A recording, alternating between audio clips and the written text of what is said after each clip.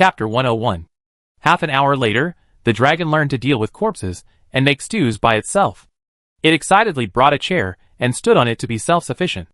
The next second, its body was lifted into the air and was held down by Jiang Shui. "You are still young, wait until you grow taller." At least, she doesn't have to stand on the chair, which makes her look like she is abusing the child. The dragon ran to the place where the mountains and water meet, looked down at his reflection, and his beautiful eyebrows became depressed. He was so short. A 50-meter megalodon hovering above the underwater garden discovered the biped, gave up exploring this strange building, and rushed towards the dragon with its mouth wide open. The huge waves rolled, and the water splashed. The dragon turned into its original form, and bit back. Megalodon, shock! The megalodon was met with a huge mouth, and instantly closed its mouth in inferiority. Before dying, it thought desperately it was too shameless, using a biped to fish it. The megalodon was bitten in half. The dragon didn't like to eat raw food, and shark meat didn't suit its taste. It spit out the 50-meter megalodon corpse with disgust, and turned into a 2-year-old child, and walked up the mountain. On the viewing platform of the pomegranate tree, Xiao watched this scene speechlessly. Can the dragon actually transform? But why a child? Jiang Shui heard the noise, and walked down the mountain. She saw the dragon coming towards her. Behind him, a huge corpse was floating on the sea. The waves were rolling in the distance, and the whales were calling. The killer whales, and humpback whales that had to stay away because of the arrival of the megalodon returned and happily rolled and jumped in the sea in front of Jiang Shui. After a week, they were about 1 or 2 meters longer. The mermaids hiding in the garden building swam out of the water in groups to follow the whale calls. Jiang Shui saw the mermaid princess in the lead, nodded slightly to her. The mermaid princess landed happily and gave Jiang Shui a big hug. "Sister, I miss you so much. Where have you been these days?" She has been hugged by different people more and more times during this period, and she has become immune to it. Now that she is hugged tightly, she will not be stiff and at a loss. She smiled and gently stroked the mermaid princess, saying, "I have traveled for a while, and I am cooking now. Can we eat together?" The mermaid princess was happy. "Yes, yes." Jiang Shui waved to Xiao, who was looking over from above. "Come together, and you can call the squirrel by the way." Xiao, "Yes, island owner." Jiang Shui, "Ling, can you distribute the megalodon carcasses to your race and the whales?" The mermaid princess, "Okay." 10 minutes later, the living room became lively. The mermaid princess had a childlike nature, and soon had a lot of fun playing with the furry panda wolf cub. The squirrel sister sat near the glass and nibbled on pine cones. The microraptor looked the smallest, but its personality was more like that of an adult. It hooked its claws on Jiang Shui's clothes and climbed up. It sat on Jiang Shui's shoulder like a cat and watched Jiang Shui do things. It was very quiet and not heavy, so Jiang Shui just let it be. It was still early, and everyone planned to feed the dragon before dinner. Xiao prepared the ingredients, and Jiang Shui cooked. Every time a dish came out of the pot, the dragon transformed into its original form and ate it. This went on for several times, and the dragon was finally full.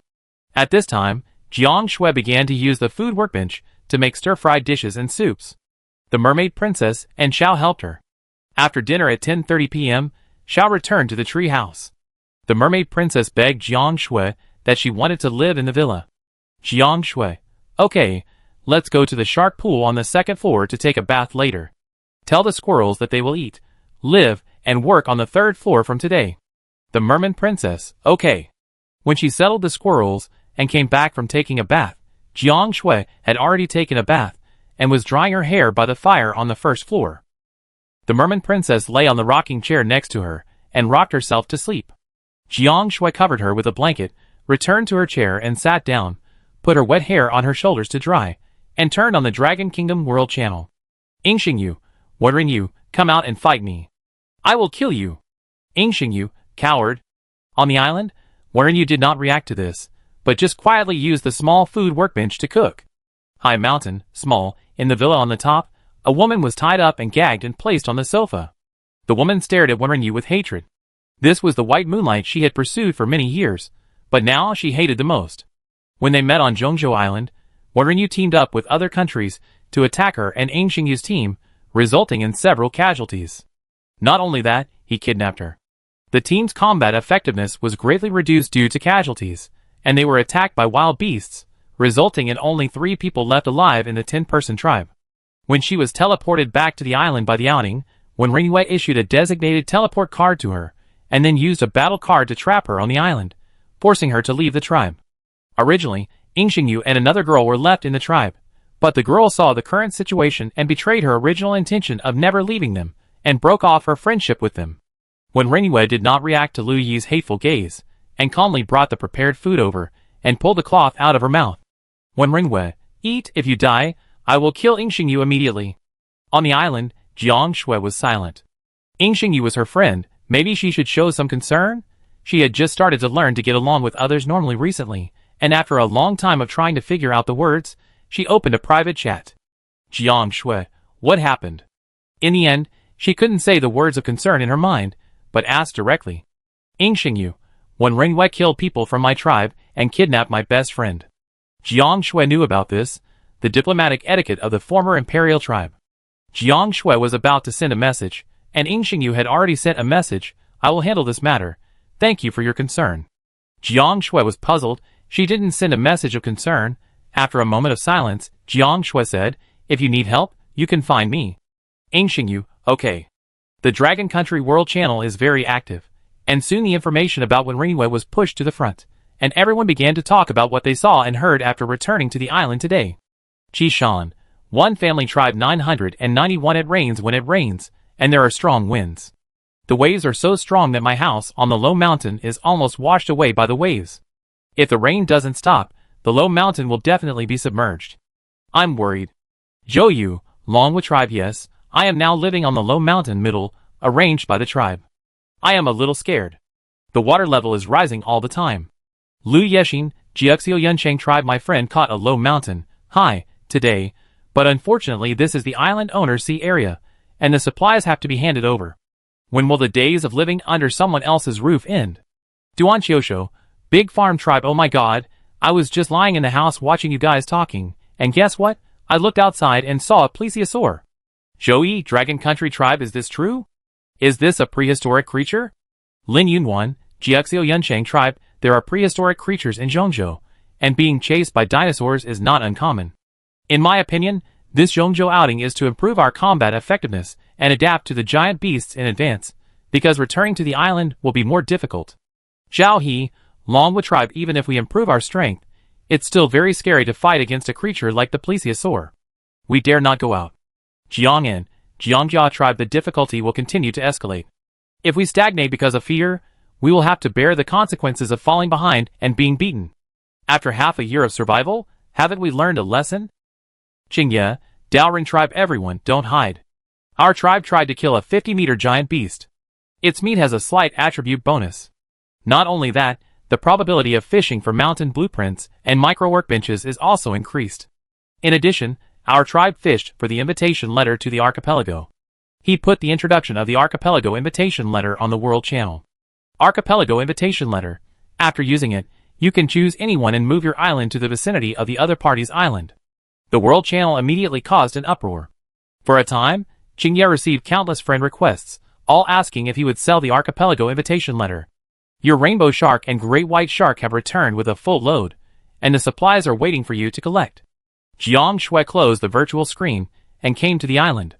The rainbow shark and great white shark had limited time for this trip, so they did not leave the Dragon Country district. They went to a mysterious island based on their memories, and did not catch prey. They directly collected a few percent of the island, including mud, stones, plants, and animals. Jiang Shui's 3 travel space grids were occupied by the giant flying birds of the rainbow shark in the middle continent period. There was no extra space at this moment. The 4 grids in the golden ring were also full, and there was nowhere to put them. There was no way, so she transferred 1 grid item in the shark travel space to the vacant shark prey placement table. The next moment, a miniature virtual 3D flying bird appeared in the tray on the top of the shark. Even so, only 1 space was freed up, and Jiang Shui chose the shark lottery at the last minute. The more you want something, the less it will come. She drew a red worm. Jiang Shui, no choice, let's fish all night. Before fishing, she took out all the supplies in the gold ring, and put them on the roof of the villa, put the supplies brought by the rainbow shark and the great white shark into it, put the small wooden boat into the water, and put the little boy who turned into a dragon into it, and started fishing together. With him, The safety factor of fishing increased greatly. Fishing from 11 o'clock to 4 o'clock in the morning, the small wooden boat could see other people's islands, and finally caught what they wanted. Mountain middle. It was already bright when they returned to the island.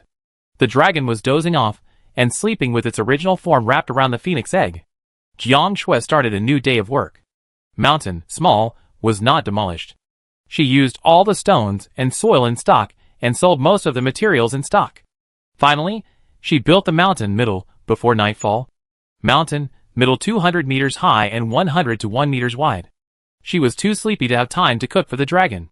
She entrusted the matter to the mermaids, and then simply washed and fell asleep. I slept until 9 o'clock the next morning. The weather was very good today, with a gentle breeze and bright sunshine. After sending off the rainbow shark and the great white shark, Jiang Shui commissioned the mermaids to start flattening the top of the mountain middle. With the combined efforts of more than 100 strong young men of the mermaids, the top of the mountain was flattened in 2 hours. Jiang Shui commissioned them to dig the stairs of the mountain. Back at the villa, she continued to make finished trading soil. She planned to fill the gap between the two mountains above the water level to plant pomegranate trees.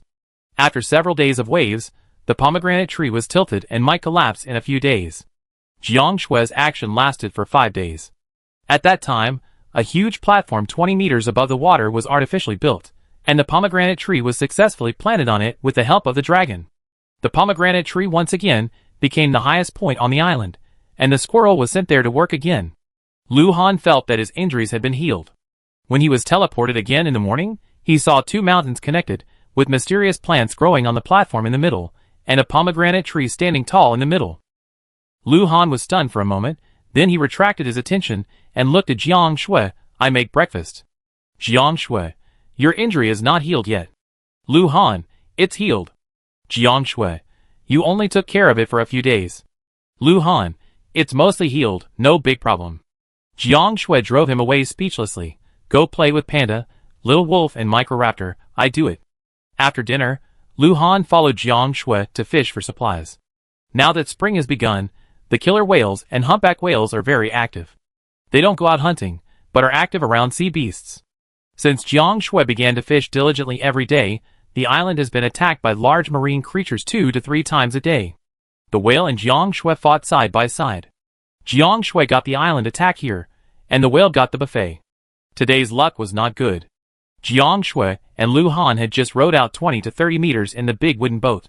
The sea surface was rolling with waves, and a 100-meter crab-shaped sea beast appeared in the distance. The crab-shaped sea beast had spikes on its shell. When it saw the 2-legged beast, it rushed directly over. The wooden boat could not withstand its claws, and was instantly shattered. Jiang Shui and Lu Han flew up with umbrellas and avoided falling into the water. The 2 whales were no longer the same as before. With the advantage in numbers, and the food they were fed during this period, they did not run away and dared to mess with the crab-shaped sea beast. The crab-shaped sea beast waved its claws to catch Jiang Shui and Lu Han in the air, and the killer whale and humpback whale parents took the opportunity to bite the other 6 leg joints that were much weaker. The killer whale and humpback whale screamed in surprise, and it was unknown what they were talking about. They went to bite the softer area below the shell of the crab-shaped sea beast. It looked like they wanted to wait until the meat was loose and then give it a back cover. Chapter 102. Jiang Shui noticed the movements of the killer whale and the humpback whale, and felt that this was indeed a breakthrough point, so when the crab-shaped sea beast swung its claws, she used the parachute to get close to it, and then swung a knife heavily. Lu Han saw her movements and began to do the same. Under the sea, Xiao found the guard team and asked for support. Today, the captain of the guard team said that she immediately led the young and strong men to swim towards the crab-shaped sea beast. The crab-shaped sea beast has a huge body and has very good conditions in combat, but it is precisely because of its huge size that its body appears to be much heavier. Perhaps in its own eyes, its speed is not bad, but in the eyes of the tiny humans and mermaids, that speed is not very good. The killer whales and humpback whales kept hitting the crab-shaped sea beast's side without spikes. Jiang Shui and Lu Han used knives to smash the seams of its shell. The mermaids kept attacking at the cracks to expand the wound. Every time the crab-shaped sea beast swung its pincers to attack, everyone felt the change in the water flow and dodged early. As time went on, the crab-shaped sea beast was dizzy from the impact and could not escape. There was a circle of deep dents under its shell, revealing the meat inside. At this time, Jiang Shui and Lu Han floated up to the sky, and the killer whale, and the humpback whale family began to bite the upper and lower parts of the crab-shaped sea beast, pulling hard. The crab-shaped sea beast thrashed in pain, but in just a few seconds, its body was split into two halves, and its waving claws fell down powerlessly. Jiang Shui said to Xiao, "Old rules?" Xiao, "Yes, island owner." The crab-shaped sea beast had no blood, so it did not attract attacks from other marine creatures, and the subsequent material fishing operation became smooth. 2 hours later, standing on the peak where the island villa is located, there is nothing in the sea as far as the eye can see. Jiang Shui began to sort out the supplies she had obtained on the first floor of the villa. Wood *11. Soil *15. Stone *19. Cabbage *1. Hot pot meatballs *1 bag. Chili seeds *1 bag. Rapeseed seeds *1 bag. Mysterious stone *1. Wooden fence blueprint *1. Not bad luck. Jiang Shui handed the wooden fence blueprint to Lu Han. "I can't use it, give it to you." Lu Han took the blueprint. "Okay, when you need a fence, I build it for you." He fell silent, and reached into his pocket, where there was a crystal bracelet, which he had asked Afisa from Fengwu to make while he was in bed. Afisa was attacked by marine creatures one after another when he returned to the island, and he only had time to make things yesterday, so he received this bracelet last night. He wanted to give it to Jiang Shui, but when he was really with Jiang Shui, the expected gift scene could not be produced. Giving a bracelet is a very personal thing, especially when a man gives it to a woman. It seems like he has some ulterior motive. He knew that Jiang Shui was in a much better state than when they first met, but it was obvious that she only treated him as a friend. What should he do if Jiang Shui refused? When he came to his senses, he found that Jiang Shui was looking at him in confusion. Jiang Shui asked, "Why don't you go back and rest?" She called Lu Han several times just now, but he didn't respond. Did his injury relapse? Lu Han, "I lie on the sofa for a while." Jiang Shui, "Well, let's go to the second floor." The two of them came to the second floor. After Lu Han lay down, Jiang Shui said, "I go to the first floor to work. Call me if you have anything." Lu Han, Jiang Shui left, and he sat up from the sofa and began to be in a daze. The second floor is Jiang Shui's resting room, which belongs to her private territory. Lu Han was not happy about getting the right to rest in her private territory, but was very worried. Jiang Shui did this completely because she treated him as a friend. If it was Meng Liyun and Xiao Mu, she would also bring them in like this. So why was he so concerned about giving the bracelet? The other party probably didn't realize anything. Lu Han rested for a while, and went to the first floor. He didn't come to this island to be alone. "Shui Shui, I have a nice bracelet here, give it to you." Jiang Shui looked at the bracelet, which was indeed very beautiful in appearance. "Did you trade it from Afisa?" Lu Han, "Yes, there is a lot of this kind of basic materials there, and the transaction price is very cheap." Jiang Shui accepted the gift and kept it on her wrist with confidence. "Thank you. It is impolite not to return the favor." She invited, "We caught meatballs today. Let's have spicy hot pot together for lunch." Lu Han walked to the workbench and began to work consciously. "Okay." Before lunch, the two went to the ocean to fish for supplies again. This time, they were attacked by a group of sharks. Before they could make a move, the group of sharks were slapped to land by the tails of killer whales and humpback whales. This is their new idea. Sharks cannot live on land. They only need to slap them lightly. The sharks will die after coming ashore. At that time, Xiao will push the bodies back to the sea to make them their food. Jiang Shui and Lu Han also had a good harvest this time, with a high rate of seeds.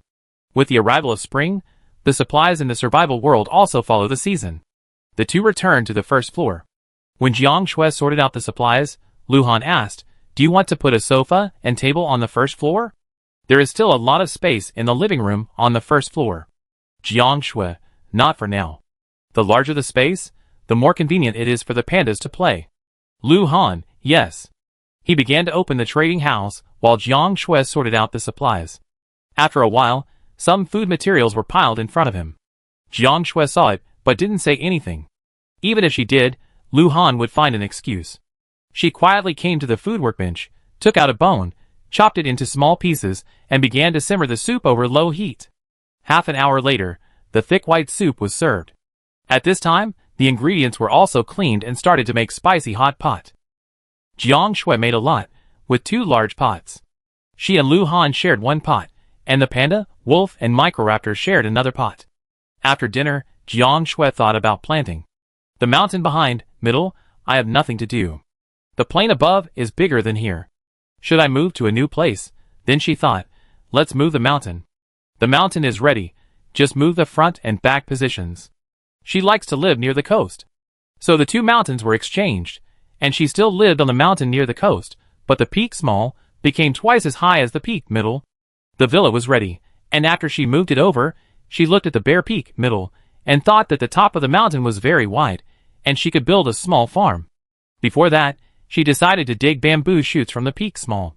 The panda lives with her, so the closer its food is to it, the better. The mermaid tribe has many people, and Jiang Shui found Xiao and asked him to find some idle people to work for her. A few minutes later, several old mermaids led a group of young mermaids to dig bamboo and bamboo shoots on the mountain peak, small, and transplant them in a circle near the top of the mountain middle. Several other mermaids, under Jiang Shui's guidance, turned the soil at the designated location. When Jiang Shui was building the infrastructure, Lu Han was invited by Jiang Shui to take over the work of making the fence, but after he returned to the island, he was driven back by his parents, and the wooden workbench was also thrown away. Lu Han was not unhappy at all. He immediately put the wooden workbench into the glass area on the first floor of Jiang Shui's glass villa, and started working. Jiang Shui carefully planned her farm. After seeing that everyone was in an orderly manner, she began to log into the trading house to buy a large wooden house. The location of the future glass villa was slightly behind the center of the mountain top. She planned to build a large wooden house in one of the four corners of the mountain top to serve as a chicken and duck house. The wooden house-style survival world has become obsolete and is very easy to buy. Jiang Shui soon bought and built them. Now the big white goose has its own independent and spacious residence, and the 3 suckling pigs brought from Zhongzhou also have their own independent residence. Jiang Shui found Xiao again and asked him to call 2 more people to bury the fence according to the line he drew. After doing all this, only an hour had passed. When she was about to go back to the villa to drink some water, she heard the screams of the mermaid and the child. She turned her head and found that the rose she planted on the mountain, small, had pulled up its roots and left. Jiang Shui? ? She was also confused. Seeing this, Lu Han ran out and approached with Jiang Shui. As soon as Jiang Shui approached, the rose stopped, rooted back into the soil, and rubbed Jiang Shui with the branches with small flower buds. Lu Han thought, since the name is guard, it is normal to have human characteristics. Because you moved, it has to move with you? Jiang Shui comforted the frightened mermaids. It's okay, it's my pet. The mermaids calmed down and looked at the rose in surprise. Jiang Shui said to Chang Wei, let's go. She walked forward, and Chang Wei followed behind her, dragging branches 20 to 30 meters long. Chang Wei planted herself at the back of the first floor of the villa, and the branches spread out and climbed on the wall, like a beautiful curtain. At 4 o'clock in the afternoon, Jiang Shui's simplified farm was completed with everyone's concerted efforts. Jiang Shui gave them rewards, moved the shark pool originally placed on the second floor to the side of the first floor door, and dug a small pond next to it, filled it with water, and raised shrimp in it. The space on the other side of the door was turned into an open-air restaurant by Jiang Shui. The space in front of the second floor was planned by her as a garden for rest, and the same was true for the third floor. Lu Han argued for himself. The room on the third floor is not big, not suitable for a warehouse, and it's empty anyway. Can I move in? He understood that Jiang Shui was a straight woman, so what was he thinking about? Jiang Shui nodded. Okay. Lu Han was happy and depressed, happy that he successfully got the right to move in, depressed that Jiang Shui was defenseless. Soon he abandoned these emotions and decided to stay here tonight. After the arrival of spring, the dragon no longer returned to the island early every day like in the winter. In the afternoon, Jiang Shui and Lu Han carried out the last material fishing in the afterglow of the sunset. When they returned to the villa, the last trace of afterglow was about to disappear. Lu Han and Jiang Shui conducted combat training. When it was about to end, Jiang Shui received an application from Zhao Huan to join the team. After agreeing, the other party appeared in front of Jiang Shui. Good evening, Xue. This is my gift to you. Is Xiao at home? I go fight with him. Jiang Shui. Yes, go ahead. Let's have dinner together after the battle. She put a plate of snacks and a bottle of coconut juice brought by Zhao Huan on the dining table outside the door. Lu Han. I'm sweating all over. I boil some water to wash it, and then cook. At 8 o'clock in the evening, Zhao Huan and Xiao finished fighting and came to the villa, and the mermaid princess came with them. The mermaid princess habitually gave Jiang Shui a big bear hug, pointed to the shells carried by the two mermaids behind her and said, "I brought these back, and I was beaten by a nearby big fish to get them." Jiang Shui asked, "Are you injured?" The mermaid princess, "No, I'm very powerful now." Several people worked together, and soon the dinner was ready. Everyone sat in the open-air restaurant outside the house to eat.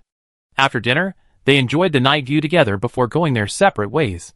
Jiang Shui and Lu Han returned to the first floor and began to use the hanging pot to prepare dinner for Shenlong. 10 o'clock in the evening. Rainbow Shark saw sharks and jellyfish swimming on the water surface. Rainbow Shark said, "Great White, Sticks, what a coincidence, let's go home together." Great White Shark said, "Wow, you are flying in the sky. Shenlong, take me flying too, I want to fly too." Rainbow Shark heard the Sticks jellyfish say, "I want to fly too." Rainbow Shark said, "We can't speak the same language." Rainbow Shark saw the Great White Shark rolling wildly on the sea surface. Rainbow Shark saw Shenlong stop. Looking at the Great White Shark in confusion, Rainbow Shark saw Shenlong approach the sea surface, squeeze the prey between its two claws, and move forward quickly. The Great White Shark said, "I have never swam so fast before, it's exciting." The Sticks jellyfish said, "Slow down, I'm going to be killed by the waves." Your Rainbow Shark and Great White Shark have returned with a full load, and the supplies are waiting for you to collect. Jiang Shui looked outside through the glass and saw the dragon throwing two 80-meter wild boars down the mountain, and then it flew to the side of the phoenix egg to rest. Jiang Shui did not put the wild boars into the tribe's space, and planned to deal with them tomorrow. She came to the foot of the mountain, fed the sharks with red worms, and then collected the supplies they brought. The Rainbow Shark and the dragon had huge birds in their two spaces. They deliberately approached the depths together, and captured large creatures when they were chased, and then returned to the edge to hide small creatures. Jiang Shui transferred the two large creatures to her travel space, which was empty anyway. The Great White Shark took the Sticks jellyfish abroad for a stroll, and brought back two marine fish. Jiang Shui put the fish in a gold ring, planning to eat fish and shells for a change tomorrow. Then, she started the travel shark lottery on the way back. Get big red worms *200. Get a shark prey placement table. The previous shark prey placement table was moved to one side of the mountain road, and this one was placed on the other side. One by one, it looks much better. The dragon's food was prepared in advance, and kept warm over a low fire. The two poured food into the dragon's mouth one pot at a time. This action lasted for about 20 minutes, and the dragon finally ate and left. Jiang Shui and Lu Han took turns to boil water, and take a bath on the first floor, and then went back to their bedrooms to sleep. The next day, Jiang Shui was awakened by the rising sun. When she washed up and went downstairs, she met Lu Han, who was also going downstairs at the corner of the stairs. "Good morning," Jiang Shui greeted. Lu Han, "Good morning, what do you want to eat in the morning? I do it." Jiang Shui, "Noodles." Lu Han, "Okay." On the first floor, while Lu Han was making breakfast, Jiang Shui lit a pot of fire at the door, and cut a few large pieces of meat to roast beside. This was the breakfast for the panda, wolf, and microraptor. After fishing for supplies and killing monsters, Jiang Shui took out the seeds suitable for spring planting from the inventory and started farming. The two had a clear division of labor, one digging and filling the soil, and the other planting glue. In the area beside the field, the panda and several pets were playing happily. Chapter 103. Beep beep. Jiang Shui received a friend message notification sound. "Nandong, I caught an invitation letter to the archipelago. Can I move the island next to your island?" Jiang Shui, "Sure." The next moment, the waves rolled and the island shook. 200 meters to the left of the island, an island of nearly 300 levels appeared. Lu Han was shocked and pretended to ask casually, "Whose island is that?"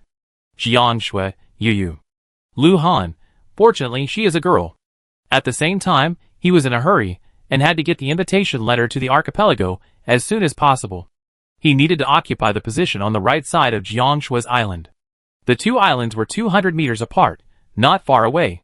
Jiang Shui and Lu Han were on the top of the mountain, and saw the small hill on the opposite island. "Hi."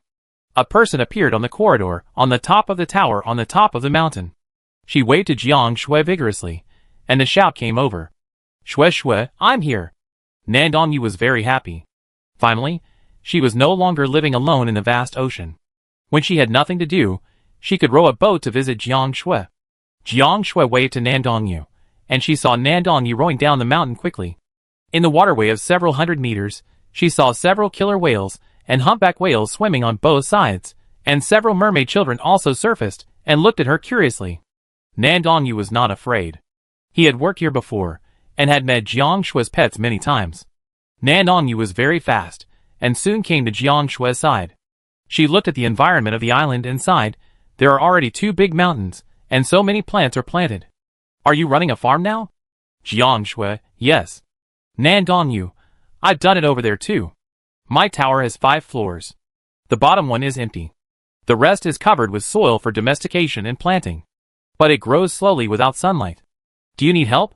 I'm free now. Jiang Shui, let's eat first. Have you eaten yet? Nan Dongyu, no, today is the day for the island move. I treat you. You guys take a break. Can I borrow your kitchen? I go back and get the ingredients to cook? Jiang Shui, sure. Jiang Shui and Lu Han came to the shark pool in front of the villa to wash their hands, and then started fishing for supplies. Because of the addition of an island, the supplies doubled, the rarity remained the same, and the probability of encountering marine life attacks doubled. She only fished for supplies in front of her island, and even so, she encountered 2 consecutive marine life attacks, which was a great harvest for killer whales, humpback whales and mermaids. When the 2 returned to the top of the mountain, Nan Dongyu was serving food. Nowadays, with the significant improvement of physical fitness, the appetite of humans in the survival world has increased. Now they use basins to serve food and plates to eat. Nan Dongyu also used these tableware to serve food. The long table can seat 6 people.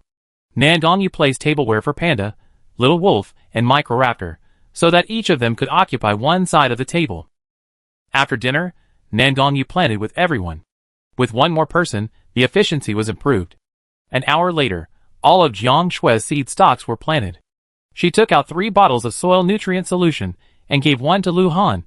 You gave me one before, and now I give it back to you. Lu Han did not refuse. He did not want Jiang Shui to feel embarrassed about owing a favor. The remaining 2 bottles of Jiang Shui were poured at the roots of the rose gourd. The rose flower rubbed Jiang Shui happily, as if it had come alive, expressing its joy. Lu Han said goodbye. Something happened on my island, I'm going back. Jiang Shui, goodbye, call me when you need help. Lu Han, yeah, goodbye. He decided to soak in the sea to catch supplies. Nan Dongyu invited, Shui Shui, do you want to bring your pets to visit my island? Jiang Shui agreed, and the 2 came to Nan Dongyu's mountain, which was 23 meters above the water, and trees were planted on all sides to stabilize the soil. The tower on the top of the mountain is antique, very beautiful, and not small in size. Nan Dongyu introduced, this is what I caught the day before yesterday. Pushing open the tower door, a small white snake swam over quickly, climbed up Nan Dongyu's body, and coiled around his arm, curiously looking at the guests. Nan Dongyu, this is the little white snake I raised. I got it on a mysterious island in the winter. It was very cold and arrogant before. After I disappeared for a week, it was very scared. Now it has become very clingy to me, and is very worried that I will disappear again. She patted the little white snake's head gently, and the little white snake rubbed against it docilely. Jiang Shui thought it was cute and wanted to touch it, but the little white snake gave Jiang Shui a humane glare. Jiang Shui, Nan Dongyu, this is my good friend, you can't be mean to her. Jiang Shui, can she understand human language? Nan Dongyu, she can understand simple words. She is very smart. When I met her, she was attacked by a group of snakes. After I brought her back, I have been teaching her to learn human language. Although she behaves fiercely, she has never hurt me and has learned it. After the visit, Jiang Shui said goodbye to Nan Dongyu. I am going back to work. I will tell the killer whales, humpback whales, and mermaids that if you are in danger, they will help you, but this must be based on their willingness. Nan Dongyu gave Jiang Shui a big hug. Thank you, love you. The little white snake on her wrist suddenly tightened, and Nan Dongyu screamed in pain. She let go of Jiang Shui and looked at the little white snake speechlessly. You're jealous of this? The little white snake turned its head fiercely, and after Jiang Shui turned and left, it looked over and glared at her. This glance was seen by the Microraptor on Jiang Shui's shoulder, and the Microraptor glared back fiercely. Microraptor, why are you so fierce? Our master was hugged for no reason, and we haven't said anything yet. Blame your master, Panda and Wolf Cub turned their heads when they heard the voice. Panda, that's right, we're not jealous yet. Wolf Cub, if your master hugs my master again, we glare at your master too. One snake can't stand up to Minnie Mouse. It glared at its master Nandongyu fiercely and crawled away. Nandongyu? ? Back to her own island, Jiang Shui told Xiao about how she could help Nandongyu by volunteering. Xiao told her words to the mermaids, and also to the killer whale and humpback whale family. Jiang Shui came to the metal workbench and pharmaceutical workbench in the glass villa and began to make weapons and medicines. Although the survival world had experienced an outing and had a lot of resources, the overall risk factor of the sea area had also increased. These two consumables were still in great demand. The great white shark came to the ice country. The great white shark saw the piranhas besieging the human wooden boat. The great white shark heard the group of humans say that the piranhas were flooding and had spread here. Jiang Shui remembered that in winter, the ice country had encountered a piranha queen. The piranha queen gave birth to a small piranha every hour. At that time, the ice country also knew the consequences of the piranha flooding and braved the blizzard and cold wave to kill the queen, but the piranha cubs eventually escaped. After several months of development, they have grown up and reproduced again, and the population has expanded. The great white shark said, piranhas are simply crazy, and they cannot be allowed to swim to their masters to threaten killer whales, humpback whales, and mermaids. Sticks, you catch them. The great white shark heard the Styx jellyfish say, although I have become much stronger by eating attribute food during this period, do you think too highly of me by catching them? The great white shark said, then you grow bigger to scare them, and I will take the opportunity to bite them to death. The great white shark saw that the 100-meter sea area was covered with Styx jellyfish, and saw that the piranhas dared not move, and the great white shark killed the piranhas. The great white shark and the Styx jellyfish left, and the great white shark heard humans pointing at their backs, and pointing in shock. The great white shark said, is this the sense of honor of being a good shark? At the same time, Jiang Shui opened the Ice Country World channel, and saw that a shark and a jellyfish had joined their chat. The chat channel of Ice Country World is not very aggressive. Every day, there is nothing but gossip. Today, it is the turn of the great white shark and the Styx jellyfish to be the gossip.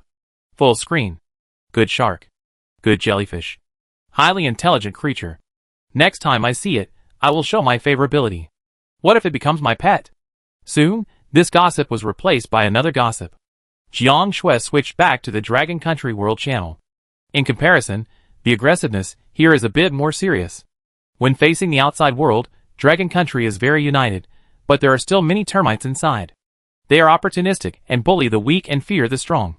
When such people have a certain amount of power, they deceive the upper class and bully the lower class, which inevitably aggravates the hostility of the lower class. Beep beep beep. Jiang Shui received a private message from a friend. After opening it, it was a message from the holy country Afisa. Afisa, I'm busy today and don't have time to make clothes. It's definitely not because I forgot. Ding ding ding, today I finally made everyone's clothes. Afisa, looking at all the countries, I like your country's ancient costumes and the Kingdom of God's costumes the most. Because you are a beautiful woman, I will give you a set of each style. Afisa, it's made according to your style.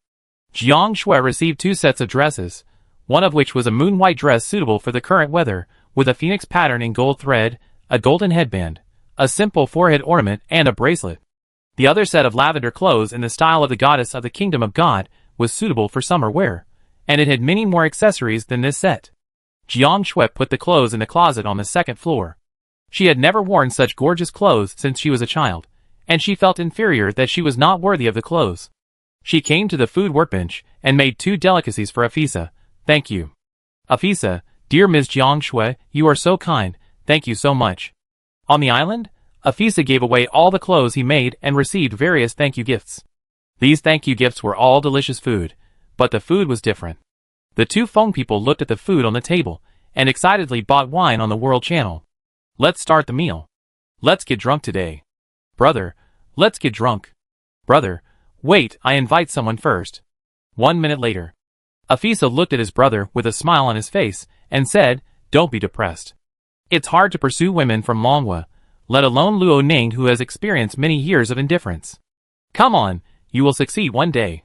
Rainbow Shark saw Titan Bear. Rainbow Shark saw Shenlong transformed into a human form and held himself standing on the ground.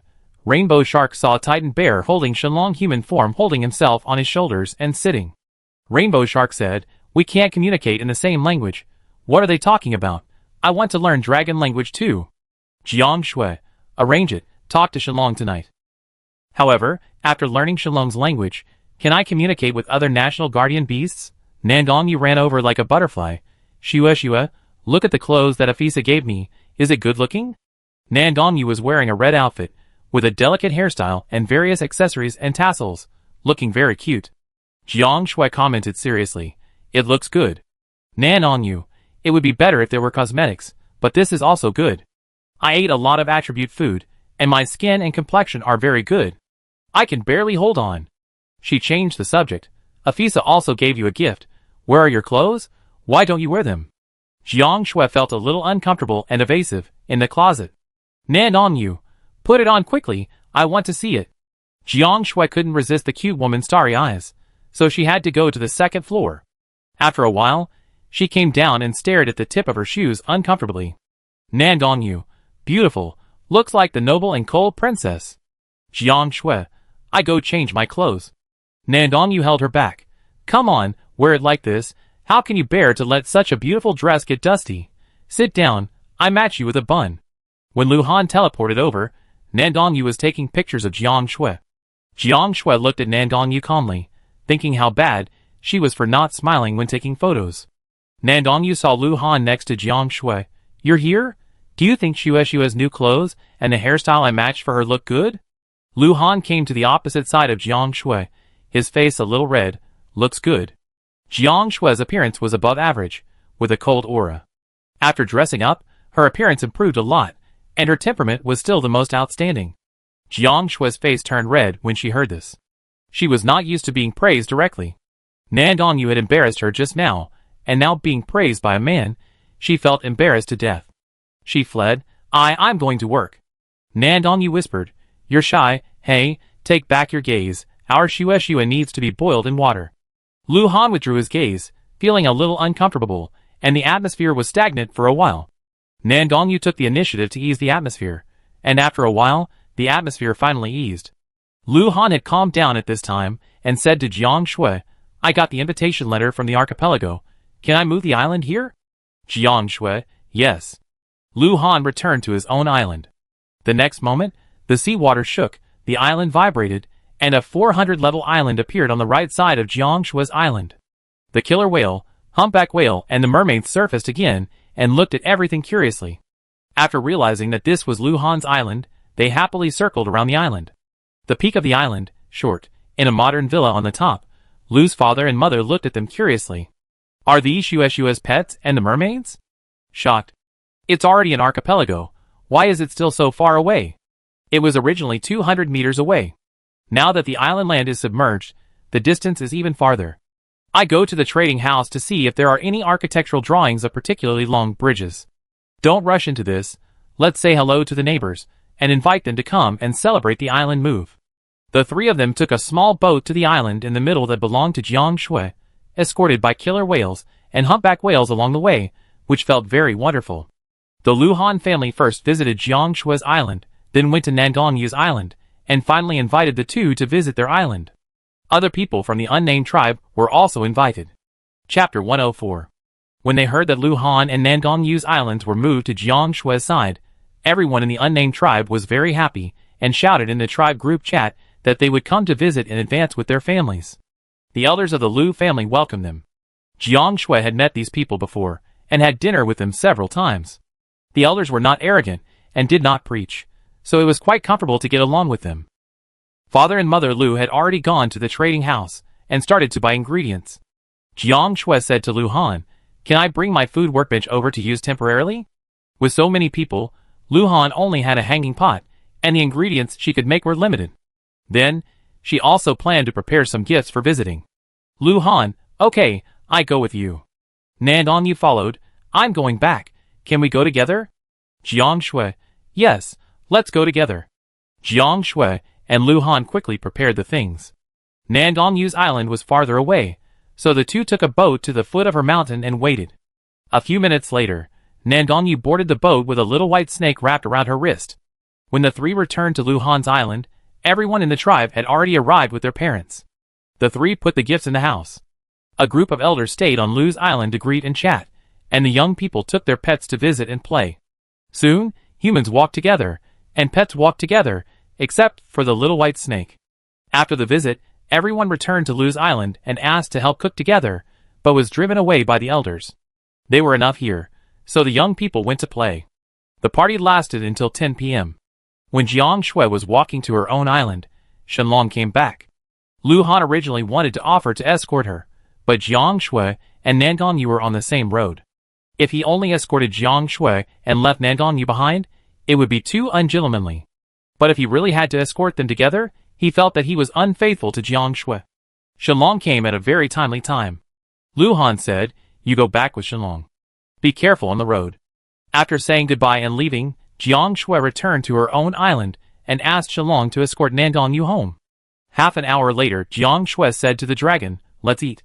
When the elders were cooking, they prepared food for the dragon, and Lu Han stored all of it in the tribe's space.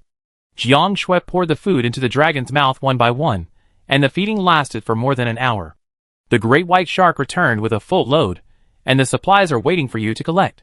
Jiang Shui came to the place where the mountains and waters met, stroked it for a while, fed it with red worms, and then began to take supplies. The great white shark and the Styx jellyfish's harvest today was 50 meters of marine life and 2 hair tails. It is not suitable to put the supplies outside in spring, so Jiang Shui put the supplies into the tribal space. Then, she returned to the mountain and fed the rainbow shark in the shark pool, and then transferred the 500-meter large bird that it brought back to the tribal space, and returned to the bedroom and lay on the bed to choose the tribal shark lottery. Get big red worms *200. Get big red worms *150. The next day, she was awakened by the sound of fighting. Jiang Shui walked out of the door and saw Lu Han and his father riding a wooden boat being besieged by a 100-meter prehistoric creature helicoprian shark. The two of them struggled to resist the impact of huge waves and sharks. The killer whale parents and humpback whale parents attacked from the side to help. The mermaids landed on the shore and launched a long-range attack on the helicoprian with a steel crossbow. Jiang Shui immediately opened her umbrella and flew over to help. The dragon transformed into its original form also flew over. Lu Han had time to breathe and sent his father to the island, then returned to Jiang Shui to fight side by side. 10 minutes later, Nangong Yu rowed a boat to the island and joined the battle. The helicoprian is a marine creature. It is only in the sea that it has amazing combat power.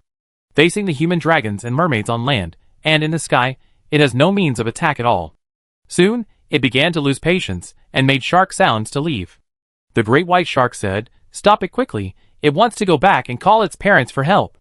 The whales roared and the dragons howled, and the 100-meter-long spiral-toothed shark was blocked. A few minutes later, the last sound of the shark was transmitted through the sea water, and the sea surface returned to calm. Lu Han cut off the shark fins on the boat, and the rest of the spiral-toothed shark meat was left to the whales and the mermaids. On the island, Lu Han said, "We will share the shark fins." Jiang Shui only asked for a meal. She already had a lot of food here, and she asked for shark fins just to change the taste. Lu Han's family took 3/4 of the remaining shark wings, and Nangong Yu took 1/4. When they were about to leave, Lu's mother greeted them warmly, "Don't go, stay and have breakfast together." Jiang Shui fed the 2 sharks, sent them away, and returned to Lu Han's island, where Lu Han was building a sky bridge. The ancient corridor with red pillars and roofs connected to the top of the mountain, and it had extended 5 or 6 meters into the void. When Lu Han saw Jiang Shui coming back, he smiled and stopped what he was doing. "You're back. The meal is ready, let's go eat." After the meal, Jiang Shui and Nangong Yu returned to their respective islands to fish for supplies. During this time, Jiang Shui was attacked by an 80-meter-long giant squid. 3 hours later, the killer whales, the humpback whales, and the mermaids stared at the giant squid corpse. The helicoprian sharks had not finished eating in the morning, and their stomachs were still full. Now there is another giant squid corpse? The mermaids thought of a way to wrap the corpse with kelp and temporarily store it. Everyone returned to their respective islands. Jiang Shui came to the top of the mountain, which was the main battlefield of the battle. After the giant squid came ashore, it destroyed the buildings and plants here. At this moment, the mountain was in a mess. Lacking glass, she simply gave up repairing the villa, took out a bird from her gold ring, cut its meat, and hung it on the trading floor in exchange for soil and stone, planning to build the mountain middle blueprint she had just obtained. Nowadays, food with attributes is not rare in the survival world, but who would dislike having many attributes? So the bird meat that Jiang Shui hung up was quickly sold out. Lu Han was still building the overpass, and the villa on the mountain, small, behind him had been restored to the blueprint, and now Lu's mother and Lu's mother were building an ancient-style building. Tai is on the top of Nanganja Mountain, and is also building a skybridge. Jiang Shui is building a new peak on the left side of the peak center. The sun sets in the west, and the construction of the antique building on Lu Han's peak is completed. Lu Han and Nandong Yu's skybridge is more than halfway completed. As night falls, Lu Han and Nandong Yu's skybridge is completed. The red ancient bridge connects 3 islands, which is very spectacular. Jiang Shui's second peak center has been built for the most part, and Nandong Yu came over first. Shui, give me the construction authority, I'm free anyway, so I help you build it. Lu Han also came over, me too.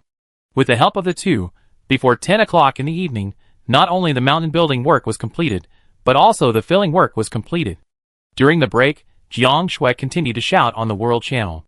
Jiang Shui, unnamed tribe buying transformation cards, the price is negotiable. Jiang Shui, unnamed tribe buying transformation cards, the price is negotiable. Jiang Shui, unnamed tribe buying transformation cards, the price is negotiable. In addition, she announced a new acquisition. Jiang Shui, unnamed tribe acquired the mountain, medium, drawing price can be negotiated. Jiang Shui, unnamed tribe acquired the mountain, medium, drawing price can be negotiated. Jiang Shui, unnamed tribe acquired the mountain, medium, drawing price can be negotiated. Luo Ning, I have the mountain, medium, drawing, please agree to the friend request. Chen Xiufeng, I have the mountain, medium, drawing, private chat. Gu Yunshan, Longwa tribe we have it in our tribe too, private chat. It was still a day without a transformation card, but there was a mountain blueprint. Nowadays, the flood short mountain, barely enough, short mountain, high, is completely enough. The mountain blueprint is only used by members of the big tribe to support the tribe members, and individuals do not need to use such a wasteful thing. Jiang Shui agreed to Luo Ning's friend request. The other party did not say hello and directly sent a photo of the blueprint. Luo Ning, I want to exchange it with attribute food. She had obtained powerful weapons from the gold treasure chest during the outing, and also obtained a medicine workbench from the silver treasure chest. For her now, all materials are not as real as attributes. She is eager to become stronger and protect her grandmother. Shen Xiufeng's conditions are, I need attribute food and finished steel weapons, and help me make mysterious weapons for free. I will provide mysterious stones. Gu Yunshan's conditions are, we need attribute food and help us enchant a batch of magic for free. The Dragon Country tribe and the Nine Clouds tribe were friendly tribes, but conflicts arose during the outing, and the conflicts gradually expanded, so the leaders of both sides had to dissolve the alliance. The Nine Clouds tribe had a small enchantment workbench, and the Dragon Country tribe had a mysterious workbench. Although the other side had their own workbench, they were very aggressive in business talks, and the members were full of conflicts. Now it was great to be able to do business with Jiang Shui, who was not involved in the dispute. An hour later, Jiang Shui received 3 mountain middle drawings. Lu Han said, leave the cooking for the dragon to me these 2 days, you can focus on enchanting and weapons. Nandong Yu said, I will cook for the dragon too. Jiang Shui decided to stay in the treehouse temporarily tonight. Lu Han's island was right next to her, so she couldn't force him to stay overnight. She could only leave in frustration. On a new morning, Jiang Shui called for the transformation card in the World Channel as usual, and received a private message from Yu Dai of the Lantern Country. Yu Dai, I can give you my transformation card, but there is a condition. Let me and my adoptive parents live on your island and move freely. We will not catch any materials on your island and live a self-sufficient life. Jiang Shui, something happened to you, didn't it? Yu Dai smiled bitterly. The news that I have the transfiguration card was accidentally exposed. The Dangwa tribe forced me to hand over the transfiguration card. Some time ago, they used public opinion to pressure me. Yesterday, they began to put pressure on and threaten the island owner who took me in. Now the people spontaneously go out to sea to find us. The island owner and his family treat us very well. We don't want to implicate them. You die. The transfiguration card is actually nothing to me, but I hate banditry. I don't want to give it to them. I want to leave this bandit country. Jiang Shui has many mountains now, so it is not a big deal for a family to live together. She has been with Yu Dai for a while, and she is a good person. Besides, there are squirrels and mermaids guarding her island, so there is no need to worry. Jiang Shui, I agree to this deal. On the island, Yu Dai happily said to her adoptive parents, great. Jiang Shui agreed. The adoptive parents were happy. They had given birth to 3 children in their lifetime, but all of them died young. They adopted Yudai when they were middle-aged. Over the past 10 years, they have treated Yudai as their precious jewel. As long as it is her decision, they support it, even if it means leaving this country and going to a distant and unknown country. The foster mother said, "Go and say goodbye to them. They have taken good care of us during this period." She was talking about the island owner's family. However, the farewell was not smooth. The island owner's son left in anger. She had always been secretly in love with Yudai. Yudai did not have any feelings for him, and she was sad, but there was nothing she could do. She hoped that after she left, he would gradually forget her, and they would just be friends. After saying goodbye, Yudai took out all the attribute food and gave it to the island owner. From then on, they did not owe each other anything. Then, she hung most of the weapons she got during the outing on the trading line in exchange for a designated teleportation card, and after using it, she appeared outside Jiang Shue's house. At the same time, she went on the Dangwa World Channel and said, "The transformation card has been traded to other countries, and the people have left Dangwa. There is no need to waste your efforts." The screen was full of abuse, but she stopped watching and ended it all calmly. Jiang Shui was not good at making small talk with people, so she invited everyone in the unnamed tribe to come over for breakfast, and also called Nangongyu from next door. As the elders of the archipelago, Father and Mother Lu took the initiative to make small talk. The young people talked, washed vegetables, and cooked together, and soon the atmosphere became harmonious. Suddenly Xiao Mu, who was originally joking, turned his head and looked at the elders. Then, he seemed to come to Yudai unintentionally. "Your adoptive mother said that your name before adoption was Yuqin?" Yudai showed a nostalgic expression. "Yes, I haven't heard this name for a long time. I remember that when I was first adopted, I was depressed all day long. In order to comfort me, my adoptive parents kept my surname and only changed my name." "Xiao Mu, when were you adopted?" "Yudai, I was 11 years old and stayed in the orphanage for almost a year." Her expression darkened, and she recalled the days in the orphanage and the memories she had suppressed in her heart. Xiao Mu said no more and continued to work. After dinner, everyone left. Jiang Shui gave Yudai's family construction authority and asked them to build 3 mountains, middle. She took the transformation card to the great white shark. Failed to use. The great white shark is not your pet, nor is it a national guardian beast. Jiang Shui, ? Because it is a system creature? She put away the transformation card, sent away the shark and the dragon, and came to the studio to start working, planning to use it for the phoenix after it hatches. On a distant island, Xiao Mu frowned and recalled the information he had received. An hour later, Xiao Mu privately chatted with Jiang Shui. "Would you like to invite me to join the team?" Jiang Shui invited him to the team, and Xiao Mu teleported over and said, "Give me construction authority. I have nothing to do today, so I will help you build the mountain." Jiang Shui did not doubt him. Xiao Mu quietly observed Yudai for a day, and he was already 60% sure in his heart. At dinner in the evening, he shamelessly did not wait for Jiang Shui to invite him, and took the opportunity to add Yudai's adoptive parents as friends. Xiao Mu stayed overnight on the island that night, and stayed on Jiang Shui's island the next day. Jiang Shui realized something was wrong, and her eyes drifted over there several times while she was working. She caught Xiao Mu peeking at Yudai several times. Jiang Shui, ? At 6 o'clock in the afternoon, Jiang Shui completed the transaction with Shen Qiufeng and Gu Yunshin, and took Xiao Mu to the overpass alone. She didn't beat around the bush and said directly, "You pay a lot of attention to Yudai. Do you like her?" Xiao Mu was shocked, and his first reaction was that this was too sharp, but why couldn't she see through Lu Han's intentions? "Xiao Mu, I won't like her before I'm sure." Jiang Shui cast a questioning look. "What's the explanation?" Jiang Shui, "I remember you said you have a fiancé. If Xiao Mu betrays her before reaching a mutual dissolution of the engagement with her fiancé, or before one of them dies, Jiang Shui will not be able to accept such a friend, even if he is a good person in other aspects, and she will stay away from him." Xiao Mu smiled and said, "I'm confirming whether she is my fiancé." Jiang Shui, ? Xiao Mu, trust me, I know what I'm doing. At 7 p.m., the 3 peaks were built, and Jiang Shui moved the 4 peaks, middle, to the 4 corners of the island, and began to exchange the attribute food and stock for stones and soil. While she was exchanging, Yudai's family and Xiao Mu were filling the soil, and they were busy until midnight. Xiao Mu stayed on the island again. After Yudai fell asleep, he asked Yudai's adoptive parents to come out and meet. The second day was a day of filling the soil. On the third day, the sea beasts that attacked the island were killed, and Jiang Shui bought the fairy-style architectural drawings on the World Channel and began to build.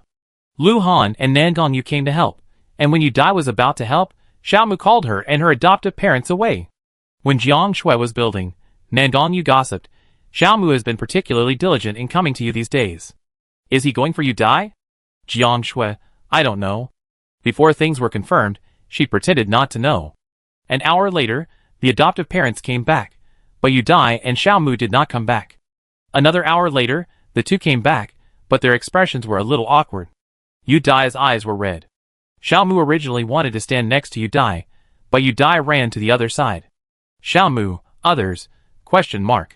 They worked silently until the afternoon.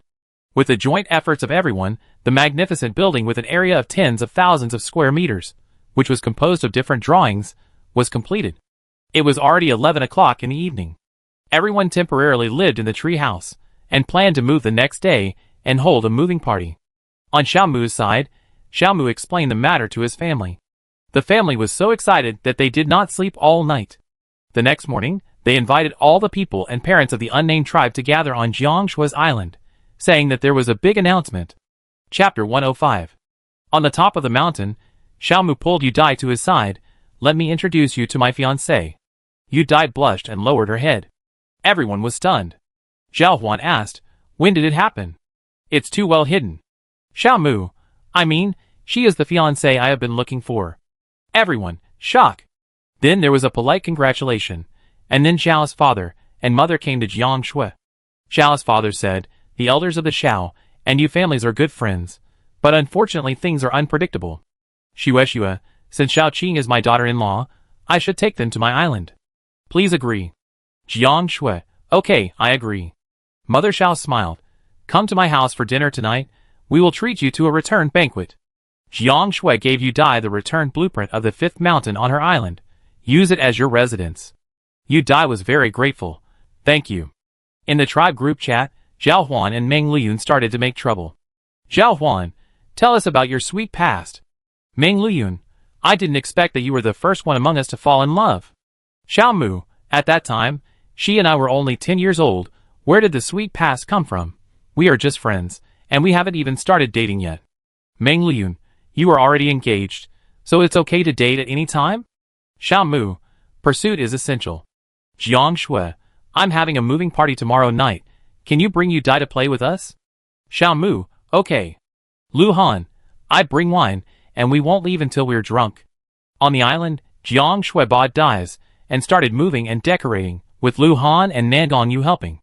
In one morning, the wood and stone colors turned into colors that were almost the same as those on the drawings, and the overall look was more beautiful and exquisite. In one afternoon, every building was furnished with appropriate furniture.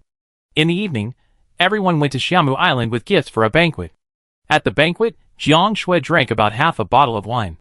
During this period of time, she drank some wine every day to exercise, and her alcohol tolerance increased a lot, but it was only half a bottle. She listened to everyone's chat with a dizzy head, and time passed unknowingly. At 10 o'clock, everyone was still drinking happily. Jiang Shui was worried about Shenlong's dinner, and left early. Seeing that she looked dizzy and drunk, Lu Han and Nan Gongyu, who lived next to her island, also left. The three of them returned to the island to cook for Shenlong together. Half an hour later, Jiang Shui heard the news of the shark's return. The drunkenness had dissipated a lot. She came to the place where the mountains and water met, and fed the great white shark. The great white shark brought big fish again today. When playing with the great white shark, the killer whale and the humpback whale swam up and wanted to touch them. They are now nearly 10 meters in size, and Jiang Shui is really small in front of them. After playing with them for a while, Jiang Shui remembered the toy ball in the tribe warehouse, so she took it out and put it on the sea. The two whales and the sharks played happily. When Jiang Shui was about to return, she heard a dragon roar.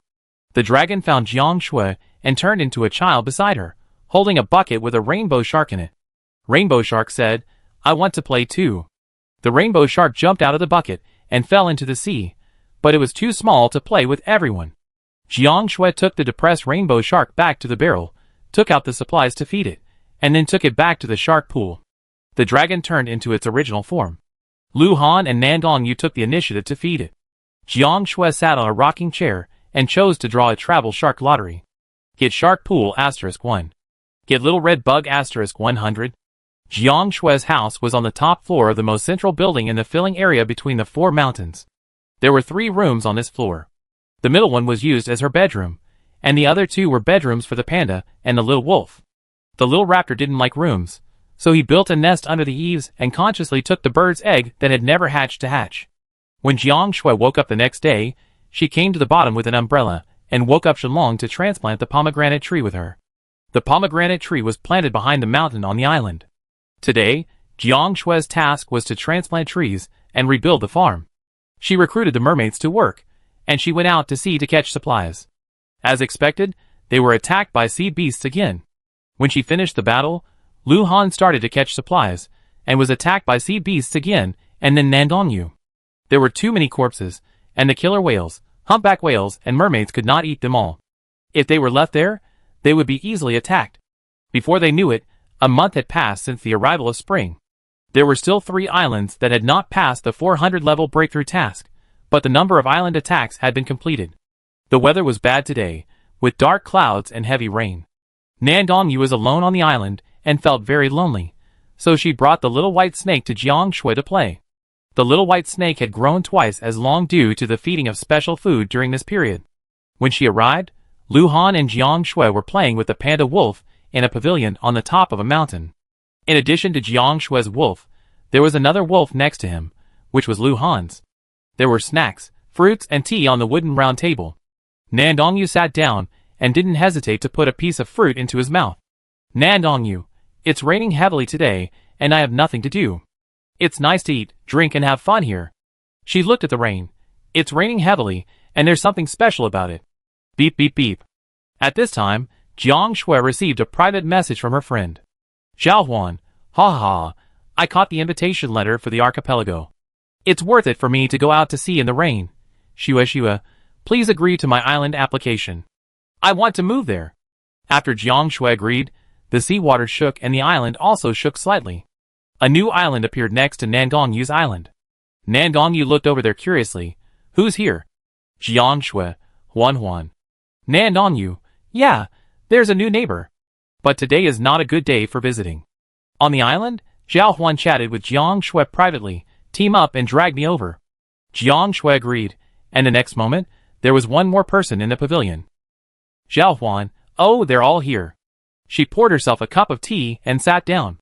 After playing in the pavilion for a whole morning, everyone went home. Jiang Shui was not hungry, so she went to lie down on the sofa in the wide corridor outside the bedroom and took a nap covered with a blanket. I don't know when it was over, but when I opened my eyes again, Microraptor crawled down the wall from the eaves, hooked its claws on Jiang Shui's clothes, and pulled them. Jiang Shui wondered, where are you taking me? She was taken to the nest, and Microraptor climbed up while looking back at her.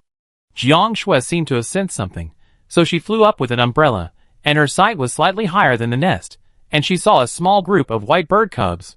Hearing the sound, the white bird opened its big mouth and waited for feeding. Jiang Shui didn't have earthworms here, so she took out some raw meat, chopped it up, and put it into the white bird's mouth. After opening its mouth 3 times in a row, the white bird closed its mouth. It was full. The rainstorm lasted for 3 days. During this period, Shenlong did not go out and lived on the stored food. Fortunately, the stored food was enough for it to eat. 3 days later, the dark clouds dissipated, the sun rose, and Shenlong left with the rainbow shark early in the morning. When sending the great white shark and the Styx jellyfish, Jiang Shui thought that the jellyfish had lived here for a while, so she asked, are you willing to be my pet? The great white shark said, my master asked if you want to be my master's pet? The Styx said yes. Since arriving at this island, it has been traveling with the great white shark every day. Because it is very weak, its food is the great white's prey and the corpses temporarily stored on the island, so it has grown a lot. This is simply an ideal home. Jiang Shui opened the pet page and found that there was a new name under it, the Styx. Jiang Shui said to the Styx, from now on, you can move freely. The great white shark heard the Styx say, what did the master say? The great white shark said, the master said, from now on you can move freely. The Styx jellyfish said, I will never be locked in the house by the mermaid again? I can sleep wherever I want? The great white shark said, yes. The Styx jellyfish said, I want to sleep with you, the great white shark said. Okay. Your great white shark and the Styx jellyfish are traveling together. All things came to an end for the time being. After breakfast, Jiang Shui started to use the workbench to work in exchange for stones and soil. As the survival world develops, there are more and more mountains, and the demand for soil and stones has increased. It is not as easy to collect as before. Half an hour later, she heard the sound of fighting and went out to check. She found that there were marine creatures attacking the islands of Luhan, Zhaohuan and Nandongyu. The sea beast on Zhaohuan's island is amphibious and similar to crocodiles. It is also the largest. Jiang Shui will help her fight first. When the battle here is over, the battle on Luhan's side has come to an end. Nandongyu's side is in danger. She is alone and is at a disadvantage in terms of numbers. Jiang Shui and Zhao Huan's family came to her island to help fight. When the battle was over, Luhan's battle was also over. Luhan was attacked by a squid. He cut off the tentacles of the squid and gave one to Jiang Shui, Zhao Huan and Nandongyu, and pushed the remaining body into the ocean. Jiang Shui and the other two refused. This was what Luhan's family had fought for, and they had no reason to accept it. Nandongyu encountered a sea beast, which could be eaten by humans, but it tasted bad, so she gave up directly. Zhao Huan was also a sea beast, and chose to give up. Jiang Shui has been in the studio today. Through the windows on both sides, she saw Luhan and Nandongyu building an island, and Zhao Huan was also building an island. At noon, Jiang Shui had some food and fed the white bird cubs, then went to the studio to continue working. Rainbow Shark saw the dragon and the Titan bear meet, and the Rainbow Shark saw the Titan bear also turned into a child. Rainbow Shark heard the dragon say, "Go home," and heard the Titan bear say, "Okay." Rainbow Shark said, "Damn, I can only understand these words they said." Rainbow Shark saw the Titan bear transformed into a cub hugging the bucket containing itself, and saw the dragon transformed into its original form, and carried them on its back. Rainbow Shark said, "Are you coming to our house as a guest?" Rainbow Shark said to Titan Bear in dragon language, "My home, are you a guest?" Rainbow Shark heard Titan Bear say, "Yes, that 500-meter breadfruit tree is a gift from me." Jiang Shui stopped her work and privately chatted with Luhan, Nandongyu and Zhao Huan from the archipelago. After telling them about this, the three of them immediately said they would come over to help with cooking. As night fell, the dragon returned. A little boy with brown hair, fair skin and a very cute appearance slid off the scales, holding a wooden barrel and politely reached out to Jiang Shui. Jiang Shui reached out her hand, and they shook hands. It felt strange for an adult to shake hands with a 1-year-old child. Shenlong also turned into a human form, looked at Jiang Shui and spoke human language. He, the guardian beast of the ice country, is a guest. Jiang Shui, welcome. The Titan bear made a sound, and Jiang Shui found that she could understand it. If you understand the language of one guardian beast, do you understand the languages of all the other guardian beasts? Jiang Shui, you also brought a gift? Thank you. Shenlong, shall we plant the breadfruit tree first? Shenlong, okay. He transformed into his original form, and picked up the 500-meter-long breadfruit tree. The Titan bear transformed into his original form, and quickly started digging a hole at the place designated by Jiang Shui. It was not a human's turn to do it throughout the whole process. The two national guardian beasts quickly completed the work. Zhao Huan sighed. The personality is quite good. Lu Han, let's cook. Jiang Shui privately chatted with Eli of the ice country. Today your country's national guardian beast is visiting my home. Don't worry about it coming back late. Eli quickly replied, "Okay, got it. Thank you for your care." The 4 people cooked until late at night, and the 2 national guardian beasts ate until late at night. Then the dragon lay down with the phoenix egg, and the Titan bear lay down to sleep. Jiang Shui only took the time to feed the sharks and collect supplies at this time. As usual, the supplies were transferred to the travel space and backpack, and the travel shark lottery began. Get big red worms *150. Get small red worms *100. After waking up from a sleep at 7:30, Jiang Shui sent off the sharks, and the dragon and Titan bear. She brought the gifts, contacted Luhan and Nandongyu, and decided to visit Zhao Huan's island together. It was raining heavily when we moved to the island. It cleared up yesterday. Zhao Huan's family is building the island, so today is a good day for visiting. The 3 families visited in the morning, and Zhao Huan's family came back from visiting one by one the next day. A new day, Jiang Shui ate bread and drank milk in the pavilion for breakfast. There was a barbecue grill next to her, and the food for the pets was placed on it. Today, Microraptor came out to move around with the white bird cub on its back. This was the first time the little white bird had left the nest since it was hatched. Due to the food it was fed, it grew very fast. It grew to the size of a fist in just a few days, and was covered with fluffy soft hair, like a round ball of hair. The white bird cub looked around curiously, and then began to run around. Microraptor followed it worriedly, afraid that it would fall into the water or fall off the mountain. After eating and drinking, Jiang Shui saw that the owners of several islands were fishing for supplies, and turned her eyes to the islands of the crowd. The island buildings of herself and Lu Han were ancient, and Nandongyu changed it into a castle. The castle was surrounded by roses, which were its island guards. The buildings on Zhaohuan's island were futuristic and sci-fi, with a sense of design, but these futuristic sci-fi were full of carnivorous plants. Jiang Shui walked down the mountain. She hadn't fished for the past few days. Seeing everyone fishing today, she also wanted to fish. Then, not surprisingly, the 4 islands were attacked by marine creatures one after another. After a round of battles, it was already noon. Jiang Shui caught a mysterious blueprint today, which was her best harvest after the outing. Mysterious Folding Fan Blueprint *1. Jiang Shui immediately studied it. It happened that she had collected enough mysterious stones during this period, so she made it immediately. When enchanting, it chose Ice Enchantment Stone. The reason is simple. Folding fans are suitable for summer. If they are ice type, the adaptability will be perfect. Jiang Shui named it Ice Fan and pinned it on her waist. She compared it and found that the power of mysterious weapons is better than silver and gold weapons. Therefore, she put all the equipment she got from the outing except the gold ring on the trading line. The trading condition is the mysterious stone, and the note. Light country, flower country, wood country, and wild country cannot be purchased. This move caused heated discussions in the Survival World channel, and the highest jump was actually wild country. They argued that they belonged to the dragon country, and complained that the Survival World had divided them into separate countries. After arguing for 2 hours, a Survival World announcement suddenly sounded. World announcement, boss, Storm Crocodile, appeared, location, wild country. The Survival World channel was instantly quiet. After dinner, Jiang Shui continued to work, and Lu Han came over.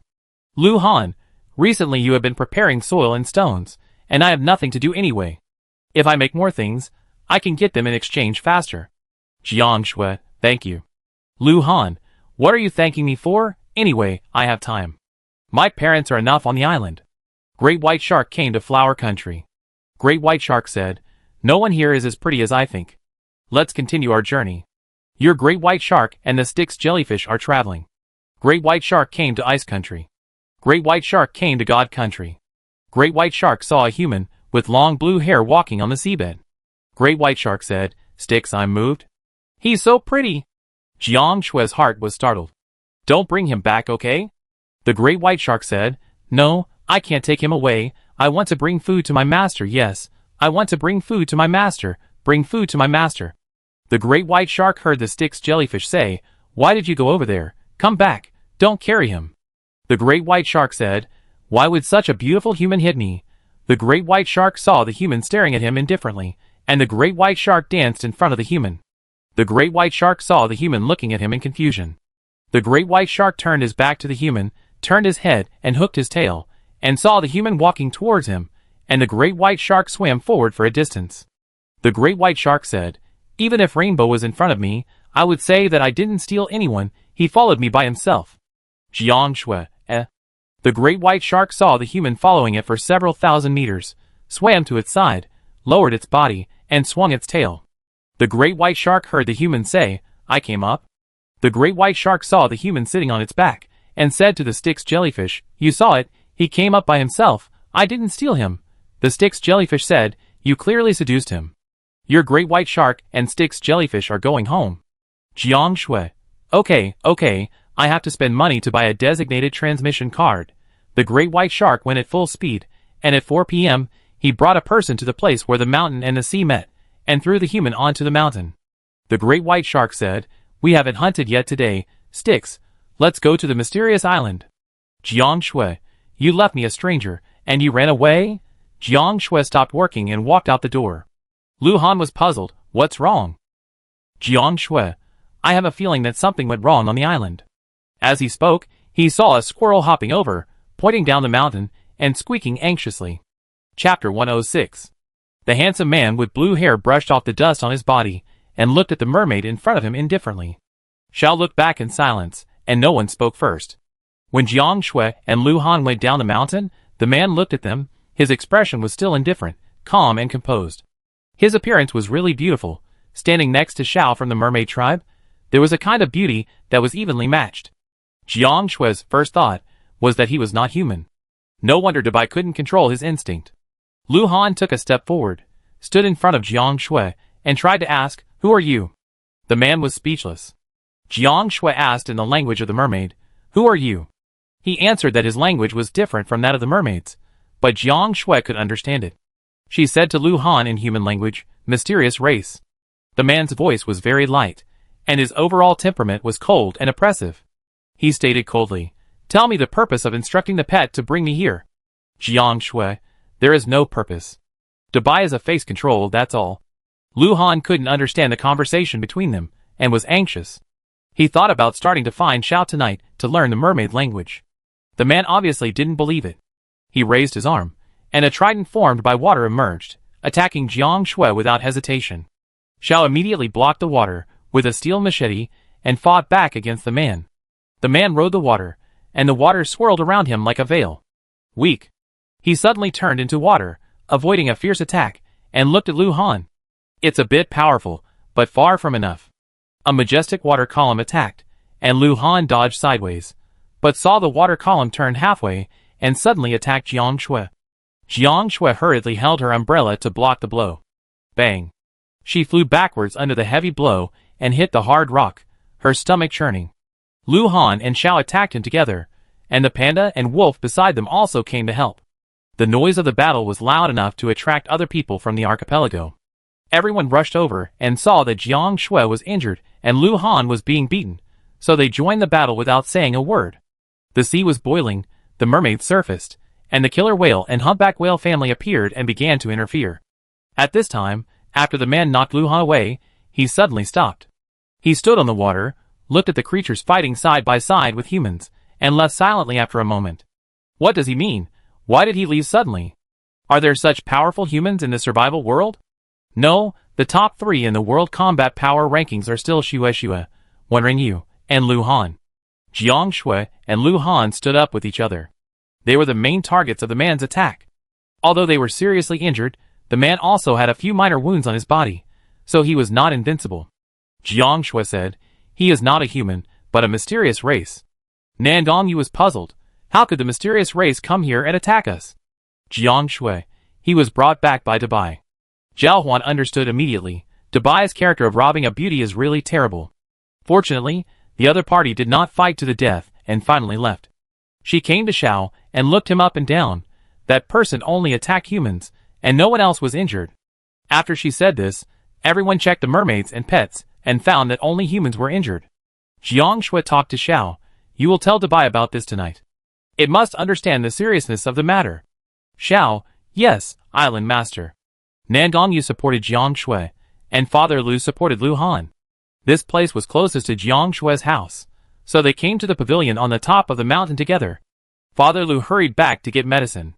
When he came back, the pavilion was separated by a blanket. The girl over there was cleaning Jiang Shui's wound, and Meng Liyun was called over here to help Lu Han clean his wound. After applying the medicine, they returned to the island, and Jiang Shui began to recover from her injuries. In the next few days, the food for her, her pets, and the dragon was provided by the dragon. Everyone took turns to cook and feed them. It was a week later when she was allowed to go out freely.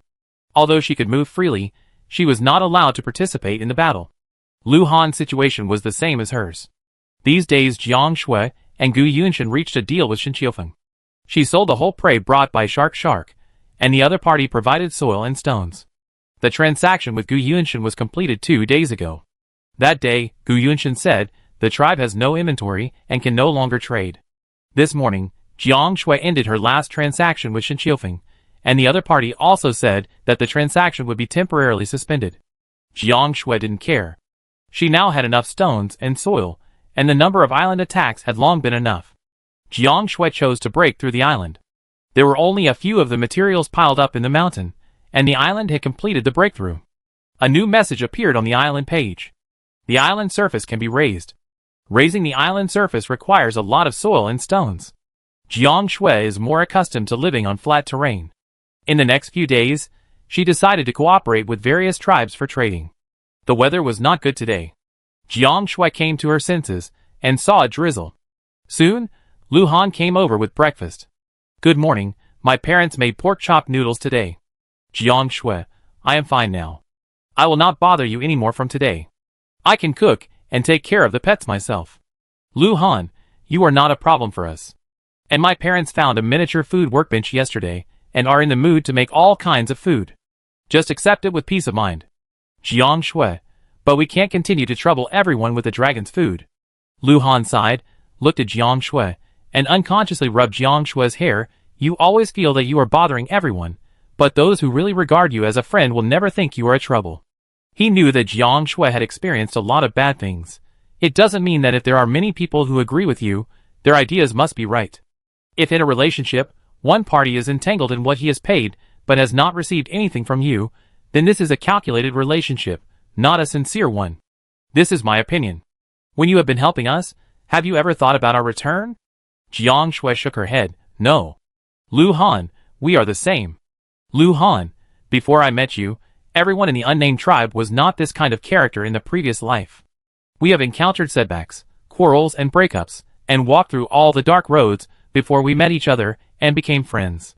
In essence, we are the same kind of people, not caring about gains and losses, not calculating interests. When the other party encounters difficulties, we don't comfort them, but stand in front of them and take action directly. For us, this is a true friend. We are different from those friends, so don't worry about bothering us. Jiang Shui listened in a daze. She always knew that everyone was a very good person.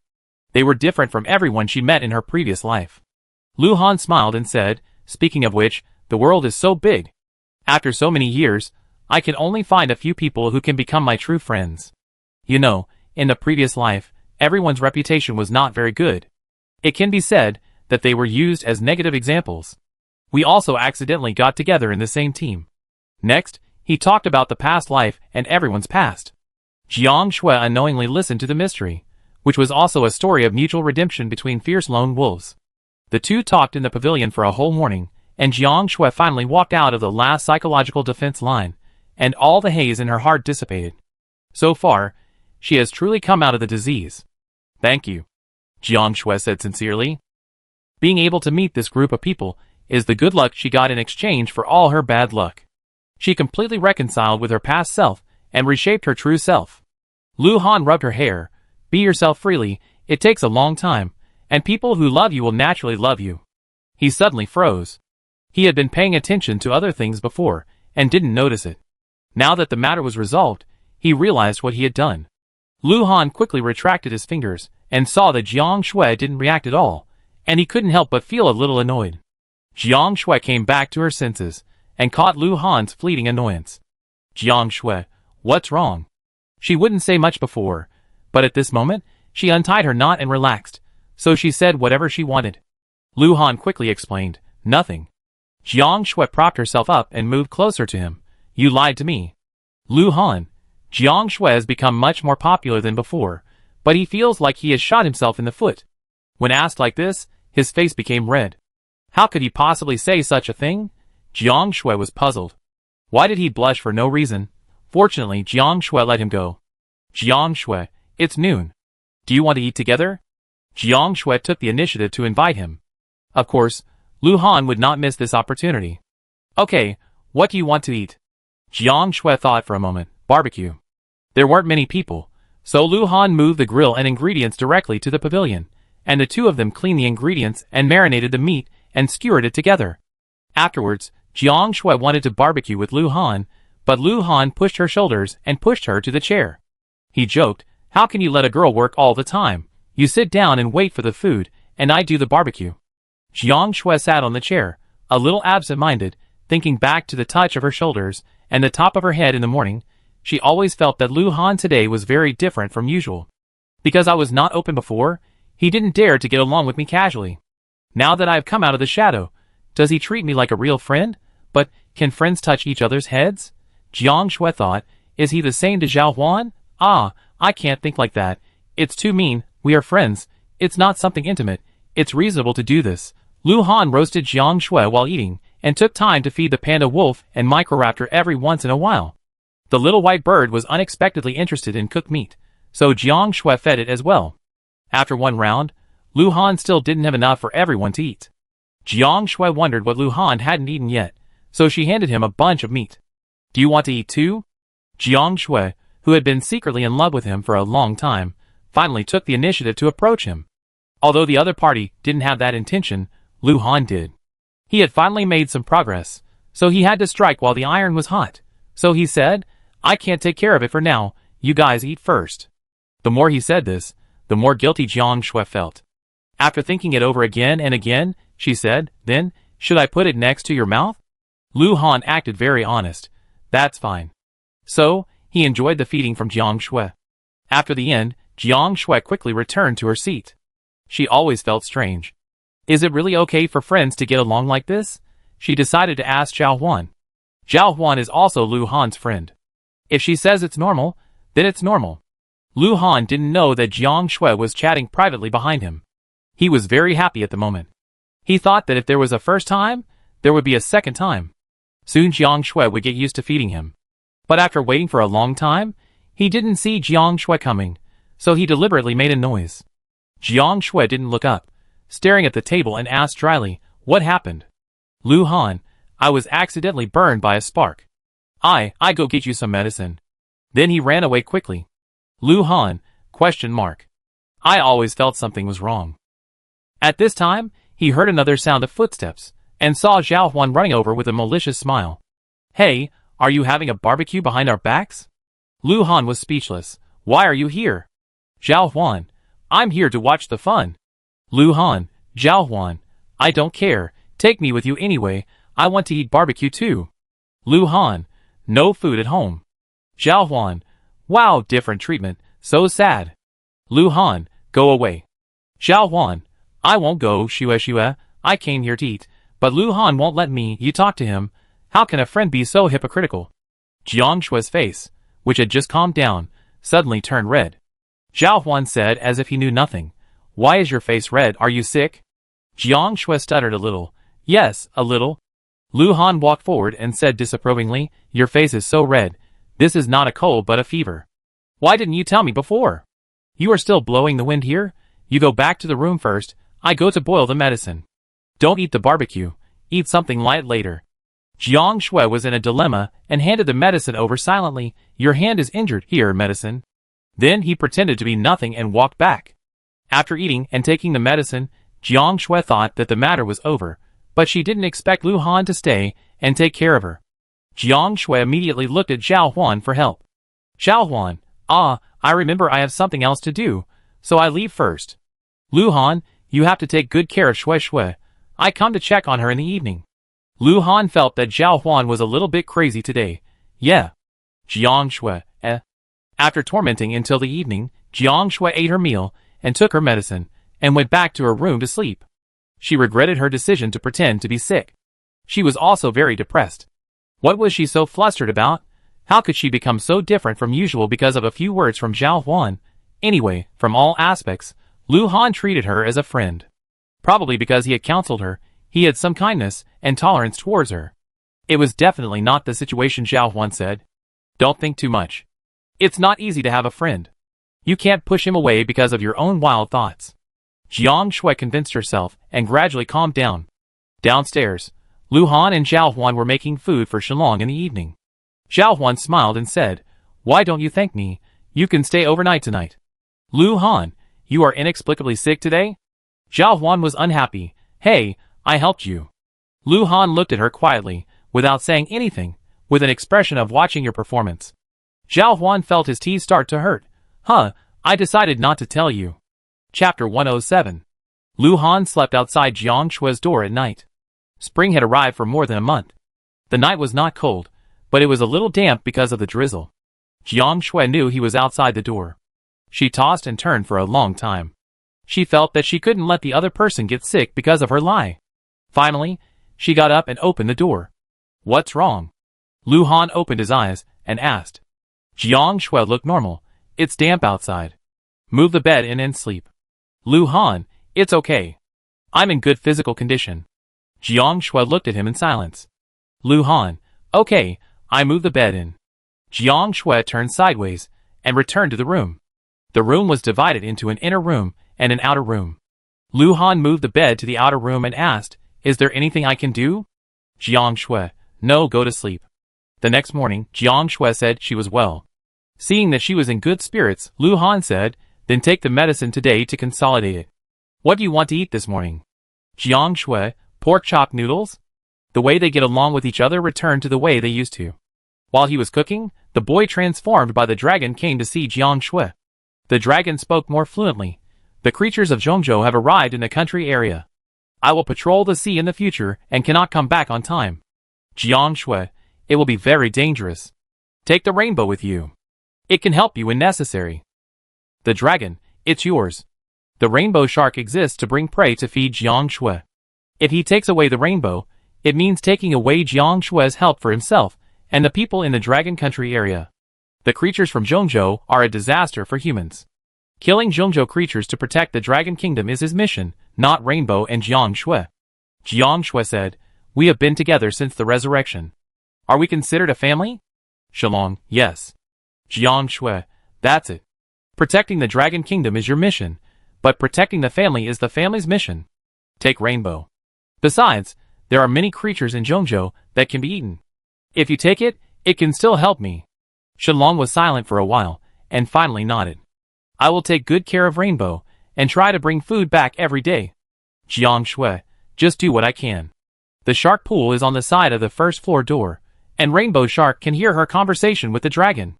Rainbow Shark said, "The task of protecting the family is left to me. I want to protect my family and feed them."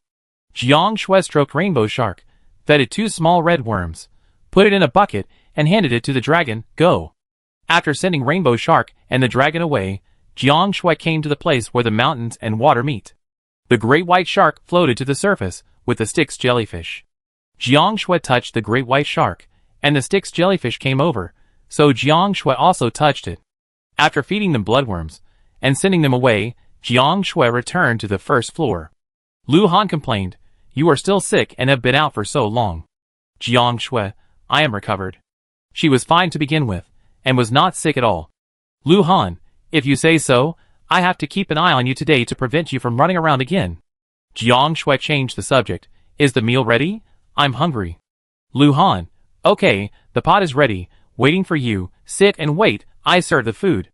Jiang Shui sat down obediently, and the panda, 2 little wolves, and the little white bird of Microraptor also sat down and waited for the meal. After breakfast, Jiang Shui stayed in the studio and lay on the rocking chair and said to Lu Han, who was working, "I want to trade with the tribe. Exchange attribute food for soil and stones. Can you help me negotiate?" The disease is cured, but social phobia is not so easy to change. Now she is much better at socializing than before, but it is still difficult to talk business with strangers all the time. Lu Han, "Okay, can we limit the countries?" Jiang Shui, "Except for enemy countries, I am a Dragon Country person, and I still have to follow the will of the Dragon Country people." Lu Han, "Okay." Jiang Shui, "My current attribute food is all in the tribal space, and I plan to trade them all in exchange for soil and stones." Lu Han put down the work in his hands, and moved another rocking chair next to her, so that she could see him talking to others. Of course, he also had his own selfish motives. Jiang Shui was very accepting of him now, and he understood that he was getting more and more demanding. The two of them were separated by less than half a meter of space. Lu Han leaned slightly towards Jiang Shui, opened the virtual screen, and set his sights on the big tribes first. Jiang Shui had traded with the big tribes in the Dragon Country area, and there was no material to support the trade for the time being, so Lu Han set his sights on the Ice Country area. Jiang Shui watched carefully in the rocking chair next to him. Under Lu Han's deliberate topic guidance, the frequency of conversation between Jiang Shui and him increased, and the sense of distance gradually narrowed. This lasted for 10 days. Seeing that the materials were almost enough, Jiang Shui began to upgrade the island. Island, level 500. She kept the main buildings and demolished the others, then temporarily placed the buildings in the open space, then took a small boat and began to restore the mountain. The stones and soil that were filled were temporarily stored in the tribe's space. Jiang Shui exhausted all the soil and stone stocks, and finally raised the island by 30 meters, which was 10 meters above the water. The people of the unnamed tribe and Nandongyu saw that it was only 10 meters above the water, so they took out their own stocks to support, so Jiang Shui's island was raised to 45 meters. This place is 25 meters away from the sea surface. In the following time, Jiang Shui began to build transfer buildings, repair and rectify them. After all, the terrain was different from before, and some buildings needed to be adjusted. While she was busy, the mermaids helped her transplant plants in the designated places. In one day, the construction was completed, and the plant transplanting was also completed. The next day, the mermaids began to dig stairs according to Jiang Shui's instructions. In the morning, there was nothing to do. Jiang Shui fished for supplies. As expected, he was attacked by marine creatures. The archipelago was attacked by marine creatures one after another. Most of the day was spent in battle, but it was also rich. There are many islands, and the probability is here. Every day they can harvest edible marine life, and at the same time, the mermaids and killer whales and humpback whales are full. So many marine life corpses piled up under the kelp, and their smell frequently triggered attacks from other marine life. The archipelago is not quiet every day, so the killer whales and humpback whales understand, and they start to recruit younger brothers. The mermaids also understand and start to have children.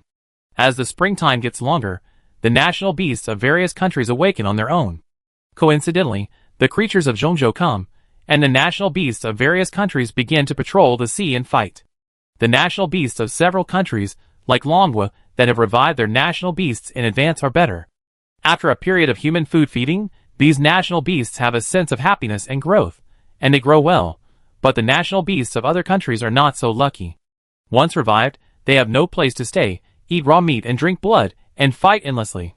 In addition, in today's survival world, 100-meter giants are no longer rare. Even the 200-meter newborn guardian beasts are difficult to resist. During this period, there are world announcements every day, which country's guardian beasts have awakened, and which country's guardian beasts have fallen. The Dragon Country area where Jiang Shui is located is relatively safe, but under stability, there must be troubles from humans, whether it is the oppression of the lower class brought by power, or the resistance of the lower class to the upper class, or the lower class eventually becoming the upper class. In short, the contradictions never stop. The Dragon Country tribe is relatively stable. Since the reform, it has been adhering to the principle of putting character first, and the internal harmony has been relatively good. Although the strength has expanded the ambitions of some people, the reporting system is welcome here, so those who abuse their power for personal gain will be ruthlessly expelled. As the second largest tribe in the Dragon Country district, the Jiuxiu Yunchang tribe fell apart several times in this turmoil of ambition and power. In the end, it was suppressed by Shinjichio's powerful strength. In addition, he began to learn from the management methods of the Dragon Country tribe and slowly stabilized, but the number of people also lost more than half. The remaining 200 million people in Longwood district began to freely form tribes, and tribes of all sizes sprang up everywhere. The situation in other districts was no different. The management method of Dangwood district was to recruit powerful humans with privileges to suppress the people by force. Huagui used big cakes to control PA minds, but it seems that it is about to get out of control. The same is true for Mugwa. Yegua complained every day that Longwa would not accept them. Fengwa had little combat power, and was not attacked by large marine creatures, so they all lay flat on the pile of gold crystals to spend their days. The situation in the Ice Country is similar to that in the Dragon Country. Both are disasters caused by the easy provocation of the King of Hell, and the difficult little devils. The number of people in the Divine Country is small. With Yana as the leader, they are united, and their comprehensive strength is rapidly surpassing other countries. The faith of the Holy Country has collapsed. They have always firmly believed that the national beasts belong to their country. It is the national beasts who sympathize with them and spend their growth period in other countries. But now the national beasts of various countries are protecting their own countries. The Holy Country has suffered from disasters, but has not received any help. At this time, the long silent God-falling tribe appeared. Its leader Baiyu rode the national beast of the Holy Country and wandered around the entire Holy Country area, calling himself a god. His tribe members called themselves messengers of God to brainwash the people of the Holy Country. So the God's tribe, which had been silent, made a stunning debut, leading the people of the Holy Nation from one belief to another. The external situation changed rapidly, but Jiang Shui and others continued to live their lives. It rained heavily today, and the temperature was 16 degrees Celsius. Jiang Shui stayed at home and watched the world channels of various countries, and then played with her pets in the pavilion. Lu Han, Zhao Huan, and Nangongyu were also here, and brought their pets with them. Nangongyu felt lonely alone, and the reason given by Lu Han and Zhao Huan was, "It's better to go out and play than disturb your parents' world." The small stove at the edge of the pavilion was boiling tea, and snacks were placed on the round table in the middle of the pavilion. Everyone sat or lay casually. Zhao Huan drank hot tea and talked about gossip. "Zhao Huan, I heard that when Rengyue has been chasing his wife to the crematorium for nearly 2 months, and Lu Yi still hates him. Nangongyu, how can she not hate him when Rengyue has directly or indirectly killed many of her friends? It would be strange if she didn't hate him. Let him stay in the crematorium." Zhao Huan, "That's right, but Ying Xingyu's state is not right. She was caught and detained by Wen Rengyue a few days ago. He threatened Lu Yi to compromise with her. After Lu Yi compromised, she became like a different person. She directly scolded Lu Yi on the World Channel for not loving himself, and said that the scumbag and the bitch were locked up. Nangongyu, I also watched that insult. If I were Lu Yi, I would be so sad. I didn't realize Ying Xingyu was such a person." Jiang Shui said, "Will there be a reversal? Confuse Wen Rengyue and make other plans?" Nangongyu, "Even if it's like this, it won't work. What if Lu Yi can't bear it and commits suicide?" Zhao Huan, "It's possible. Wen Rengyue won't let Lu Yi commit suicide for the time being, but with his character, he may abandon it after a while after getting it. After all, what you can't get is the best, and what you get is just like that. Even if Ying Xingyu has a backup plan at that time, the harm is still harm." Changing the topic, Zhao Huan said, "Speaking of which, there is a rising star in Longwood District, Luo Ning. Jiang Shui. I traded with her before and added her as a friend." Zhao Huan laughed. "Hey, Afisa's brother is pursuing her, and he is courting her all day long in the Survival World Channel. I would die for Luo Ning." Nangongyu, "It's hard to describe the personalities of this pair of brothers. Speaking of Luo Ning, she is now in the top 30 of the Survival World Combat Power Rankings, and is ranked first in the Fishery Domestication and Planting Rankings. Even the leader of the large farm tribe can't beat her.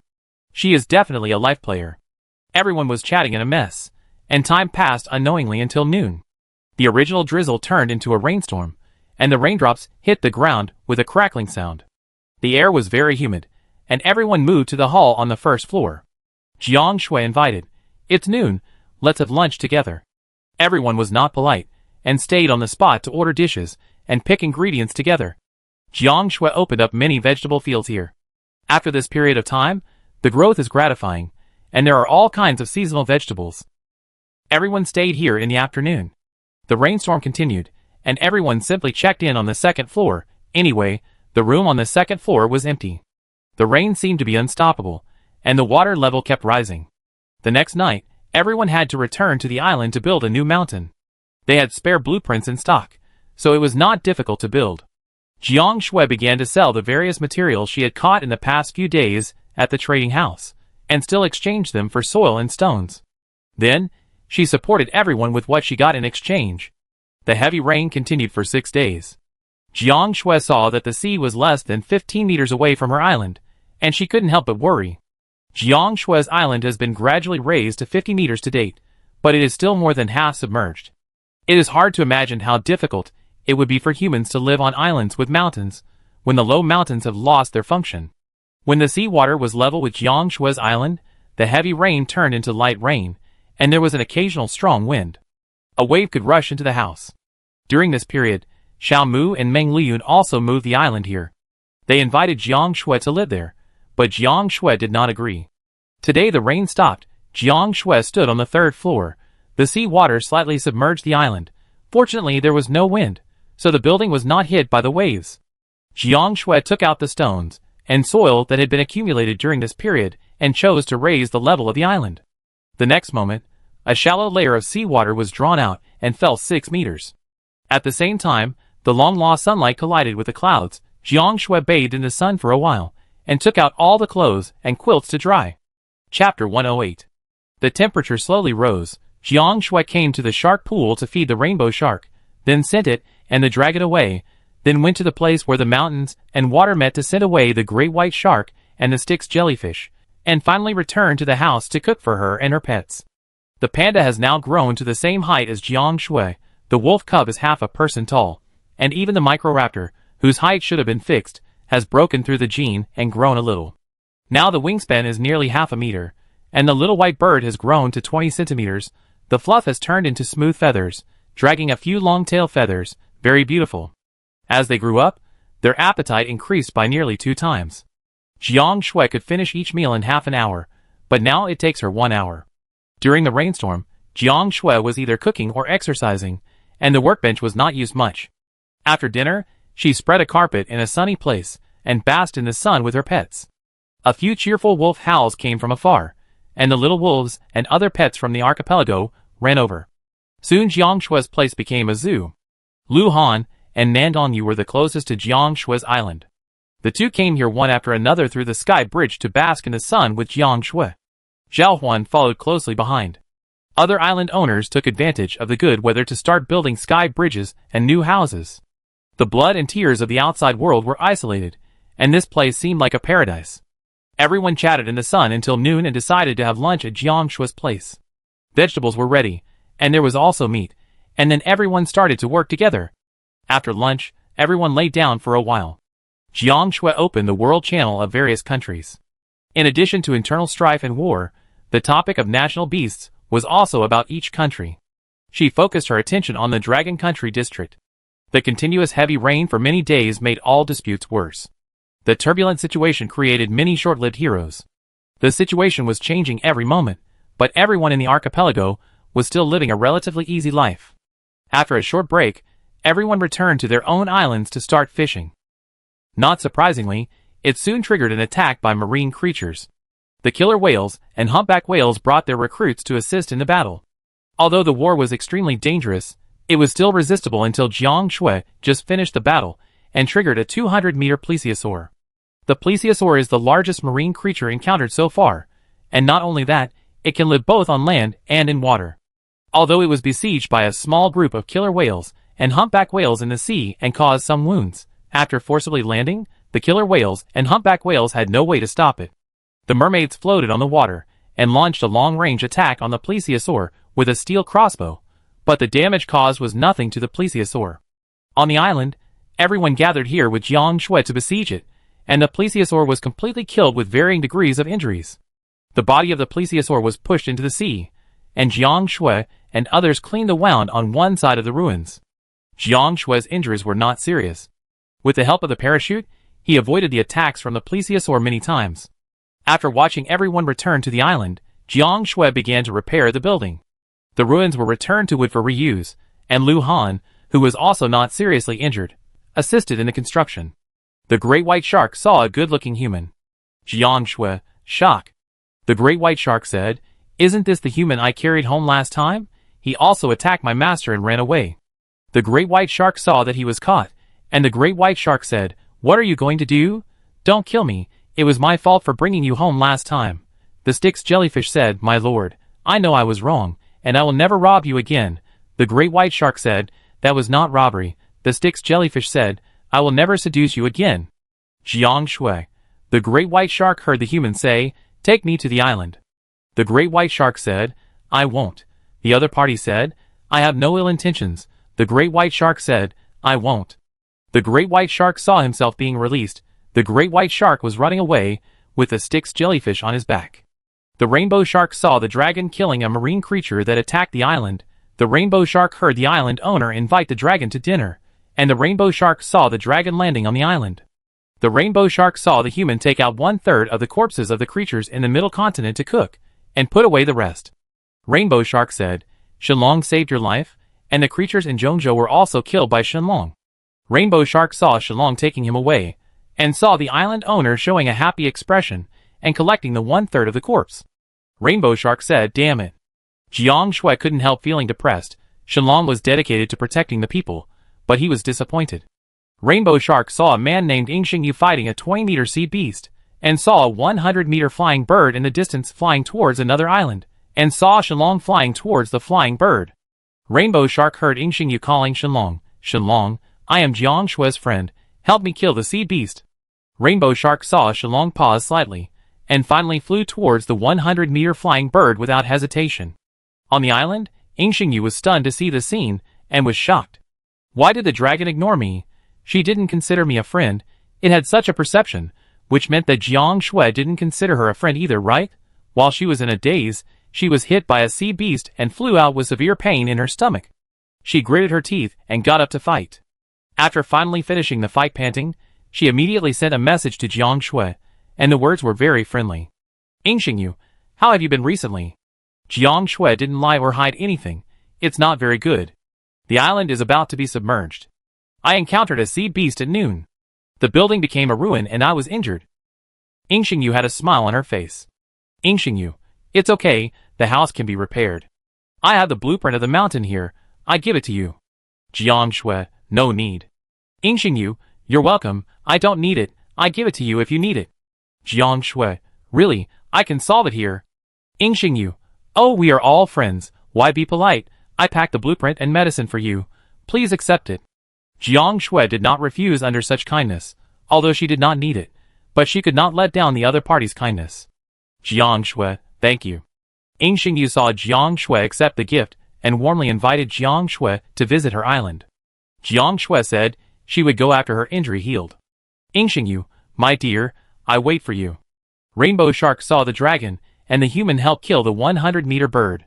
Rainbow Shark heard the man invite the dragon to dinner, and the dragon turned and left. Rainbow Shark heard the man say, then take the bird away, it's your trophy. Rainbow Shark saw the dragon turn around and look at the human. Rainbow Shark heard the female human say, you saved the 4 of us, we should treat you well. Rainbow Shark saw the dragon land. Rainbow Shark saw the human deal with the bird's body, and took out several other 20-meter bodies. Rainbow Shark heard the woman say, we were saved by the dragon today, we must feed the dragon well. Rainbow Shark saw the dragon turned into a human, holding a bucket with itself in it. Rainbow Shark heard the woman say, could this be the legendary boss's Rainbow Shark pet? So cute, I want to keep one too.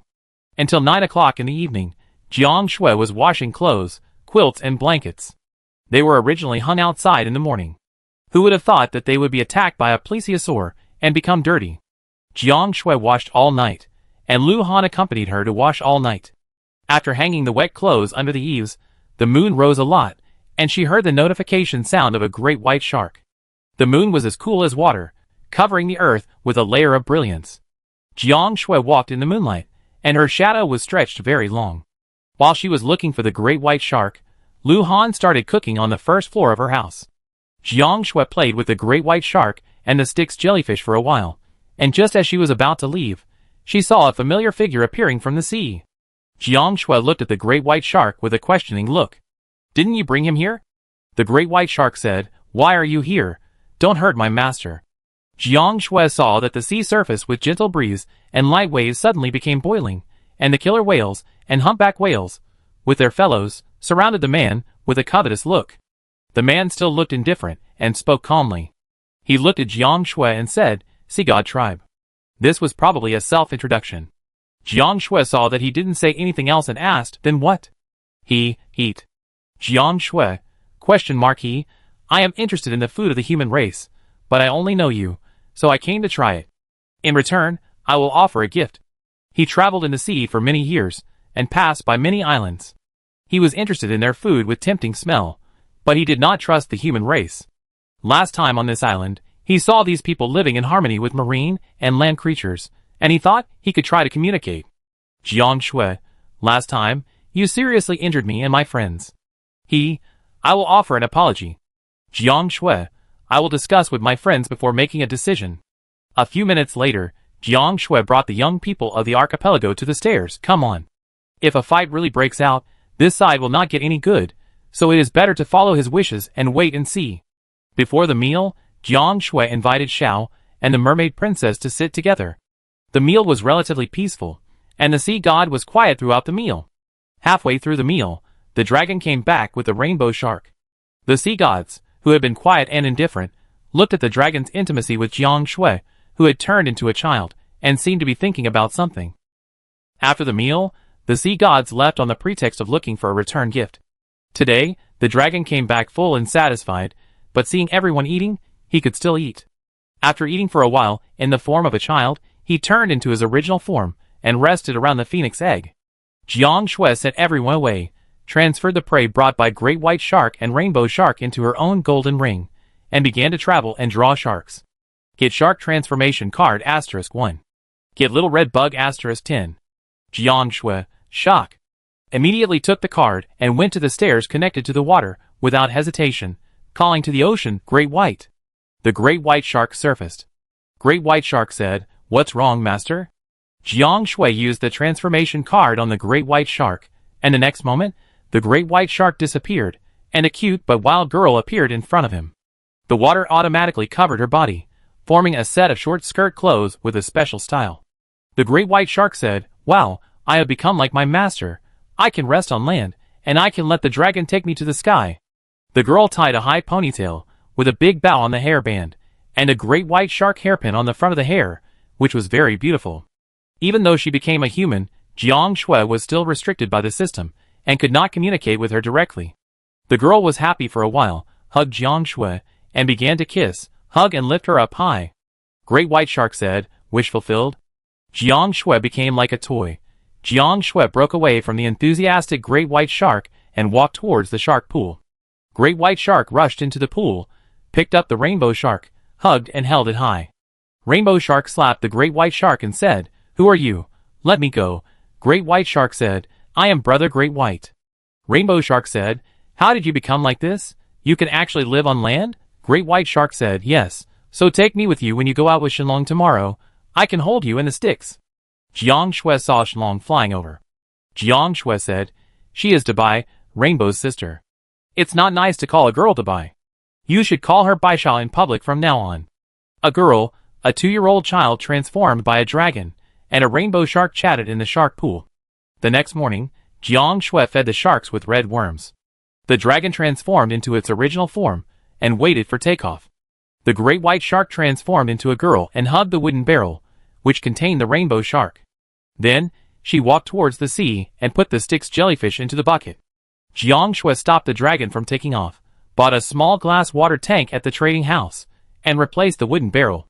The dragon then left with the sharks and the Styx jellyfish. After sending them away, the neighbors of the archipelago came over curiously to ask, "Who is the girl who just left on the dragon?" Jiang Shui, "Dabai, I gave her a new name, Baisha. I didn't expect that the first and second riders were sharks."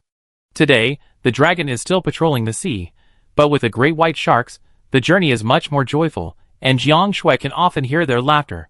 This lasted for 2 days. The third day was still a sunny day.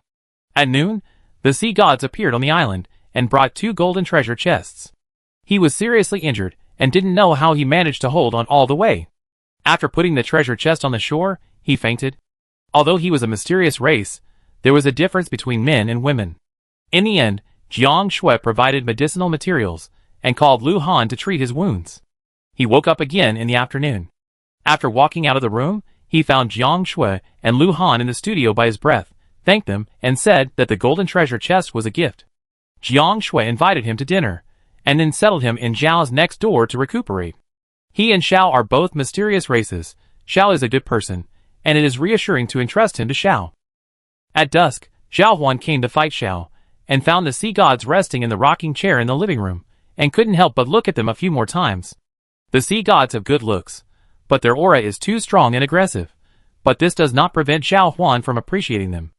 At this time, Xiao walked in front of her, blocked her sight, and said in a flat voice, "Training." Xiao Huan grabbed Xiao's wrist. "Okay, let's go." Usually when Xiao Huan did this, Xiao always felt awkward, but today he didn't react at all, and let her pull him away without struggling. Xiao Huan, who discovered this phenomenon, ? She was immediately happy, and began to push her further. Chapter 109. Jiang Shui used the gold treasure chest to open a gold ring, and a gold eye staff. Jiang Shui put the gold ring on her finger, and put the gold eye staff on the trading line, specifying that it must be exchanged for the mysterious stone. In the end, the staff was bought by Baiyu, who was born in Longwood District. The mysterious stones traded were enough for Jiang Shui to make 2 more mysterious umbrellas. She did not make them immediately, but temporarily put away the mysterious stones, intending to use them later when she encountered a suitable mysterious blueprint. At this time, she received a message from her friend Yana from the Kingdom of God. The other party traded a mysterious stone for her to process. According to the original trading conditions of the mysterious staff, Jiang Shui is still processing the mysterious staff for her for free. It didn't take much time for Jiang Shui to process the mysterious staff and enchant the fire enchantment stone that the other party traded again. After that, she received a private message from Ying Xingyu. These days, Ying Xingyu often chatted with her. She was very fast and Jiang Shui often couldn't get a word in. The other party's words were all about his concern for Jiang Shui and his enlightenment on her illness. He often gave her some small gifts, which made the relationship between the two closer. Jiang Shui opened the private chat page. Ying Xingyu, how do you feel now? Jiang Shui, not bad. After thinking for a while, she reiterated, I've come out of it, it's really okay. Ying Xingyu, I used to know a few friends who also had this disease. Although they said they were fine, they often relapsed. This disease is actually very easy to cause anxiety and relapse. What's more, the situation in the survival world is so chaotic now. Let's not talk about other countries, just talk about our country. Although the Dragon Country tribe and Jiuxiu Yuncheng are not bad places to go, the tribe composed of 200 million scattered people has begun to launch attacks. Today, the world channel is full of complaints, and the two tribes have also entered a state of combat. Ying Xingyu, don't run around these days, you might get attacked by those crazy tribes. Jiang Shui was about to send a message when the other party's private chat came again. Ying Xingyu, I'm speechless. You make trouble when you're full. Isn't it good to live in peace? Ying Xingyu, let's not talk about this. I tell you a melon. I saw it in the tribe group chat. Jiang Shui had the opportunity to respond. What melon? Ying Xingyu, didn't I join the big farm tribe a few days ago? Yesterday, the leader invited Luo Ning in. Everyone urged her to post photos and chat, but she ignored it. Instead, she tagged the leader and asked some simple questions and showed off her wealth. My good friends and I privately think she is quite pretentious. Ying Xingyu, today we were all chatting in the group chat, and she suddenly came online to raise objections. It was speechless. Later, my friend quarreled with her, and the leader and the senior management were alarmed. Although I am a senior management with the authority to kick people out, I didn't want to make it too ugly, so I said a few neutral words. She couldn't stand it, and quit the team. Jiang Shui and Ying Xingyu were not very close. After hearing this gossip, she felt something was wrong. Ying Xingyu, do you think she was speechless? Jiang Shui, by the way, how is your best friend Louis? She is still with Wenrenwei. Do you want my help? Ying Xingyu, don't mention it, they broke up. Jiang Shui, question mark. She has known Ying Xingyu for a while, and knows that she loves making friends, is talkative and enthusiastic, so she always thought that Louis agreed to Wenrenua's request in order to protect her, and she must be covering up her real purpose by scolding Louis on the World Channel. But they really broke up? Jiang Shui, really?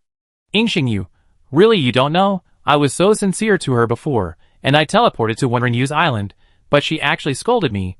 In short, she said something very unpleasant, and blamed me for coming here. I was obviously helping her. Okay, if it wasn't for her, I wouldn't teleport to that guy's island. Ying Xingyu, we have known each other since childhood. She has liked Wenrenu since she was a child, and she often complained to me about her failure in love. I endured her negative energy and gave her advice, but she didn't listen and complained to me again. Even so, I teleported to Wenrenu to save her, but what did I get in return? Wenrenue said he hated me. So she followed Wenrenue's words and insulted me, told me to get out, held Wenrenue in her arms, kissed Wenrenue in front of me, and lured him into the room. I was so angry. Jiang Shui, could it be that she did this to help you out of trouble? Ying Xingyu, don't I know her? She has been chasing Wenrenue for half her life, and he is her white moonlight. Now that Wenrenue has changed his mind, she is too happy to wait. It's a pity for those who sacrifice for their relationship. Jiang Shui couldn't figure it out. Aren't Ying Xingyu and Louis best friends? They are best friends. Shouldn't they trust each other? Ying Xingyu, have you recovered from your injury? Would you like to come to my house for dinner? Jiang Shui, no. Louis, who claims to be her best friend, can be used to complain to others. So what about me, an ordinary friend who is not really a best friend? Jiang Shui was a little scared. She was afraid that if she accidentally touched the point that the other party was not happy about one day, she would also become the target of her complaints among her many friends. There is nothing more sad than being criticized by friends. She and Ying Xingyu will just stay as ordinary friends. Ying Xingyu continued to chat with her about this and that. Jiang Shui looked for the gaps between her words and replied, yeah. Okay. Yes. On the island, Ying Xingyu frowned. After so long, Jiang Shui still spoke coldly. She comforted herself. it doesn't matter. Jiang Shui's personality is like this. Besides, the relationship between them is not very close. There is plenty of time to slowly get closer. She has many friends, and big guys are more common among them. The beginning of friendship is always strangers. Now she gets along well with her friends and chats often. As night fell, Jiang Shui called Xiao, the mermaid princess, and the sea gods to have dinner together. Xiao Huan took the initiative to join with the food, and she followed Xiao wherever he went, making Xiao blush all the time, but he did not show any resistance. After dinner, the sea gods returned to the tree house to recuperate, and Xiao also walked towards the tree house. Jiang Shui talked to Jiang Shui happily. Have you noticed that Xiao has changed? Jiang Shui, did he not resist you today? In the past, when Zhao Huan deliberately approached or stuck to Xiao, Xiao would hide, but not today. Zhao Huan was proud. Hey, because I peeked at the Sea God clan today, he got jealous, his face was red and so cute, I decided to take advantage of the Sea God clan here and strike while the iron is hot against Xiao. Jiang Shui, what are you going to do? Xiao Huan, hey, I'm going to live in the tree house until the Sea God clan leaves. Shue, bless me to successfully take Xiao before the Sea God clan leaves. Jiang Shui, blessings. Zhao Huan, then I go for it. Halfway through the journey, Zhao Huan sent a private message to Lu Han. I'm in a good mood today. For Jiang Shui's sake, I decided to forgive you for your rude words to me that day. Lu Han, ? Zhao Huan, actually, I went to your place that day because I wanted to watch the show. You rubbed Jiang Shui's hair at that time, right? She asked me in private if you had ever done that to me. She was not sure if it was okay for good friends to do that. I answered, of course it was okay. Even the best friends, adults of the opposite sex should not do that, so I came to watch the show. As soon as we met, she blushed, and that's why you asked me the following question. Do you understand what I mean? In the island house, Lu Han finished reading this long paragraph and was completely stunned. You just exposed me like this? What if Jiang Shui stays away from me because of this? Wait, Jiang Shui is not sick. If it is normal between friends, it won't be like this, right? But why did Jiang Shui become the same as usual later? After thinking about it, it was Zhao Huan who misled me. If he knew the truth at that time and struck while the iron was hot, maybe there would be progress now, instead of Jiang Shui returning to the previous mode as time goes by. Lu Han, wait, practice with me later. Zhao Huan, I was planning to say it at that time. Who told you to say that I was sick? If it wasn't for Jiang Shui's introduction that made me feel good today, I wouldn't forgive you. You still want to practice? I refuse, okay? Not only that, you have to thank me. Lu Han didn't reply. Suddenly he knew that Jiang Shui didn't have any feelings as he thought. He immediately ran to Jiang Shui's island and knocked on the door. Jiang Shui was puzzled. What's wrong? Lu Han calmed down after being excited and found an excuse. My parents want to drink milk tea, so I came to you to make 2 cups. Jiang Shui turned sideways, waited for Lu Han to enter the room, and closed the door. Jiang Shui, then make a cup for everyone in the archipelago. I'm not busy. Lu Han, then I do it. You play with the pets next to you. He suddenly approached Jiang Shui. Don't move. There's something in your hair. Jiang Shui was puzzled. Where? Lu Han, I help you take it off. He deliberately leaned over, getting very close to Jiang Shui, and reached out to the back of Jiang Shui's head in a posture that was almost half a circle. Jiang Shui's body was stiff, and she was too close. When she raised her eyes, she could see the man's neck close at hand. She immediately lowered her head, and saw the delicate skin of her collarbone under the open collar. Is it really okay for friends to do this? She panicked instantly, and wanted to ask Xiao Huan reflexively, but she couldn't help but think of the answer last time and stopped immediately. Xiao Huan was a person who wanted to make the world chaotic, and asking her would only make her more panicked. She closed her eyes, hoping that Lu Han would leave quickly. Lu Han stared at Jiang Shui's ears, then took off the non-existent thing and threw it away. In a very short time, he saw Jiang Shui's ears turn red. After confirming what he was thinking, Lu Han had a plan in mind. He took a step back and left. I threw it away. Before Jiang Shui could speak, he asked in confusion, why is your face red? Have you caught a cold? Jiang Shui subconsciously, a little bit. The same answer as last time. Lu Han smiled, have you eaten? Jiang Shui, not yet. Lu Han, I make some light food and boil some medicine for you to drink. I stay here tonight to observe. Chapter 110. Lu Han settled down naturally. He placed Jiang Shui in the room to rest, and took care of all the work at night, meticulously. At 10 o'clock in the evening, the sharks came back. After Jiang Shui fed the sharks, she led the baby version of the dragon in her left hand, and the girl holding the transparent water tank with rainbow sharks and Styx jellyfish in her right hand to the shark pool. The shark pool was placed under a pavilion. The sharks and Styx jellyfish were playing in it. The dragon said to Jiang Shui that he had eaten outside today, and then went to look for the phoenix eggs. The phoenix egg did not make any progress despite his day-to-day hatching. Jiang Shui collected the supplies, and chose the shark lottery, and returned to the house.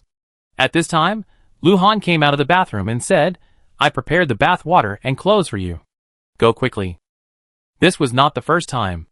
Jiang Shui nodded and walked in. After taking a bath, she returned to the bedroom on the 3rd floor, and saw a bed in the outer room.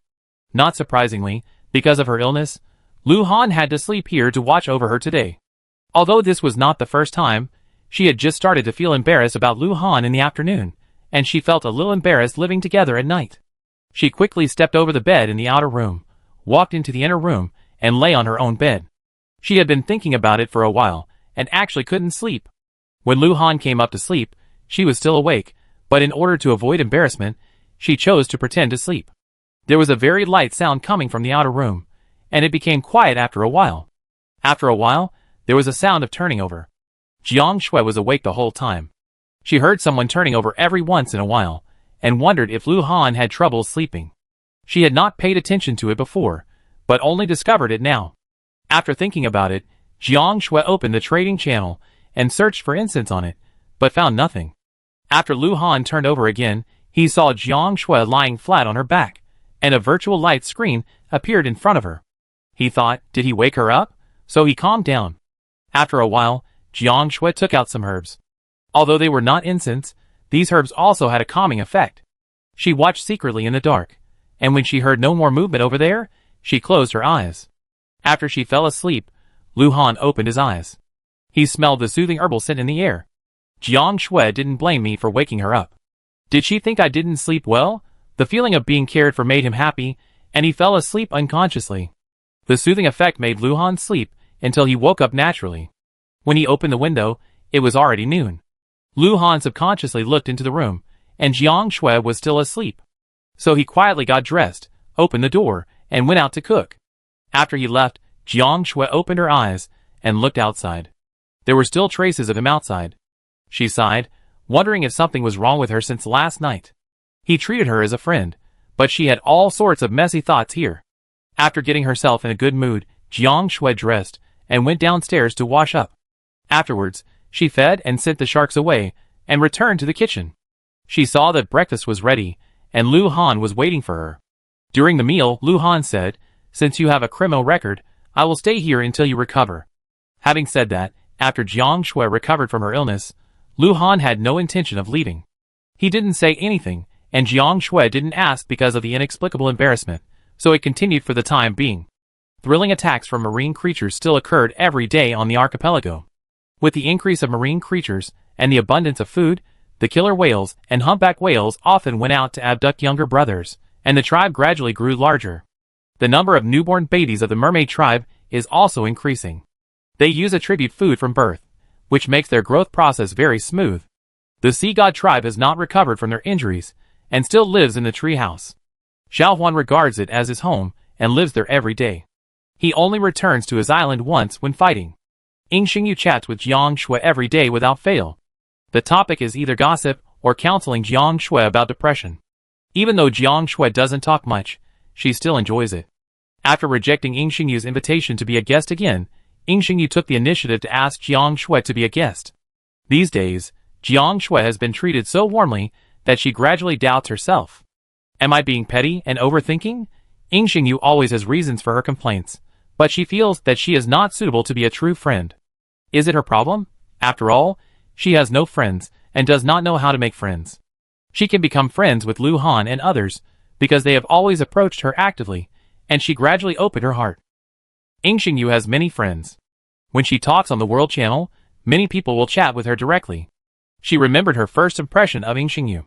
Ying Xingyu is a very cheerful and carefree person. When I was still suffering from the disease, I envied people with this kind of personality. Ying Xingyu must be a very good person. Otherwise she would not have become friends with so many people, whether they are high level or low level. Such a person, regardless of Jiang Shue's cold response every day, still chats happily. No matter how you look at it, she is good, and I am suspicious by nature, so I am not good. Once this idea appears, guilt lingers in my heart. Jiang Shui agreed to Ying Xingyu's proposal, and put her in the team. As soon as Ying Xingyu entered the island, she hugged Jiang Shui's arm affectionately, then raised her other hand and said with a smile, "Shui Shui, I brought you a gift." It was some drinks and snacks. Ying Xingyu let go of Jiang Shui.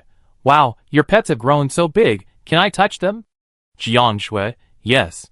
She has now practiced to the point where she is no longer stiff when in contact with a woman's body. Jiang Shui said, "I call everyone over to have lunch together." Ying Xingyu, "Okay." The young people of the archipelago gathered on Jiang Shui's island to play together. During lunch, Jiang Shui also called Xiao and the Sea God tribe over. Ying Xingyu was curious, "Who is this?" Jiang Shui, "A Sea God tribe member."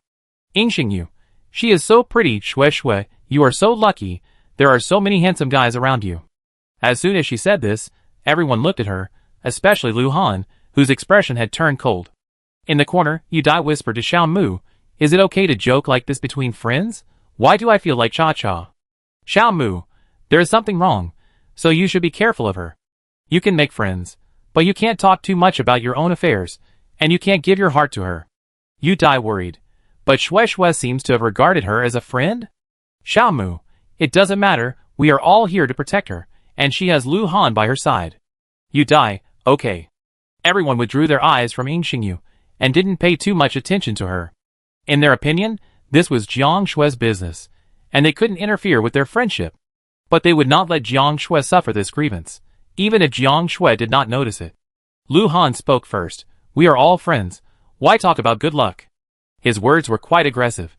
Ying Xingyu said carelessly, "Just a joke, haha, I speak like this, no twists and turns, forgive me." Lu Han, "I speak like this, no twists and turns, forgive me." Zhao Huan changed the subject. "There are many people at noon today, I want to eat a lot, walk around, everyone go to work." Everything seemed to have not happened. Everyone was happily preparing the ingredients and cooking. Lu Han and Jiang Shui teamed up to cook. Ying Xingyu was very sociable at the table, and quickly chatted with everyone. Jiang Shui could not help but envy him. This place had become Ying Xingyu's home court. Jiang Shui ate in silence, occasionally responding to the chats from everyone in the unnamed tribe. The meal was quite harmonious. After the meal, everyone washed the dishes together, except Lu Han, and everyone went their separate ways. The two were basking in the sun at the door, and Jiang Shui received a private message from Ying Xingyu. "Ying Xingyu, hey, have you noticed that Lu Han is interested in you?" Jiang Shui turned around blankly, and looked at Lu Han, who was sitting on the rocking chair next to her. Lu Han cast a questioning look. "What's wrong?" Jiang Shui, "Nothing." Jiang Shui replied to Ying Xingyu, "We are good friends." Ying Xingyu, "You are too slow, he is definitely interested in you. Didn't you notice that he has been following you closely and always paying attention to you?" Jiang Shui, "I didn't pay much attention." Ying Xingyu, "You can pay more attention to him. Meng Liyun and Xiao Mu are also your friends, you can compare the differences between the three of them towards you." Jiang Shui unconsciously followed his thoughts. "It seems that he is more considerate to me, but this is due to his personality." Ying Xingyu, "Absolutely not. I have many friends.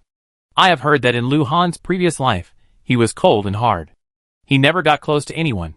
This was the case with men, and he was even more heartless with women. He is different to you." Jiang Shui, "Is he heartless to Huan? Ying Xingyu, you still have too few contacts. I have a friend who has the same problem as you. She is more closed to herself. She has a classmate who has always had a crush on her, but she doesn't know. The classmate has a cold personality, just like Lu Han, but the classmate has a female friend who she knew when she was a child. After the female friend knew that the classmate fell in love with my friend at first sight, she also became friends with my friend. I won't talk about the process, but the ending is that the classmate and her friend are together, but at that time my friend was already touched by the classmate's care, and was heartbroken when she learned about this." Jiang Shui frowned. "Ying Xingyu, I'm just giving an example. If you find that Lu Han treats you differently, chase him as soon as possible, don't miss it, I don't want you to do the same." Obviously, he was talking about other people's affairs, and he was really concerned about Jiang Shui, but Jiang Shui just felt something was wrong. "Am I overthinking? Xingyu has always been nice to me, and has always been guiding me and chatting with me. I am a quiet and boring person, but she can treat me so unreservedly. But Xingyu is my friend, and so are Lu Han and Zhao Huan. Jiang Shui gradually came to her senses. She wanted to ask Xingyu if she considered Zhao Huan as a friend, and if those words implied Zhao Huan, but she was afraid that she would think too much and affect everyone's friendship because of her mistakes, so she didn't say anything in the end. After a few days of this, the Sea God clan said goodbye and left after recovering from their injuries. Xingyu came to visit Jiang Shui every day these days. Today, she did not leave until the evening. Lu Han did not leave either. When Lu Han went to the bathroom to take a shower, Xingyu smiled and said to Jiang Shui, "He definitely likes you. Otherwise, why doesn't he go home and stay with you every day?" Jiang Shui was a little shaken. Under Xingyu's guidance every moment, she also found that Lu Han seemed to treat her and Zhao Huan very differently. As this idea deepened, she gradually agreed with Xingyu. Xingyu whispered, "Zhao Huan stays with you every day, you have to be careful." Jiang Shui, Huan is my good friend, don't say that, and she likes Xiao. Xingyu, she said she likes Xiao, so she likes Xiao? Who knows if it's an excuse? Have you forgotten the story of friends I told you? We are good friends, I am helping you. If it were someone else, I wouldn't say anything more. Jiang Shui pursed her lips. Although she was a little shaken by Lu Han, she still believed in Zhao Huan. I believe in Huan. Xingyu sighed. Alas, I advised you, but you didn't listen. What will you do when you suffer? Jiang Shui said seriously. Don't say such things in the future. Xingyu, okay, I won't say it. Behind the treehouse window, Zhao Huan sneered. If I hadn't heard it with my own ears, I really wouldn't have known that this person who has friends all over the world and is labeled as approachable, warm and easy to get along with, and trustworthy is actually like this. Xingyu pulled Jiang Shui's arm. Can I stay here tonight? I haven't seen the dragon yet? Jiang Shui couldn't stand it. Okay. When Lu Han came out, Xingyu smiled and joked. Lu Han, Jiang Shui, and I will sleep together tonight. As a girl, you can't stay with Jiang Shui today, okay? Lu Han was shocked and looked at Jiang Shui's face carefully. Seeing that Jiang Shui didn't react, he explained, Shui lives alone, I just protect her. Xingyu, explanation is a cover-up, and cover-up is the truth. I understand. Don't worry, I will take good care of Shui for you. Jiang Shui's face flushed immediately. Don't talk nonsense.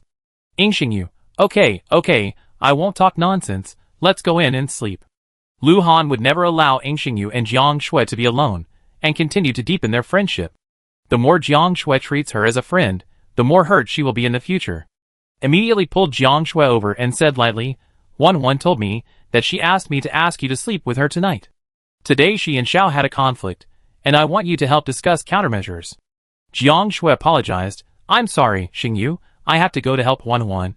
Can we sleep together next time? Xingyu, I go with you and help you. Jiang Shui was unhappy. She had said several times that she believed in Zhao Huan, but Xingyu still led her to doubt Zhao Huan. Xingyu's attitude towards her naturally became colder. It's Huan who needs help, not me. Lu Han urged, go quickly, Huan might be crying. Jiang Shui left quickly. Xingyu sent her away. Lu Han said coldly, you can go now. Xingyu smiled and said, I'm helping you.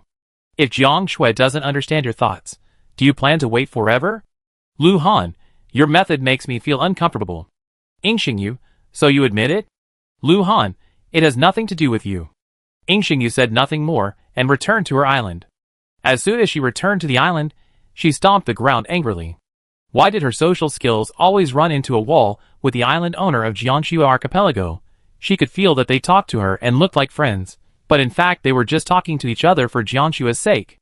They didn't treat her as a good friend and never talked about personal matters. Jiangshua didn't treat her as a good friend either. She would rather believe Zhao Huan than her. Obviously, she was doing it for her own good. It was fine that the people in the unnamed tribe had a deep bond, but so did Nangong Yu and Yu Dai. She had chatted with them privately before, asking them why they didn't join the unnamed tribe, and hinted at them, saying, aren't you friends? But they didn't even follow her topic. Xingyu's journey of making friends has always been smooth, and she has never met such people who don't understand the ways of the world.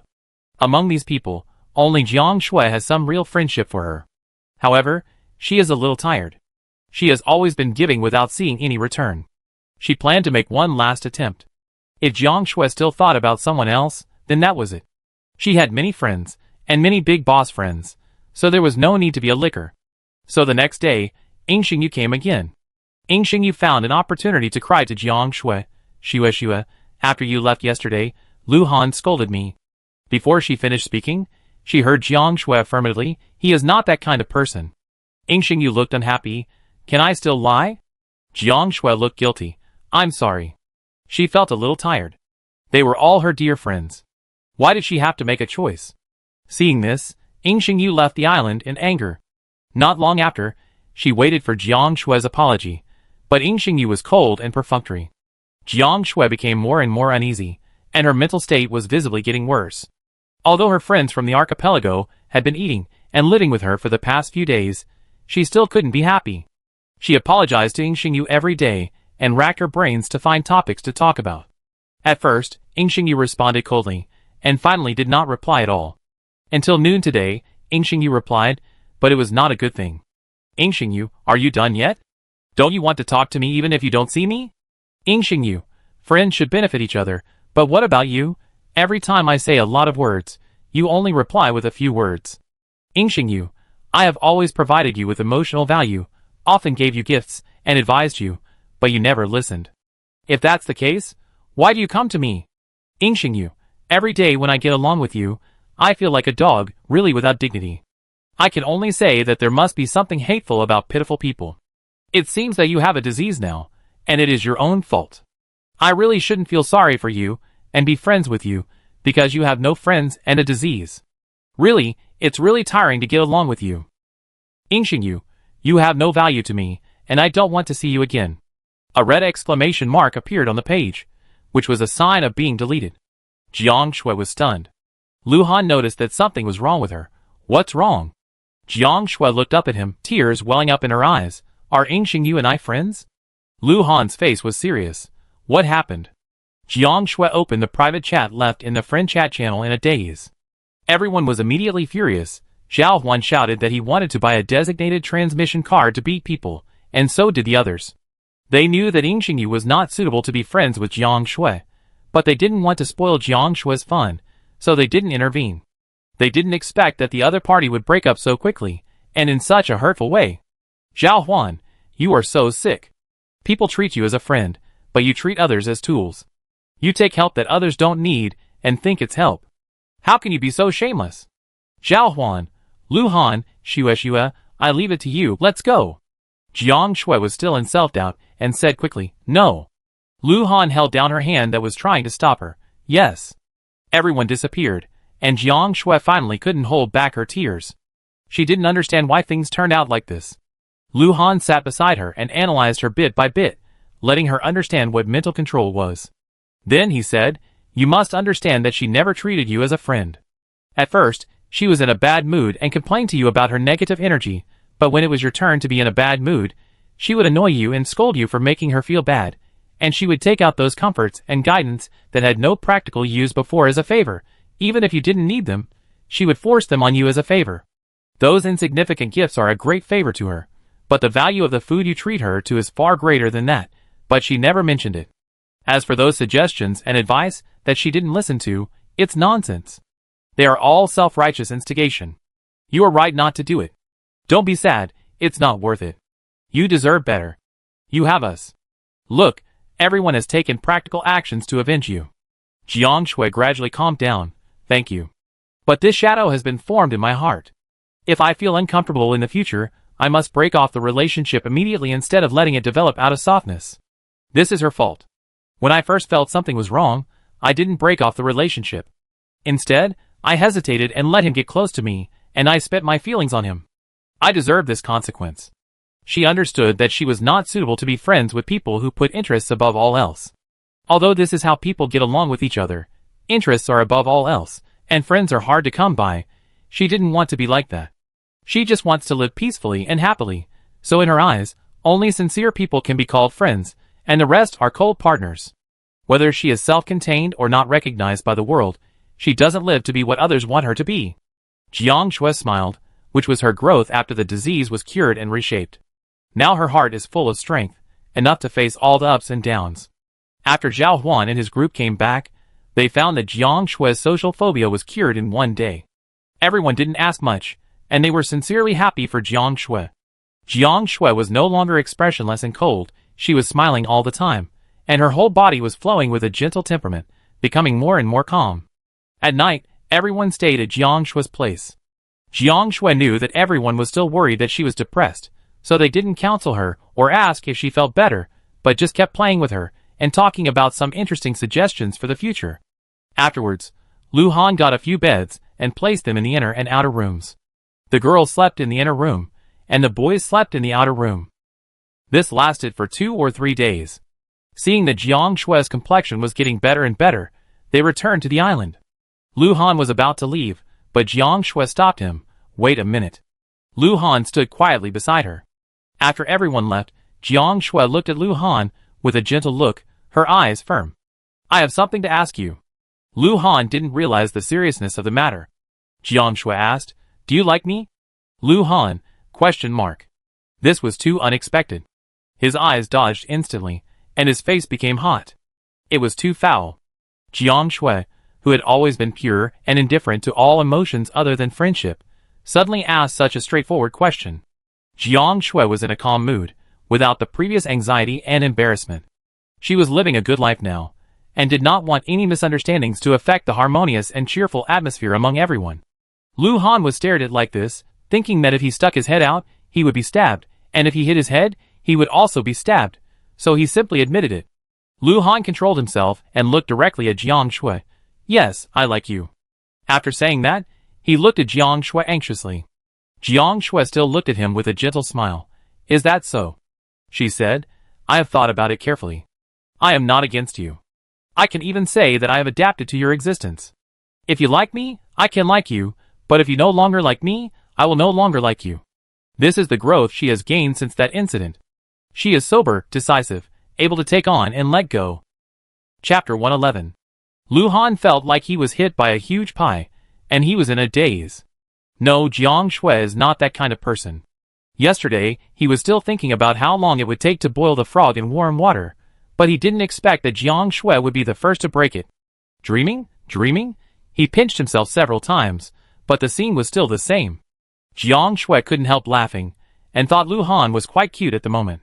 She pulled Lu Han's wrist and walked into the house, pushed him to the rocking chair, pressed his shoulders to let him sit down, and then made herself a cup of milk tea, and sat on the rocking chair next to Lu Han, waiting quietly. After a long time, Lu Han still didn't come back to his senses. When he tried to cut his flesh with a knife to wake up the dream, Jiang Shui took away the knife.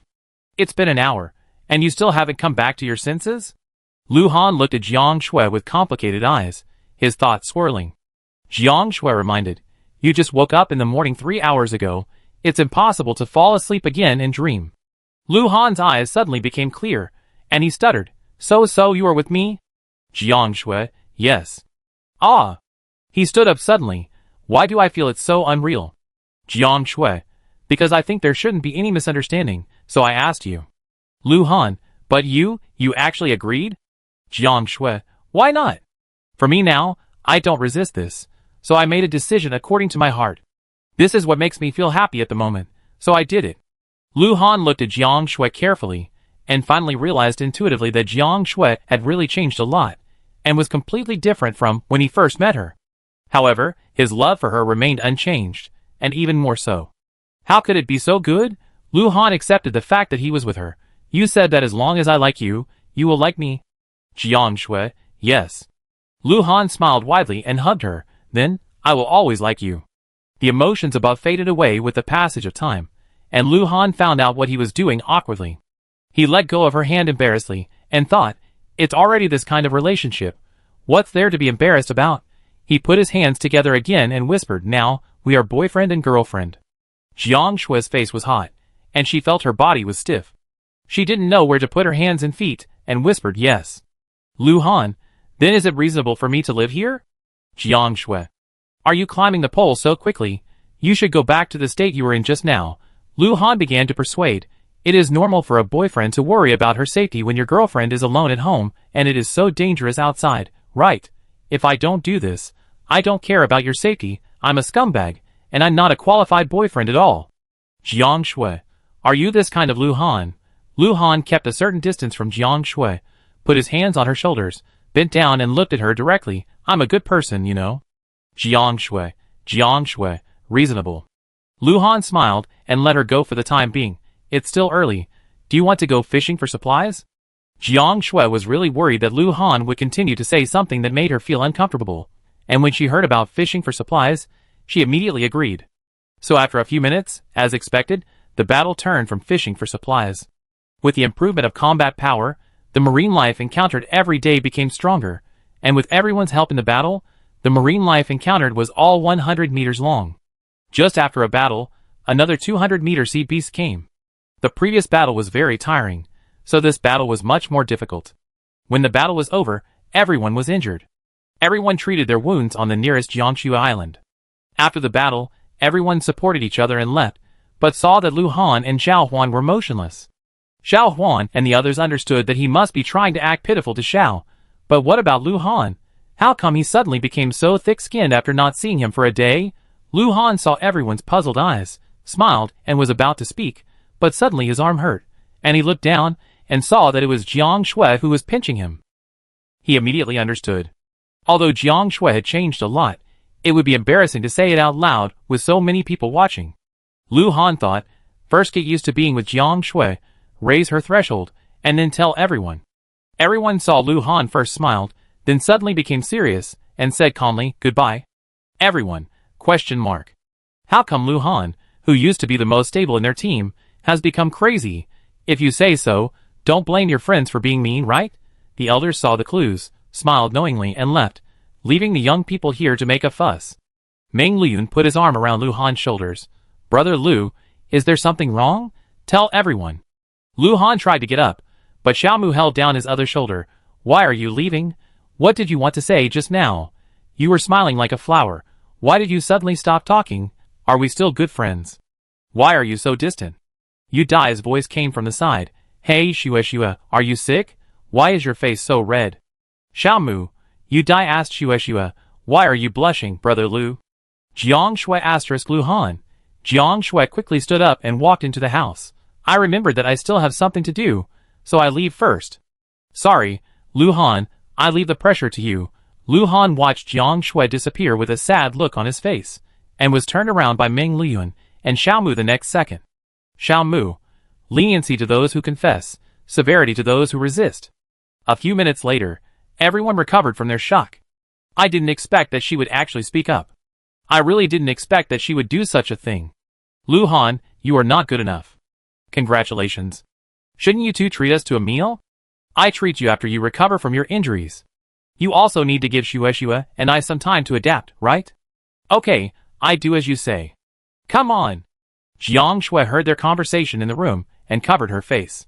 When Lu Han entered the room, Jiang Shui was sitting in a rocking chair, and the redness on her face had not yet faded. Seeing him come in, Jiang Shui, who had been doing nothing, immediately became busy and got up to go to the workbench to start making medicines and weapons. Now that the flood has brought a large number of humans together, humans are constantly facing battles between marine creatures and humans, and medicines and weapons are huge consumables. Lu Han did not provoke Jiang Shui at this time. He stood at the workbench beside her and enchanted his equipment. After a while of silence, the previous atmosphere dissipated a little, and then he started to find a topic. Lu Han, the Dragon Kingdom tribe and Jiuxiu Yanchang were attacked by other tribes one after another. Those attackers tamed flying birds and took advantage of the tribes encountering marine creatures to land on the island and rob them. There were many casualties. Jiang Shui sighed. I don't know when the war will end. Lu Han, now the two tribes are hiding from each other to reduce the casualties of their members. As long as they are still there, they will inevitably be attacked sooner or later. Jiang Shui suggested, should we team up and hire ourselves out to fight? It's not very busy anyway. Lu Han, this suggestion is good, I ask everyone. He logged into the tribe group chat and told everyone about this. Everyone was very interested and responded positively. Xiao Mu said, Yu Dai will go too. Jiang Shui asked Nandong Yu, who also said he wanted to participate, so for the convenience of communication, the unnamed tribe members discussed and decided to bring the two into the tribe. 7 people formed a mercenary team, and Lu Han contacted the leaders of the Dragon Kingdom tribe and the Jiuxiu Yunchang tribe to talk. At this time, the two tribes had not experienced any battles, so the conversation went smoothly. On the other side, the Dragon Country tribe and the Nine Sky Clouds tribe were very happy to see that the deal had been concluded. The unnamed tribe had amazing comprehensive combat power. With them protecting the tribe, those bad guys would never be able to take advantage of the situation. They expected a battle with those bandit tribes, but they didn't expect it to come so soon. The Dragon Country tribe and the Nine Sky Clouds tribe had not been attacked yet, but Jiang Shui and the others were attacked by this group of people. After dinner and a bath at night, Lu Han followed Jiang Shui to the bedroom very naturally. Today was different from usual. Although the bedroom had an inner and outer room, Jiang Shui felt uncomfortable living in the same room with Lu Han. Lu Han didn't feel uncomfortable, but his body was stiff, and it was obvious that he was not at ease.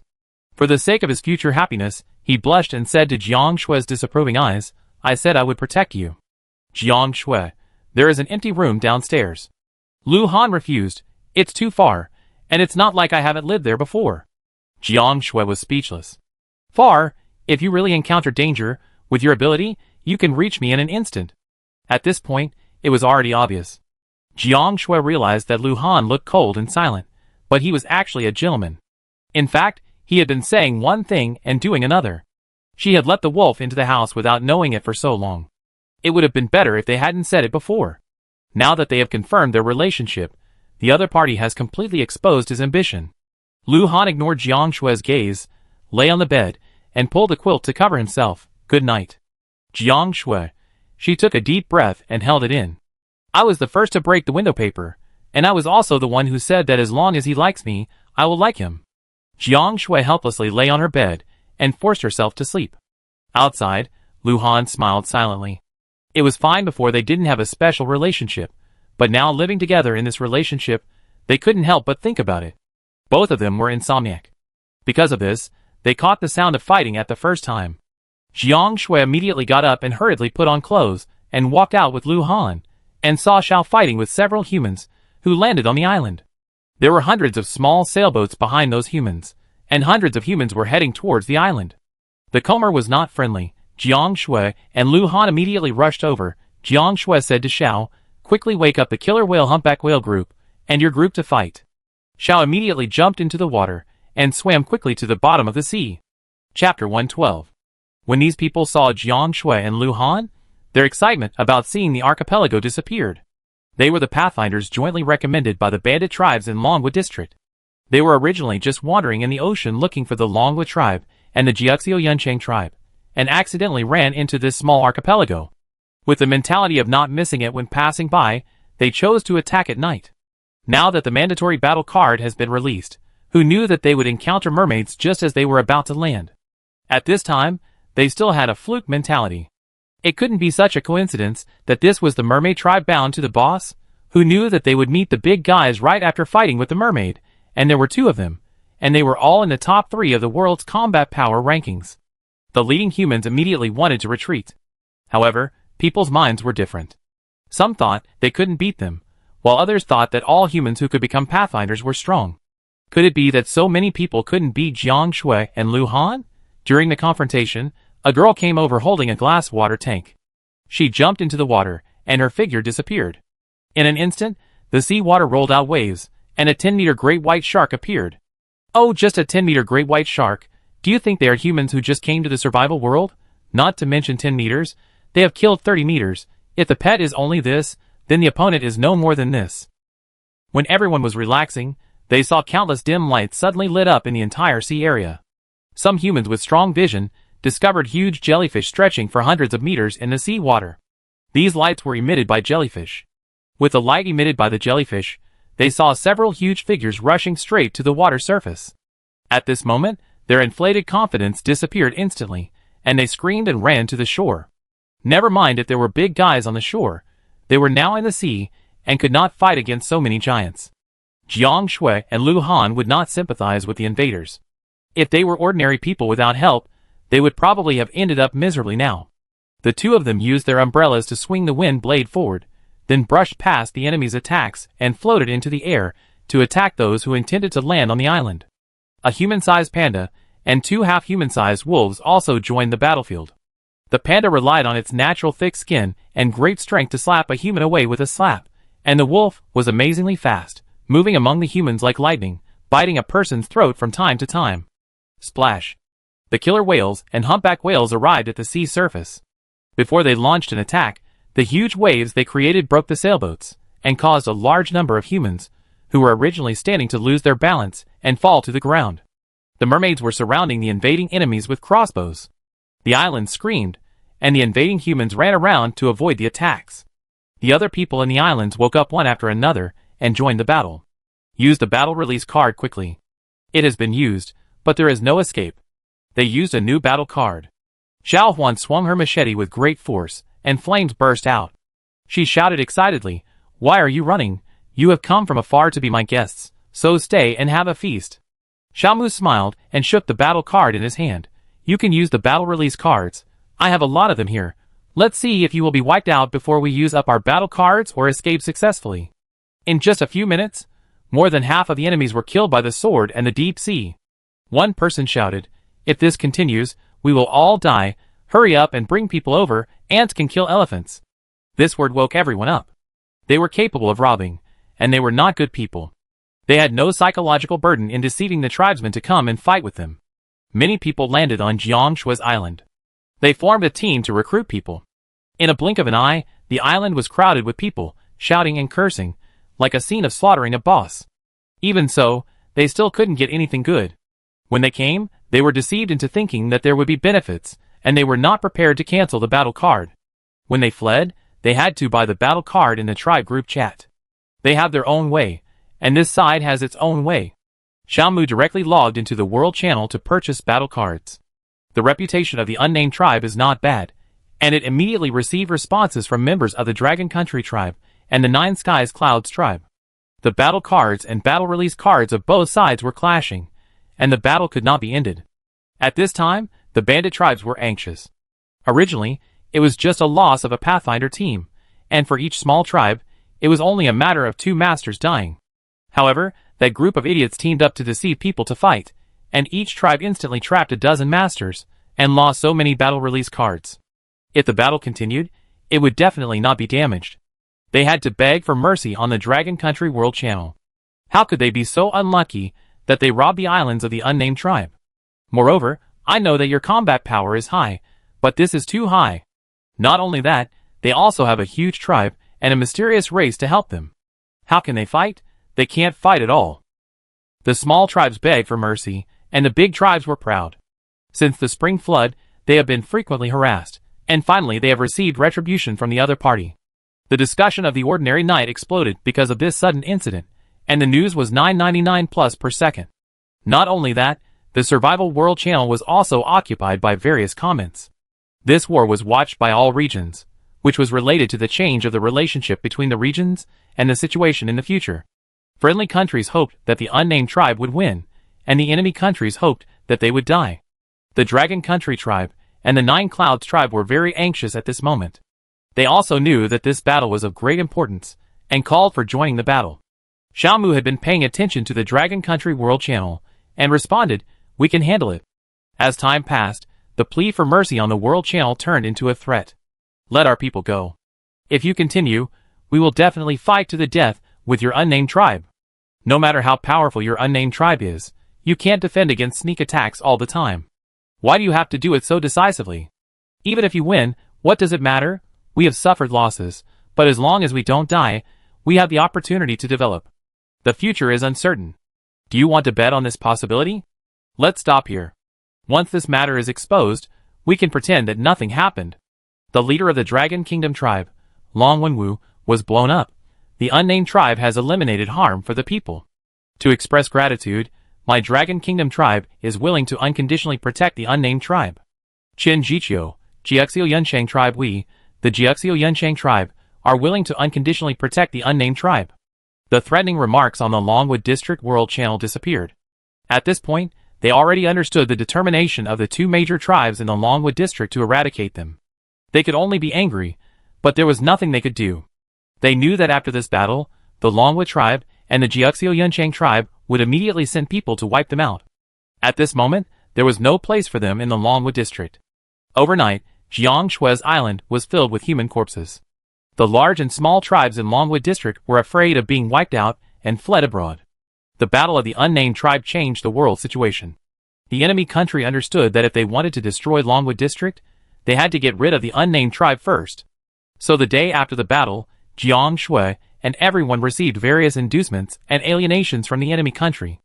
On a distant island, the panicked Yingxingyu took the initiative to contact Shang Lui. Although she didn't think she had done anything wrong to Jiangshui, she knew very well that they had been hostile to each other since she was beaten by the members of the unnamed tribe that day. After being beaten, she was so angry that she complained to her friends one by one about how she was wronged and bullied. Now her complaining personality has become a boomerang. She became famous in the Battle of Unnamed, and she became famous in this way that benefits the country and the people. In front of the righteousness of the country, what are these trivial things of Yingxingyu? So although these friends did not communicate with each other, they tacitly deleted Yingxingyu. Yingxingyu was isolated and helpless at the moment. After thinking about it, she could only find Lui. After all, Lui was backed by Wen Renyiwei, the second in the world's combat power rankings. She suppressed her anger and lamented that the situation was pressing, and that she had to compromise just to survive. She only mentioned her helplessness and grievances in front of Lui, and her previous help and friendship to Lui, but she didn't know that Lui had already lost hope. The moment she committed herself to Wen Renyiwei for Yingxingyu's life, she had already decided to die. After that, Wen Renyiwei viciously told her about the three of them, and she learned a lot of things from it, and realized that Yingxingyu, who had always been a good friend, had never regarded her as a friend. At the very beginning, Lui didn't like Wen Renyiwei. It was Yingxingyu who kept telling her that Wen Renyiwei had a crush on her. Under her guidance day after day, she began to pay attention to Wen Renyiwei. After that, Yingxingyu began to frequently make jokes in front of her and Wen Renyiwei, and frequently gave Lui advice. Those strategies made her lose all her dignity in front of Wen Renyiwei, and also aroused her obsession, which became more and more difficult to let go, and finally became the white moonlight that could not be obtained.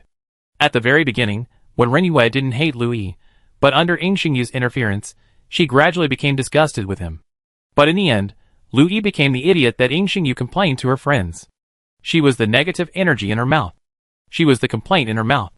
She was the ungrateful person in her mouth. She was worthless in her mouth. She was an idiot. Lui was not Yingxingyu. She did not have so many good friends and besties with whom she could talk about everything. She only had her, and she treated her as her only lifeline in her warm approach, but it turned out to be like this. She was never a lifeline, but a good person who pushed her into the abyss, and then lent a helping hand from a high position. Nothing hurts her more than being stabbed in the back by the person she trusts the most. But even though she is heartbroken, she cannot die in Wen Renyue's hands. Lui doesn't know how she spent this time. What's funny is that Yingxingyu is looking for her again. Lui doesn't have any energy to deal with anything anymore. She chooses to remain silent. Messages from Yingxingyu keep popping up, from talking about feelings with difficulties at the beginning to being furious and cursing at the end, just like the vicious words she cursed when Lui was forced to commit to Wen Renyue for her. It's funny that at that time, Lui didn't think that Yingxingyu didn't listen to the advice, and came to Wen Renyue to die, thus implicated her. She was very moved by it, and thought that she scolded her for a hidden reason, in order to deceive Wen Renyue and find a chance to rescue her. But is this her true heart? Lui clicked to delete Yingxingyu's friend. A moment later, Wen Renyue's private chat sounded. Wen Renyue smiled and said, "Your best friend came to make peace with me, saying that she misjudged you and apologized for mocking me and giving me a cold face because of you before. Lui, what do you think I should do?" Lui's eyes did not fluctuate. Whatever, it doesn't matter.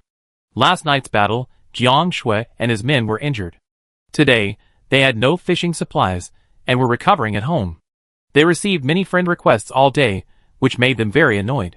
Not only that, people who noticed that they could not add friends began to use designated transmission cards to go to the archipelago to lobby.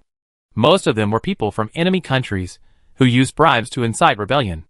Everyone was so annoyed that they just lived with Jiang Shui, so that they could deal with them all at once when someone came. This led to the fact that sometimes several people from different countries were teleported in front of them at once. The Dragon Country tribe and the Jiuxiu Yunchang tribe also contacted everyone. They tried to transfer several islands and arrange people to live on them to protect everyone, but they were rejected.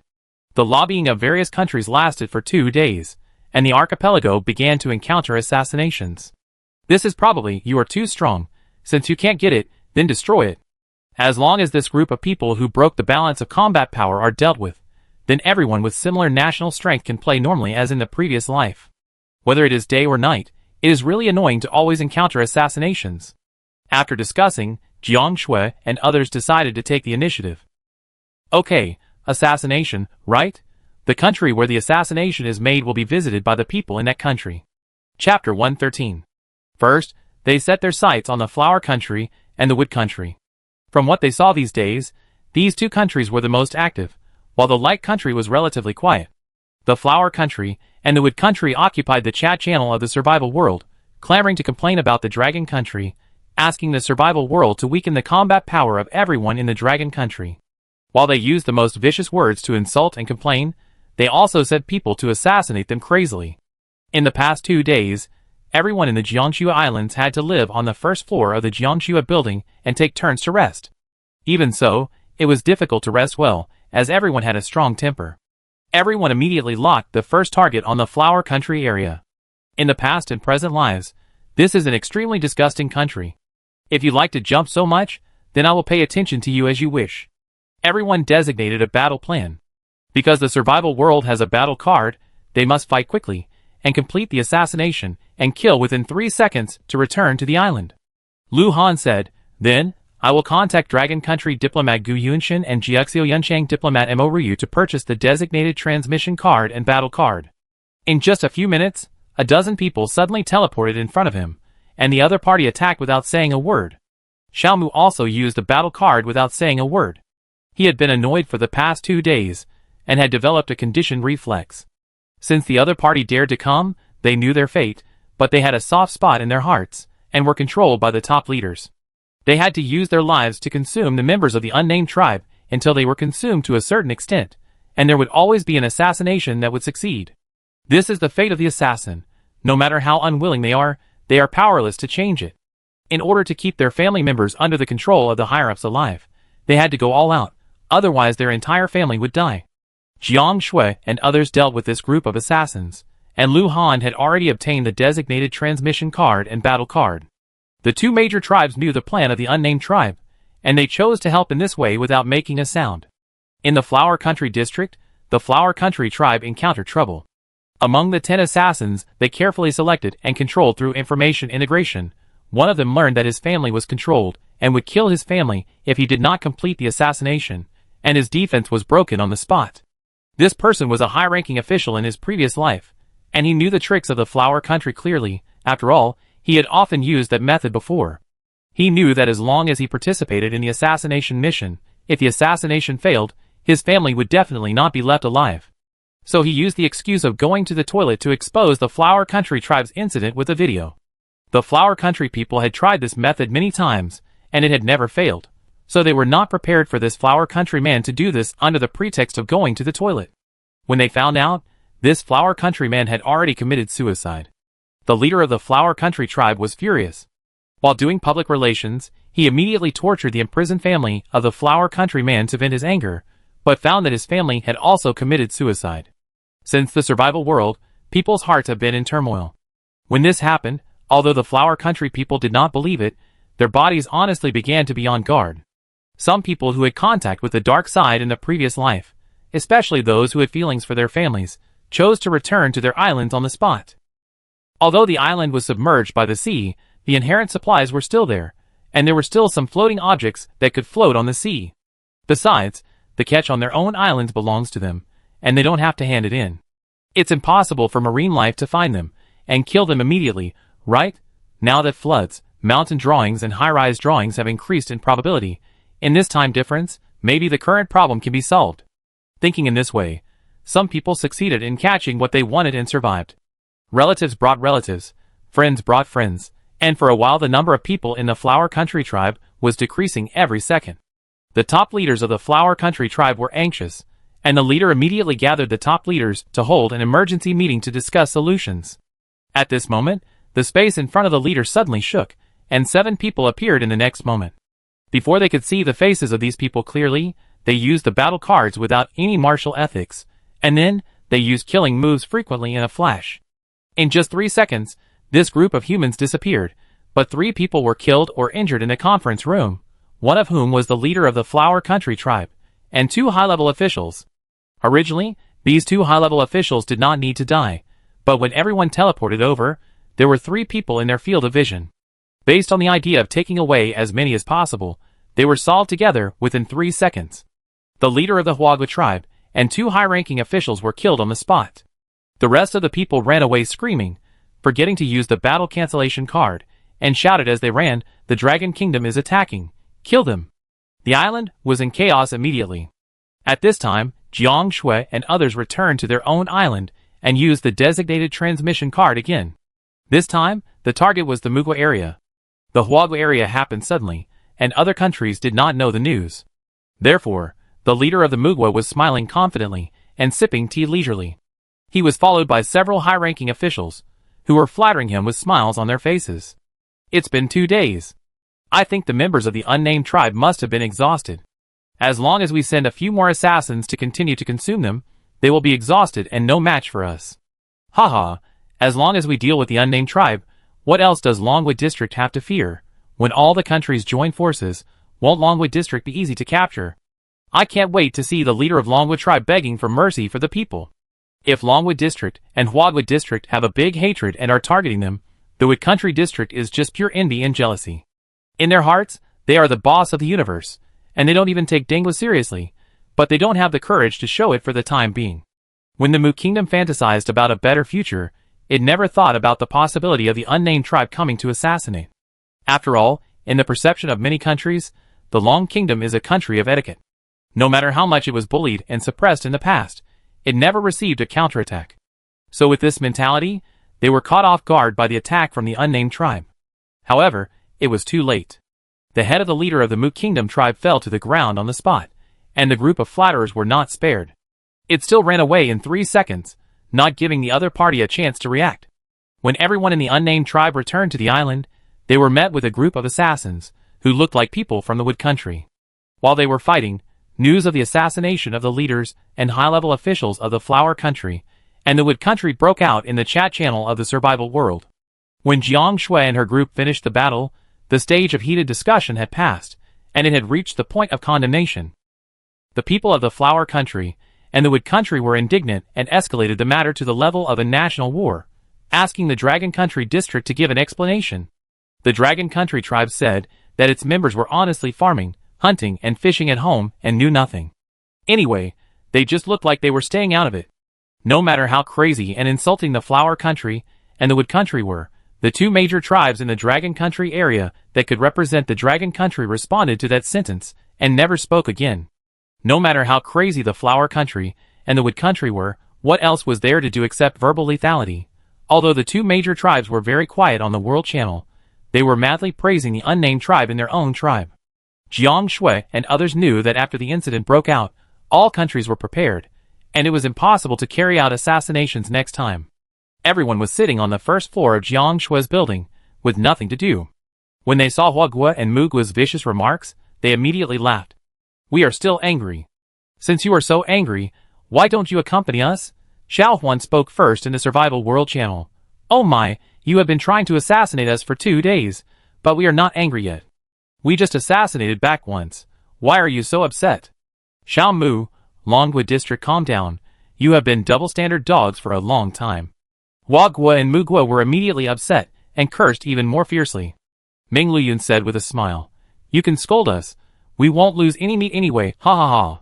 Huagua asterisk Mugua, shock. "So arrogant. Damn it, go to hell. Longwood District must give an explanation to everyone. Longwood District is a cancer, and we strongly suggest that all countries join forces to boycott Longwood District." Longwood District also said that it is a country of etiquette, and it has finally been exposed. "Eliminate Longwood District. Eliminate Longwood District." Such remarks came one after another, and all the countries that spoke for Longwood District were labeled as evil forces in collusion, which made the countries that spoke out laugh. Some things you do are natural and noble. Others are just stabbed in the back and fight back, which is considered to be a malicious influence on the harmony of the survival world, a typical double standard. Xiao Huan is also good at talking, and he borrowed their words and returned them on the spot. Xiao Huan, Longwood District, Huagua District, Mugua District, Dangwood District, District, must give an explanation to each of them. Mangluyuan, Longwa District, Wadwa District, Mugwa District, Dangwa District, District. Must give an explanation to each of them.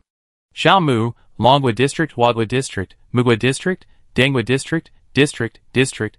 Must give an explanation to each of them. Members of the unnamed tribe copied and pasted one after another, and the large tribes in Longwa District also copied and pasted one after another with the permission of the leader. They couldn't beat them, and they couldn't scold them. The enemy was so angry that they vomited blood, but they had no way to deal with it. The people of the unnamed tribe didn't value peace like the people of Longwa District. If you assassinate them, they will really fight back. They had to swallow their anger and say that. Members of the unnamed tribe didn't die, but their tribal leaders and high-level officials died, and they demanded compensation. At this time, the two major tribes in the Dragon Country district were silent again. Flower Country * Wood Country. Shock. Damn it, go to hell. What's even worse is that a notice suddenly sounded on the World Channel. National notice, Jiang Shue's application for independence has been approved, name, Snow Country District. National notice, since Jiang Shue is the first human to open the country function, he will be rewarded with a self-selected national beast *1 and a mysterious island *3. National notice, the independent country function is enabled, and the nationality change function is enabled.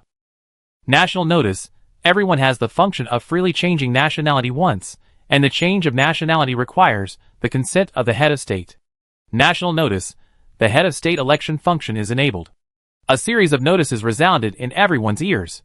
Survival world all humanity, ? Jiang Shui and others were also shocked, and everyone looked at Jiang Shui. Jiang Shui. I just tried it, but I didn't expect it to work. When everyone was arguing, Jiang Shui thought that their private actions were always elevated to national areas, and it would be great if they could be an independent national area. So she tried to apply in her mind, but she didn't expect a prompt to pop up. The application has been approved, and your country will be named. At this time, Jiang Shui was still a little confused, and her hand unconsciously entered the Shui in her name, and then she was greeted by the public announcement. At this moment, several messages popped up in front of her. Do you want to choose the Snow Country Guardian Beast? Do you want to migrate the country owner's property? At the same time, announcement to the whole nation, Shinjichio's application for self-establishment as a country has been approved, name, Chio Country District. Announcement to the whole nation, since Shinjichio is the second human to open the country district function, rewards are self-selected national beast *1, mysterious island *2.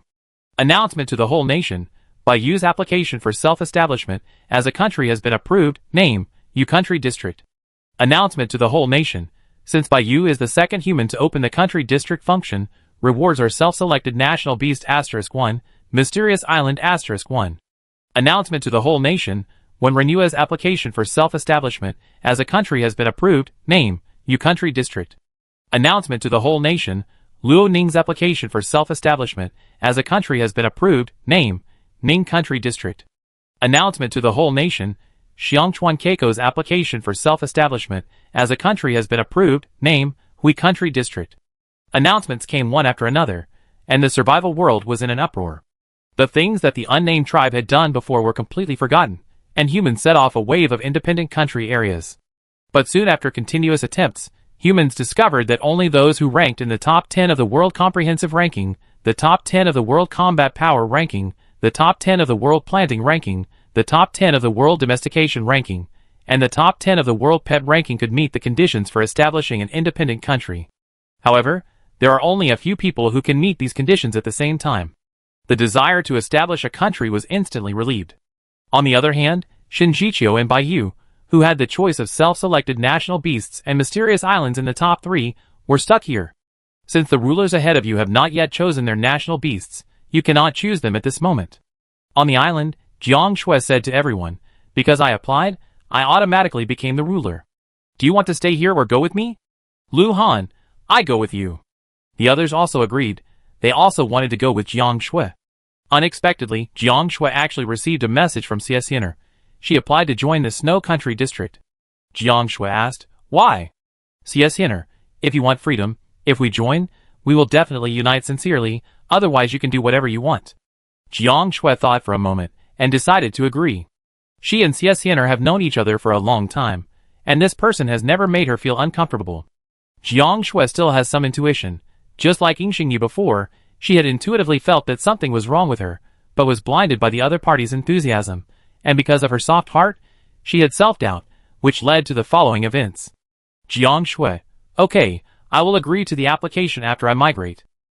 Xiaxianer, thank you, love you. In an archipelago of the dragon tribe, Xiaxianer happily told everyone about this. A few days ago, due to the flood, a large number of people were homeless. They were attacked by marine creatures, and had to join the dragon tribe in exchange for resources. However, as a price, they lost their freedom. The island was dispatched by the top leaders, and moved to the surrounding archipelago of the dragon tribe, where strangers moved in. They thought they were good to others, but the people who moved in were always quarreling and saying bad things, which made them very angry.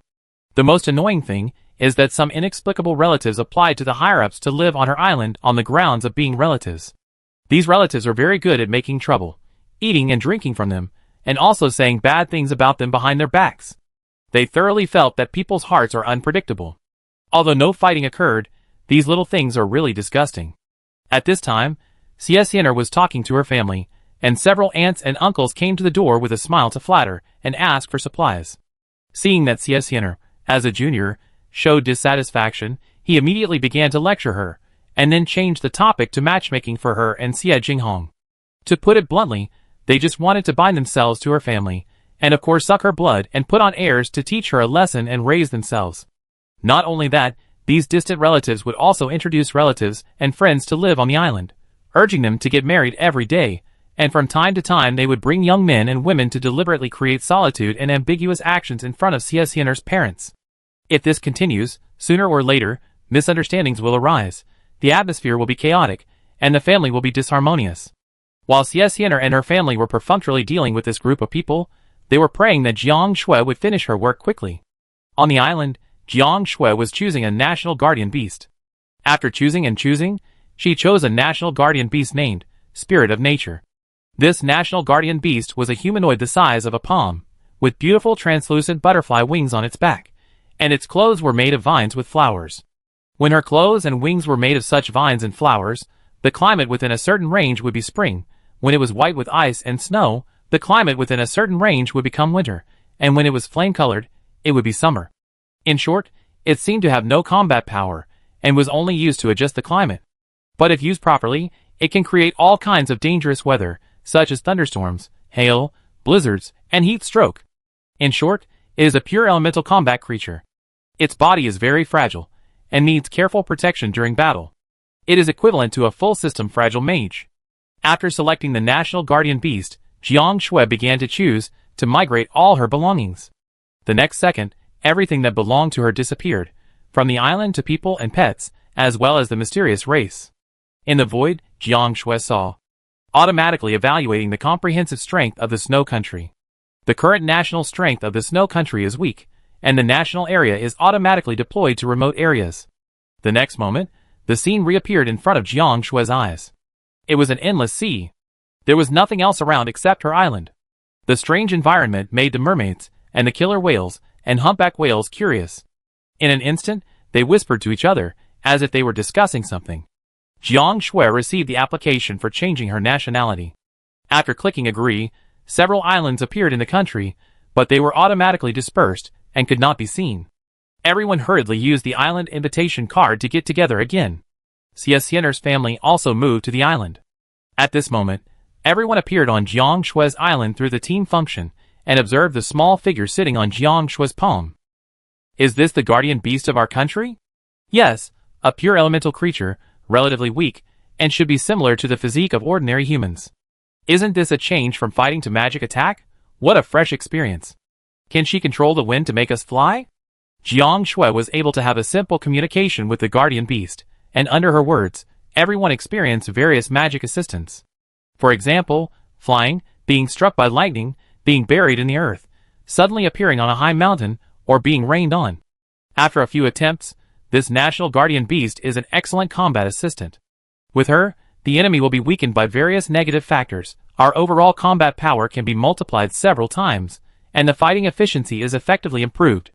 It is still early now. After experiencing the novelty of the national guardian beast, everyone immediately focused on material fishing and national area exploration.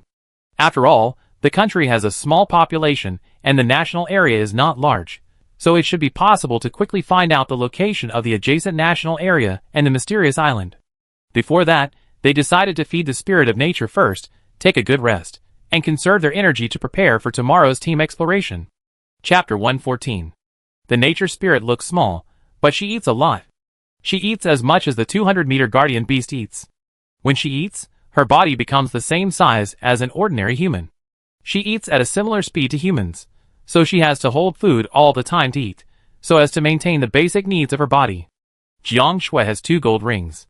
She gave one to the nature spirit, then got the newly made wooden boat from Lu Han, put the stewed meat and roasted meat in it, and then selected the wooden boats full of food and put them into the gold ring. Afterwards, Jiang Shui gave the gold ring to the spirit of nature. With so many people helping out, it didn't take too long to cook. After the spirit of nature's food was ready, everyone sat in the pavilion and enjoyed their lunch. In order to prevent the enemy from sending people to assassinate them, everyone still chose to stay with Jiang Shui temporarily. Xie Xianer's family was not on the assassination list, but they also took the initiative to stay. Although Jiang Shui was not in good spirits at the moment, he couldn't fall asleep for a while, so he simply turned on the World Channel to watch melons. At this glance, I saw that Xie Xianer's family was being insulted on the Longwood District World Channel, and her name was mentioned in the insults. However, they did not insult Jiang Shui, but praised her to the utmost, and then told her earnestly for her good that she was deceived by the Xie family. What did the Xie family do? Thinking of this, Jiang Shui checked the historical chat records and found that dozens, or even hundreds of people complained on the Longwood World Chat channel that the Xie family was ruthless and ungrateful, not only betraying their relatives and friends, but also betraying the country. These people's remarks emphasized that they were relatives and friends of the Xie family, how good they were to the Xie family, and how cold-blooded the Xie family was. There are also people who speak well of the Xie family. They say that the Xie family has a relatively high degree of freedom among many archipelagos. The humans who live there can freely plant, domesticate, and fish without having to hand them in.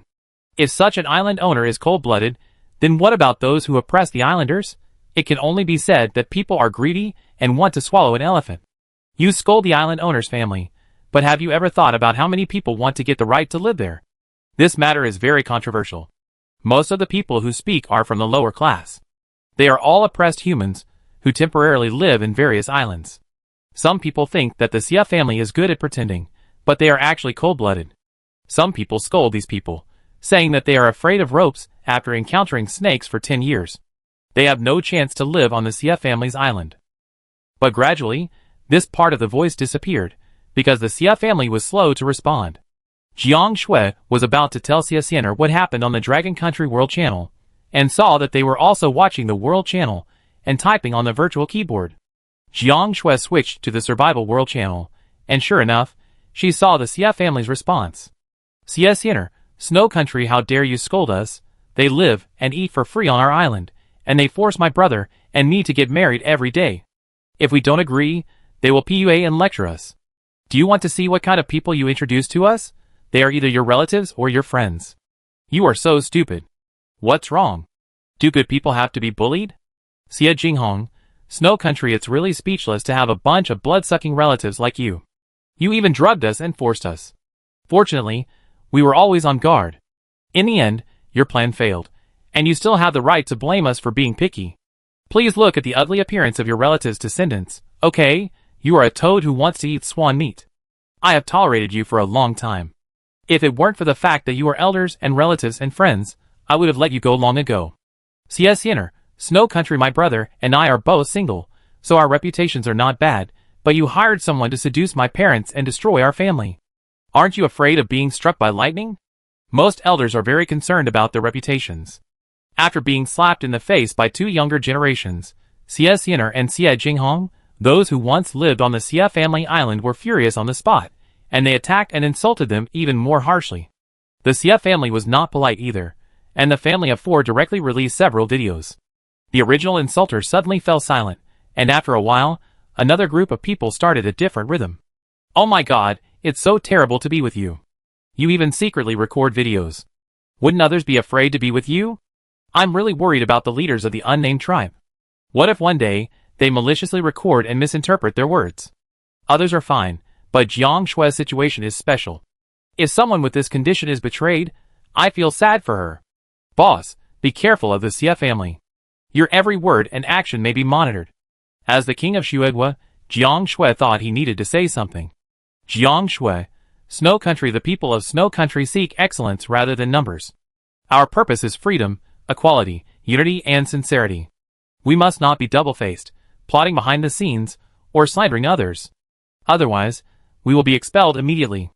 As far as we can see, the Xie family has not violated any of the above rules, so our country has the responsibility to protect its citizens. Jiang Shui, Snow Country, as the leader of Snow Country, I have filed a lawsuit against the Xie family. I hope that Longwood District will investigate this matter and clear both parties. Gu Yunshan, Longwood District. It has been accepted. After the Jiuxiu Yuncheng tribe in Longwood District established itself as a country, the Longwood tribe incorporated all the tribes in Longwood District and now became a real country. Now that there is a country, it is necessary to gradually restore the order of the previous life. Originally, it was also intended to start rectifying the people in the country. After the incident of the Xie family, coupled with the influence brought by Jiang Shui's pressure, it was just the right opportunity to kill the chicken to scare the monkey and implement the laws and regulations better. The matter became a big deal, and the people who originally insulted the Xie family immediately panicked. Not only that, some people who had been bullying others since the flood also became obedient. The Dragon Country tribe's forcible collection of all the scattered tribes in the Dragon Country area was unusual. In addition, internal information said that the Dragon Country had plans to restore the order of the previous life. Jiang Shui's incident today was elevated to the level of laws and regulations between countries. Everyone immediately realized that the Dragon Country tribe would make a big move. They were right. At this moment, the Dragon Country tribe recruited employees to redraft the laws and regulations. At the same time, Zhang Xian led the law enforcement team to solve the case as quickly as possible. With high efficiency, the case was soon clear, and Gu Yunshan announced the results on the Survival World channel and expelled those people from the country area. Without the country area, these people automatically returned to their own islands, and the islands automatically appeared in other seas. This sea area was thunderstorm weather, there were many marine creatures, and there were no floating materials on the sea. National announcement, the exile land has been opened.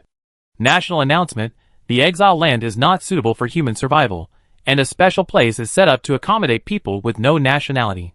Suddenly, the entire survival world fell silent, and so did the Dragon Country district.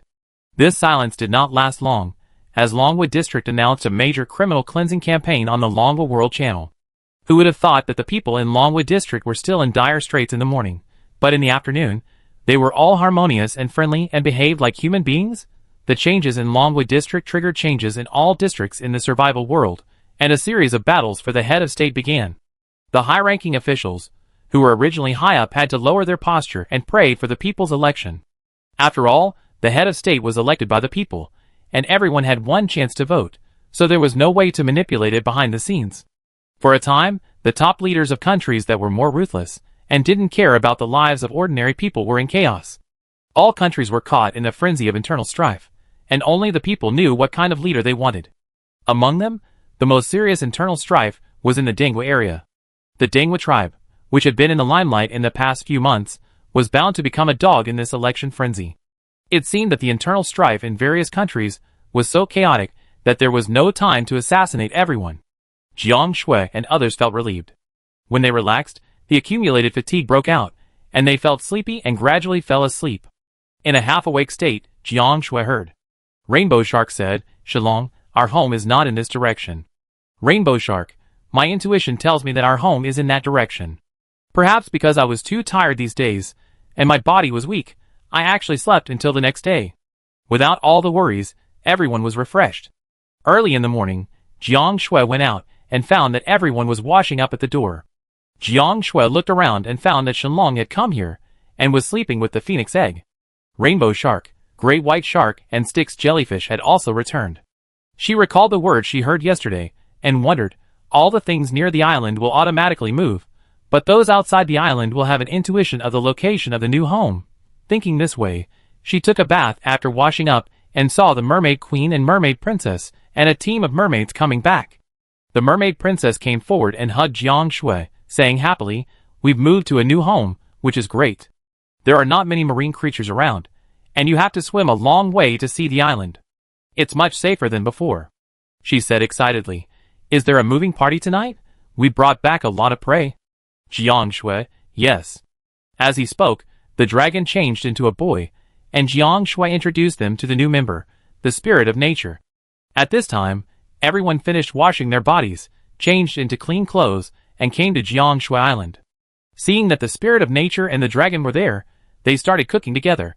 In the pavilion, Jiang Shui and the dragon talked alone. "Jiang Shui, I am now an independent country, far away from the dragon country.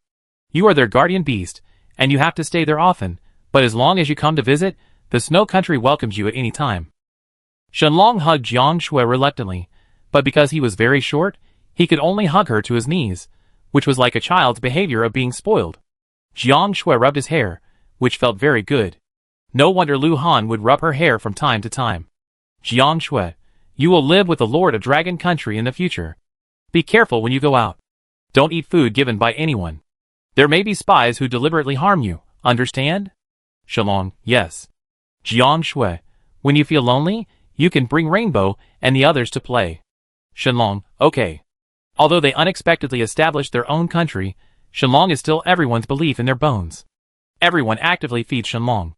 Before parting, Jiang Shui invites, "There will be a dinner party tonight. Do you want to come?" Shenlong, yes. After sending Shenlong away, Jiang Shui wakes up the rainbow shark and great white shark that fell asleep because they were not fed last night. After feeding them in the sea, she watches them leave. Rainbow shark says, "Let's patrol the master's territory and clear the obstacles for the master." Great white shark says, "Let's go." The mermaid princess also said goodbye and left. Strange areas always easily arouse curiosity. She decided to lead the team to explore the new country today. The sun was high in the sky at 10 a.m. Jiang Shui used the composite workbench to make a small sailboat for everyone and started the fishing trip. Perhaps because the snow country had not yet gained any popularity, the fishing was very smooth and there was no danger. It was noon when we returned to the island, and everyone returned to their respective islands to transport supplies. Jiang Shui was on the first floor, which was very spacious. The living room and studio were in one room, and the bathroom and kitchen were separated. All other spaces were separated as a whole, and used as a warehouse. The materials that are easy to store are placed here. Jiang Shui began to count the materials. Wood * 15. Soil * 19. Stones * 17. Flour * 1 bag. Rice seeds * 3 bags. Corn seeds * 1 bag. Glowing fish fry * 2. Space enchantment stone * 1. Fantasy enchantment stone * 1. Mysterious stone * 2. Mysterious backpack blueprint * 1. Jiang Shui immediately studied the mysterious backpack blueprint, and then opened the survival world chat channel to post a message. She is no longer socially anxious, and can calmly and boldly do everything she didn't have the courage to do before. Jiang Shui, Snow Country, we can process mysterious umbrellas, mysterious folding fans, and mysterious backpacks, and enchant them on your behalf. If you are interested, please add me as a friend and chat with me privately. Jiang Shui, Snow Country, we can process mysterious umbrellas, mysterious folding fans, and mysterious backpacks, and enchant them on your behalf. If you are interested, please add me as a friend and chat with me privately. Jiang Shui, Snow Country, we can process mysterious umbrellas, mysterious folding fans, and mysterious backpacks, and enchant them on your behalf. If you are interested, please add me as a friend and chat with me privately. Although many countries are still in internal strife, this message has been noticed. Jiang Shui only heard the friend request notification sound in her ears, and the notes were even more varied. Although I don't have it now, I will definitely have the mysterious stone in the future. How about adding a friend to take up a quota? I don't have the mysterious stone. I will exchange it with other materials. Please add me as a friend to talk. Big brother, add me, I am your fan. Even if you don't talk to me, it's okay for me to see you every day. Jiang Shui filtered out most of the friend requests, and added 50 or 60 people as friends. It seems that there are still many rich people in the survival world. Jiang Shui negotiated with them that the processing fee was the mysterious stone, and if there was a mysterious drawing, then they could process it for free for a year. In this way, Jiang Shui took over 50 orders, none of which were mysterious drawings. Jiang Shui has a great reputation, and there is no negative news that can be confirmed. In order to establish a good cooperative relationship for sustainable development, These people who posted the process and gave Jiang Shui enough trust, and did not follow her around to watch the whole process. Among the 50 or so orders, more than half were for mysterious backpacks that wanted to be enchanted with space, while a small number chose folding fans and parachutes, and they all chose wind enchantment. Being able to fly is a great help to humans at the moment. Jiang Shui spent the whole afternoon on OEM, while the others formed a group to explore in one direction. Rainbow Shark and Great White Shark discovered a mysterious island. Rainbow Shark and Great White Shark saw a 10-meter wolf pack, a 20-meter black bear, and a tree full of red flowers. Rainbow Shark said, "Let's continue exploring." At 6 p.m., everyone in the snow country took a sailboat and took advantage of the wind to quickly return to the island. Behind the fleet followed a dolphin about 1 meter in size. Xiaxianer squatted by the water and played with the little dolphin. Zhao Huan and others came to the living room and saw Jiang Shui, who was processing the last order. Zhao Huan said, "When will the work be finished?" Jiang Shui, "Soon, it's the last one." Zhao Huan, "Then I go find Xiao and ask him to call the mermaids to help with the dinner." Xiaomu said, "Then I go back to the island to pick vegetables. There are too many vegetables, so it's a good time to consume them." Meng Luyun, "My family is the same." Xiaxianer was still playing with the little dolphin. Xie Jinghong said, "The crops and food reserves of my family have been consumed by those who moved in. We will stay here to work. You can arrange any work. Lu Han, Mom and Dad, you go back to pick vegetables. I will stay here with Shueshua to pick them." Jiang Shui took out a 500-meter flying bird from the ring and put it in an empty place. "Please help me to process the flying bird into small pieces." Xie Jinghong was shocked. In the survival world, 50-meter creatures are already giants, and 100-meter creatures are even rarer. "You have already eaten 500-meter creatures?" Jiang Shui gave each of them a machete and went to pick vegetables with Lu Han. The little wolves and pandas followed their example and carried the vegetables outside. Microraptor was teaching the little white bird to fly at this time and did not participate. Xie Jinghong shouted to Xiaxianer on the coast, "Come to work." Xiaxianer, "Oh, okay." She waved goodbye to the little dolphin, and the dolphin left reluctantly. It liked this two-legged animal that she rescued from the water very much. Chapter 115. Soon, the mermaids also came. The cubs played, the elders patrolled, and the others worked together. It didn't take too long for the ingredients to be processed, and people started cooking. In order to have fun, everyone bought wine on the trading channel. It was the first time for the mermaids to buy wine. They drank a lot of wine out of curiosity, and soon got drunk. Jiang Shui also drank a lot tonight. When the banquet was over, she felt dizzy and a little dizzy when she walked. Lu Han's alcohol tolerance was much better than Jiang Shui's. He controlled not to drink too much. He sent everyone back to the island. When he returned to Jiang Shui had fallen asleep on the sofa. Lu Han sighed, sent a private message to his parents, told them that he would stay here to take care of Jiang Shui tonight, then ended the call and patted Jiang Shui's shoulder. "Wake up, take a shower and go back to the bedroom before going to sleep." Jiang Shui frowned slightly, slapped his hand away, showing dissatisfaction. "I feel dizzy."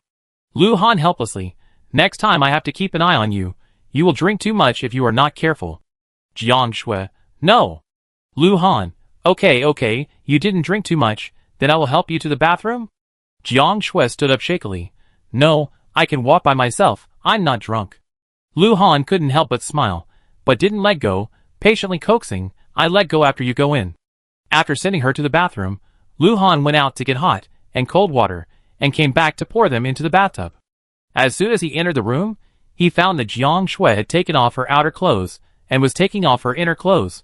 "Wait!" He hurriedly called for a stop. Jiang Shui turned around in confusion. A large area of skin was exposed in the field of vision, and only the part that should not be exposed was still tightly wrapped. Caught off guard, Lu Han's eyes subconsciously moved upwards, locked, and then covered his eyes belatedly. I bring the water." Jiang Shui's brain, which was numbed by alcohol, finally reacted. She screamed and quickly wrapped her coat back, her face flushed. "I can do it myself." Lu Han turned around while covering his eyes. "Then I go out." After this, Jiang Shui sobered up a lot. Her thoughts were complicated, and the warm water made her brain chaotic again. In a daze, she heard a shout. Shui, are you okay? You've been in the bathroom for a long time." "I'm coming in." The door was open from the outside, And at this moment, Jiang Shui finally opened her eyes with difficulty. The four looked at each other, and the space was instantly quiet. Lu Han quickly covered his eyes with his fingers and explained, "I thought you came in because you were in danger. It was not intentional." Jiang Shui knew that he did not mean to do it, but saying it made the atmosphere even more awkward. Jiang Shui took a deep breath to keep herself awake. "You go out first. I'll be out soon." After a while, Jiang Shui walked out of the bathroom wearing loose clothes. She walked over Lu Han, who was sitting upright on the sofa, and said stiffly, "I'm going upstairs to sleep." Lu Han, yeah. His eyes were unfocused, and he was thinking wildly. It was loose clothes again, covering up the range a lot.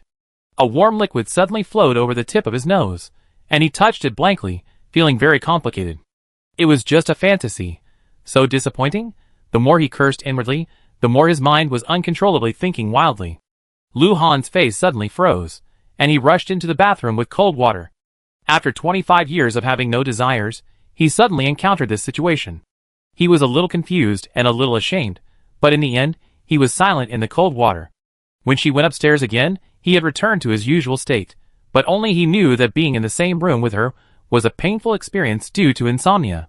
Jiang Shui woke up the next day with a headache, which was the result of drinking too much. She opened her eyes and saw Lu Han still sleeping on the bed outside, so she walked over quietly. She drank some warm water, ate some fruit, and began to lie in the sun. This continued until 10 o'clock, when the pets woke up, and she had to get up to cook. She was not feeling well today, so she did not plan to make complicated food, but directly grilled the meat. After hanging the meat, Jiang Shui strangely came to the bedroom. "Lu Han hasn't gotten up yet?"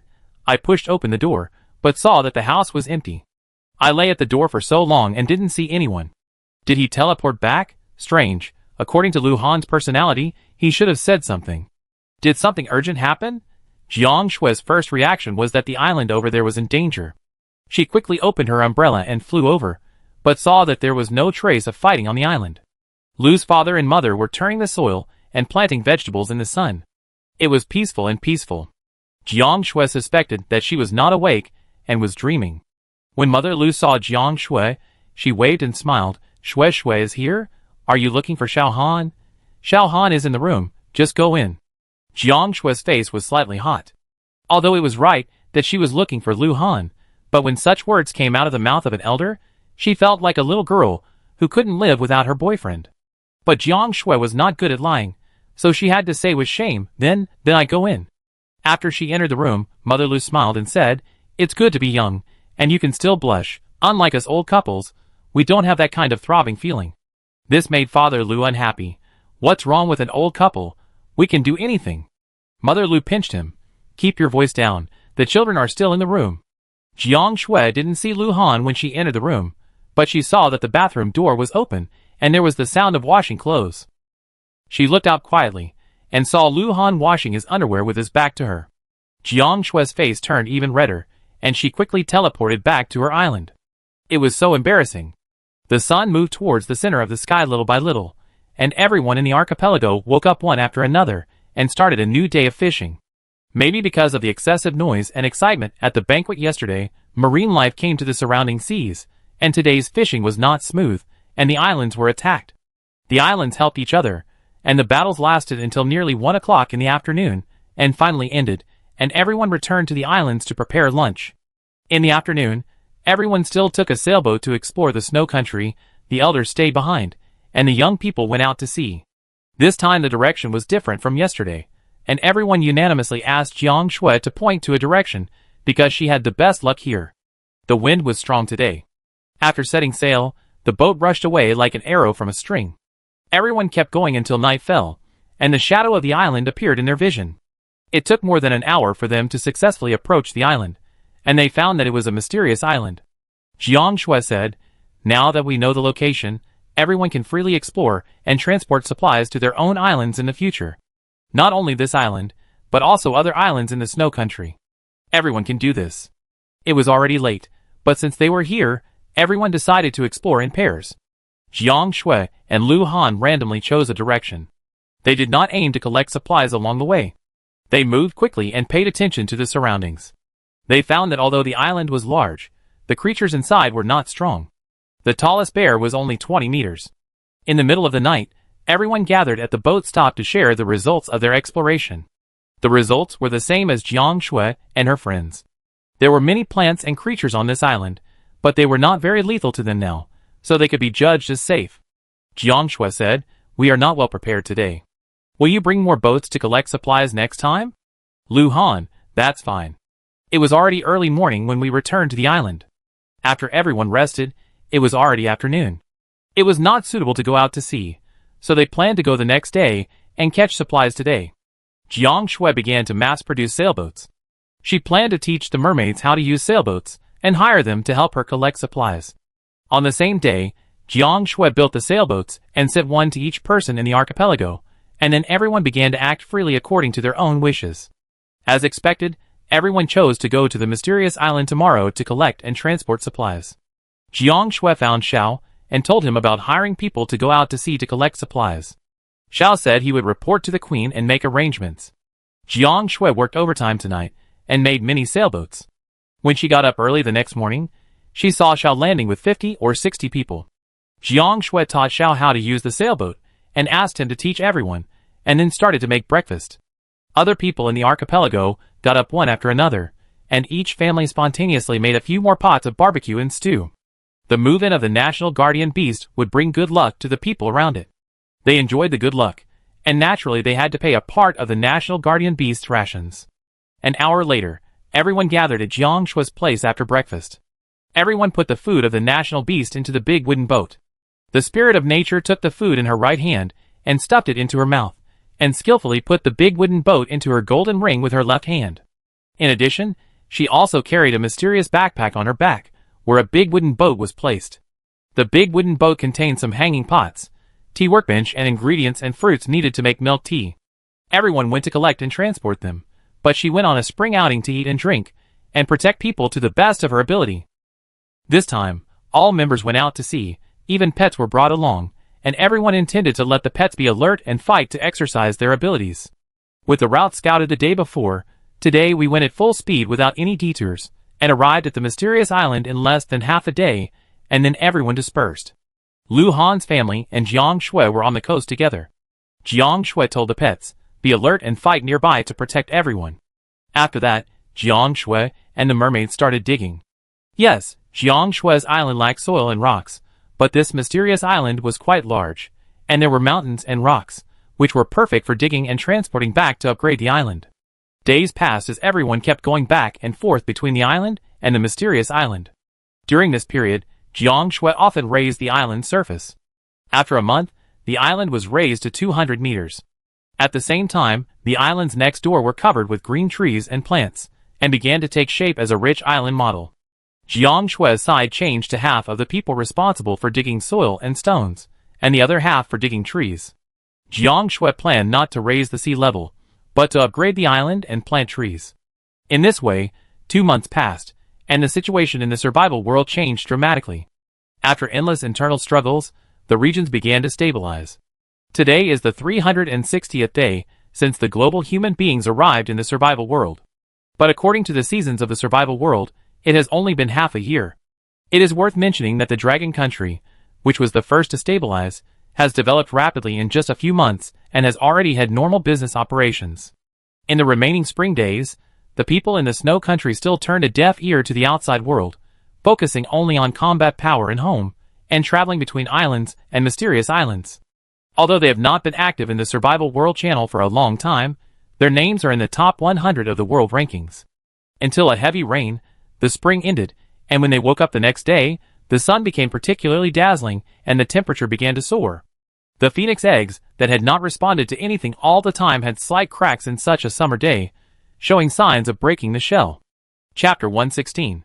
Yesterday, it was a pleasant 25 degrees, but today it is 35 degrees.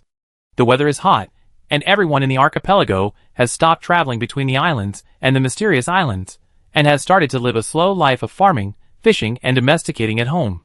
Most of the spring has been spent on improving strength and developing the islands. Now that she has some free time, Jiang Shui plans to plan the islands. Before that, Jiang Shui first slept until she woke up naturally, then ate and fished for supplies. Due to the arrival of summer, supplies began to have cooling items, such as fans, air conditioners, refrigerators, freezers, and other supplies. Among them, fans have a higher appearance rate, while air conditioners and refrigerators have a very low appearance rate, and they are all miniature when they appear. Jiang Shui has not caught any materials for many days. Today, she had good luck in the sea. At the beginning, she caught a miniature electrical workbench, a mysterious stone house blueprint, and a mysterious fusion stone. Mysterious stone house blueprint, indestructible, can be repeatedly enchanted, and the designated teleportation card cannot enter the mysterious building. Mysterious fusion stone. After use, a mysterious stone can be fused with a building. The more fused, the harder the building. When fused to a certain extent, the designated teleportation card will not be able to enter the mysterious building.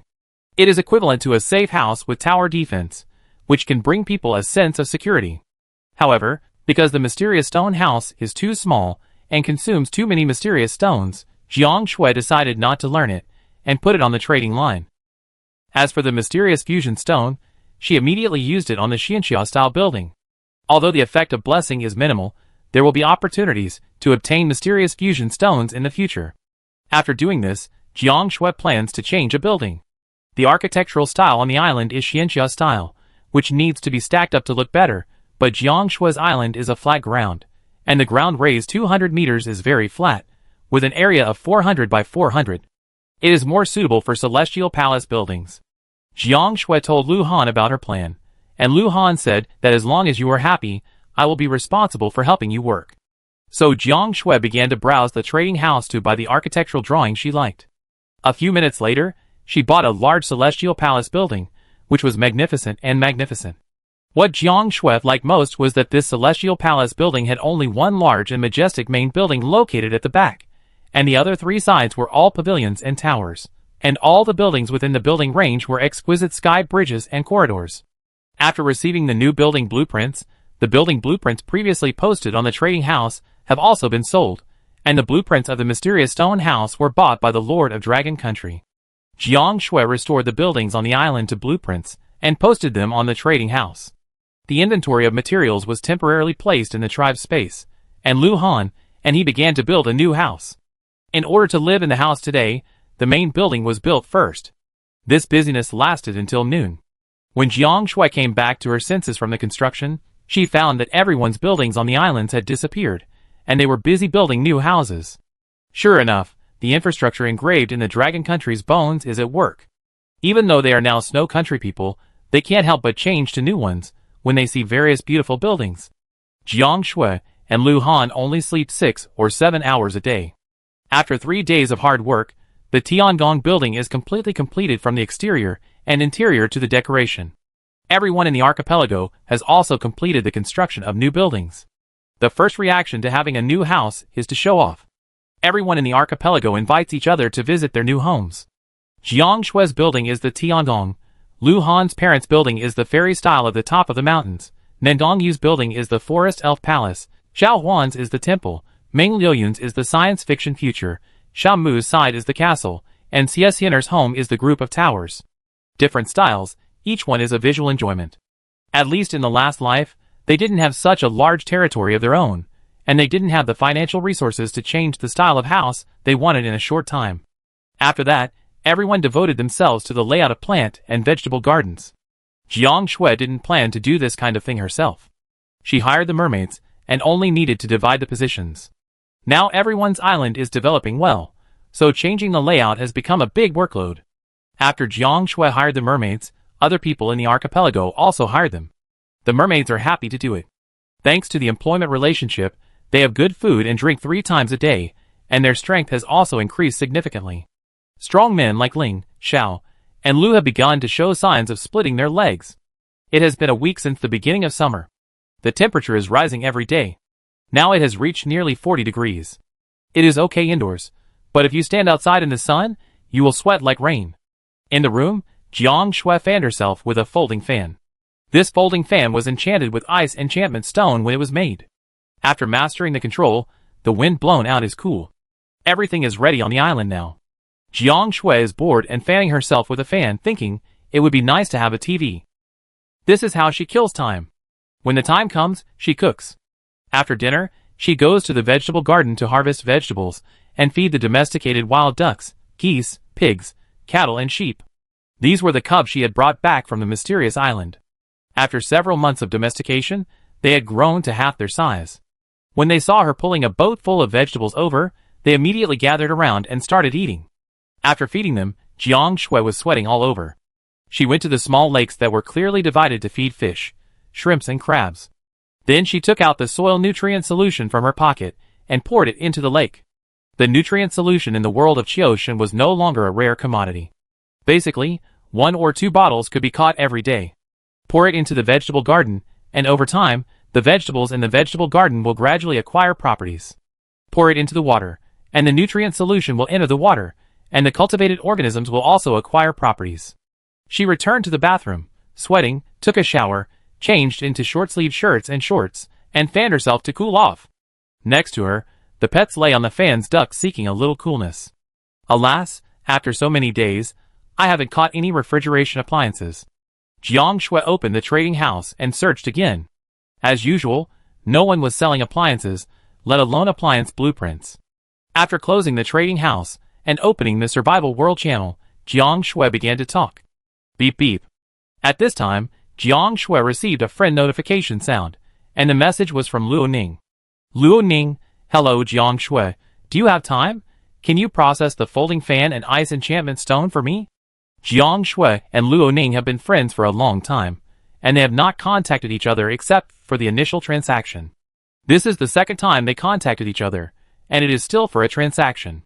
Jiang Shui felt very comfortable in this state, and couldn't help but think of the things about Luo Ning in the past. At that time, I heard about it from Ying Xingyu's complaints. But the girl who she said was so bad and despicable has now become the leader of a country. She has a place among the recognized big men in the survival world, and she is followed by countless people because of her silence, gentleness and courtesy. But this girl has always been quiet. Except for having more interactions with the 2 brothers from Fenghua, there is no other news. However, Ying Xingyu, who was once labeled as warm, friendly and kind-hearted, disappeared again after a brief appearance in the long river of time. Jiang Shui still remembers watching the world channels of various countries before going to bed that day and saw the gossip about Ying Xingyu. These gossips were revealed by Wen Renwei himself. In his previous life, he investigated Lu Yi and Ying Xingyu and knew a lot of things. So how did the good Ying Xingyu control so many people for the sake of profit? When the other party had no use value, he hurt the other party with vicious words in a righteous manner, and how many people became depressed because of Ying Xingyu and found it difficult to get out. Regardless of whether these things are true or false, the survival world has already preconceived that they are true, because the incident between Jiang Shui and Ying Xingyu was exposed, and the incident between Lu Yi and Ying Xingyu was also exposed, and Ying Xingyu became a person despised by everyone. After that, Wen Renwei also took a screenshot of what Ying Xingyu said when she surrendered to him and posted it on the world channel. After that, Ying Xingyu completely disappeared, and no one knew what happened. Jiang Shui came back to her senses from her memories, and replied to Luo Ning, if I have time, the price for processing is the mysterious stone. The 2 sides talked for a few words, and Jiang Shui received the mysterious stone and the enchanted stone. Luo Ning's order was 2 ice-enchanted mysterious folding fans. Jiang Shui used the workbench with her left hand, and the folding fan with her right hand, and returned the order after a few minutes. She came to the living room, and said to the spirit of nature, who was fanning herself with a folding fan, make a cup of iced lemon tea for everyone in the archipelago, and Daisha's share. The huge lemon tree brought by the dragon a few months ago was later put into the December pearl. Since then, its season has remained in that month, and it has been fruitful and never withered. Now that it is hot in summer, the lemons hanging on it are just right for making lemon tea. The spirit of nature put down the food in his hand and said, okay. The lemon tea has not been made yet, and Lu Han came back from the island. Today Jiang Shui was free, so Lu Han went back to his parents' island after breakfast. Lu Han took out the mysterious stones and enchanted stones from the gold backpack and said, I have collected enough mysterious stones and ice-enchanted stones to make folding fans, and I plan to make 2 for my parents. Jiang Shui, well, go ahead. Lu Han continued to take out his backpack, this time from the space. Lu Han, I bought a few skirts from Afisa and gave them to you. Jiang Shui looked at the unfolded skirt and was speechless for a moment. These skirts are in the style of the gods of the kingdom of God. They are beautiful, but they expose a lot of naked parts. Lu Han's face has become much thicker after a few months of getting along with each other. He met Jiang Shui's eyes frankly. It's hot. It's just right to wear this. As he said this, he was thinking that it must be a good foil for his figure and appearance. Anyway, he doesn't go out much in summer, and he wears it at home basically for him to see. Jiang Shui's face flushed again, and asked, "It's hot. Why are you wearing short sleeves and long pants?" Lu Han, Good question. He dressed like this to look cool. Lu Han started to pester people. These skirts are suitable for you. You will look great in them. Try them on. They are made for you. If you don't wear them, they will cry. Jiang Shui was a little used to Lu Han's pestering side. It's really the one that will cry, isn't it you? Lu Han suddenly shut up. Why does it feel like Jiang Shui is getting better at dealing with him? Finally, Jiang Shui put on the new clothes. They were indeed beautiful and much cooler, but Lu Han started to act like a demon again. You'd better not wear it. The previous dress is good enough. Jiang Shui's figure is good to begin with, and this dress makes her look 1 + 1 is equal to 3. She changes clothes in front of him all the time, and Lu Han asks himself if he can't help it. Jiang Shui disagrees. You asked me to wear it, and now you ask me to change it? Lu Han hesitates and can't speak. He can't tell the truth, right? Jiang Shui approaches him, but when she takes a step closer, he takes a step back. Jiang Shui, ? She continues to approach, and Lu Han continues to retreat, and soon he leans against the wall. Lu Han turned his face away quickly. Don't come over here. Jiang Shui, ? She frowned and asked, What do you mean? The next moment, she smelled a faint smell of blood. Jiang Shui, ? Jiang Shui, shock. She ran into the room quickly. I'm going to change clothes. At this moment, what else did she not understand? It was too embarrassing. After changing her clothes, she lingered in the room for a long time and refused to come out, and Lu Han did not knock on the door. This lasted for half an hour before Lu Han's voice finally came. It's hot in the room. You didn't bring a folding fan, come out quickly. Jiang Shui came out. The blush on her face had not completely disappeared. On the long sofa in the living room, the two sat at each end, several meters apart and silent. The spirit of nature cast a puzzled look, then she packed the milk tea and put it into the golden ring. I sent it. She can speak simple human language. Jiang Shui, well, go ahead. After the spirit of nature left, the living room fell silent again. Then the two opened their virtual channels and pretended to be busy. Lu Han contacted Afisa to buy a new skirt that was not so revealing, while Jiang Shui opened the Survival World channel. Moss, like country, it's so hot. It's just summer. How are we going to live in the future? Watanabe Xiang, flower country. If this continues, the flood will subside and everyone can return to their own islands. Nafeng, what country we talk about it if we can survive to return to our islands. In the past few months, although the countries have become more stable, their inherent nature is difficult to change. Internal fighting continues, especially among the people in these aggressive countries. In Dragon Country, under strict laws, the people have lived a peaceful and stable life. The tragic past has disappeared in the long river of the survival world's history, and now they have ushered in a long-lost era of peace and prosperity. Jiang Shui looked at the total population of the Dragon Country district, which had changed from 2 billion in the previous life to 300 million now, of which 250 million belonged to the Dragon Country, and the remaining 50 million were taken to the Autumn Country. This level of mass death was just a year of blood and tears. At present, the three countries of Snow Country, Autumn Country, and Ning Country have friendly relations with the Dragon Country, and the Yu Country that was separated has completely become a religious country and has become independent. If there is anything else worth mentioning, it is that several small countries were destroyed throughout the spring, including the Wild Country district. Jiang Shui looked at this country's world channel, then that country's world channel. Time passed by unknowingly, leaving only emotion. After delivering the natural spirit milk tea, she served as a guest at each store for a while, and enjoyed the snacks. It was 2 hours later when she came back. Jiang Shui heard the movement, withdrew her eyes from the virtual screen, took a cup of lemon tea that was no longer iced from the table, fanned it with a folding fan, and soon a layer of ice formed inside, and then she began to drink it. Time passed like this, and she received an order from time to time, and her life was very leisurely. As the sun set, the temperature outside dropped, and Jiang Shui went out to cool off in the shade of the tree. Panda, Jiang Shui, and Lu Han's wolf cub, Microraptor, and White Bird also followed them out. White Bird has been eating attribute food since birth, and has grown amazingly. Now its wingspan is 1 meter. It is active by nature, carrying the half-sized microraptor from one tree to another, playing happily. The reason for the lower temperature may also be that they slept all afternoon. At this time, Panda and Wolf Cub recovered their spirits and chased each other around. When they got hot, they ran to Jiang Shui and Lu Han to rub the cool breeze on the folding fan.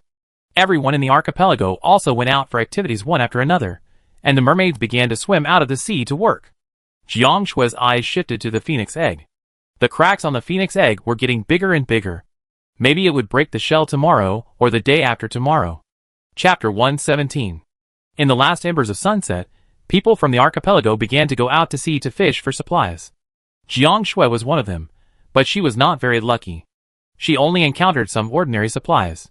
Not only that, she was attacked by two groups of marine creatures in a row. Lu Han was lucky. Not only did he not encounter any attacks from marine creatures, but he also caught the blueprint of an air conditioner. After returning to the island, Lu Han directly gave the blueprint to Jiang Shui. Jiang Shui studied the blueprint and used the miniature electrical workbench to make a miniature 30-centimeter air conditioner for each person in the archipelago on the spot. Then everyone's problem changed from air conditioners to generators. There is no such thing as wires in the survival world. As long as there is a generator, and it is turned on, the island can connect to the devices that need electricity. Only Jiang Shui and Lu Han have generators in the archipelago, but a generator can only connect one appliance. Now everyone is really holding an air conditioner and can't use it. But soon, everyone successfully purchased the generator at a high price. After Zhao Huan purchased the generator, he went to Jiang Shui's island as soon as possible and sent one to Xiao. After spending a few months together, Jiang Shui also saw that Xiao was interested in Zhao Huan, so she suggested, "Xiao, why don't you go to Huan to guard the island?" Xiao blushed instantly and wanted to say something, but was stopped by Zhao Huan. "Warm welcome, come on, I take you to your room." Xiao turned around and stuttered, Island owner. Jiang Shui, "It doesn't matter, my own happiness is the most important. I still have squirrels here." Xiao was taken away with a red face, and Jiang Shui received a large number of gifts from Zhao Huan.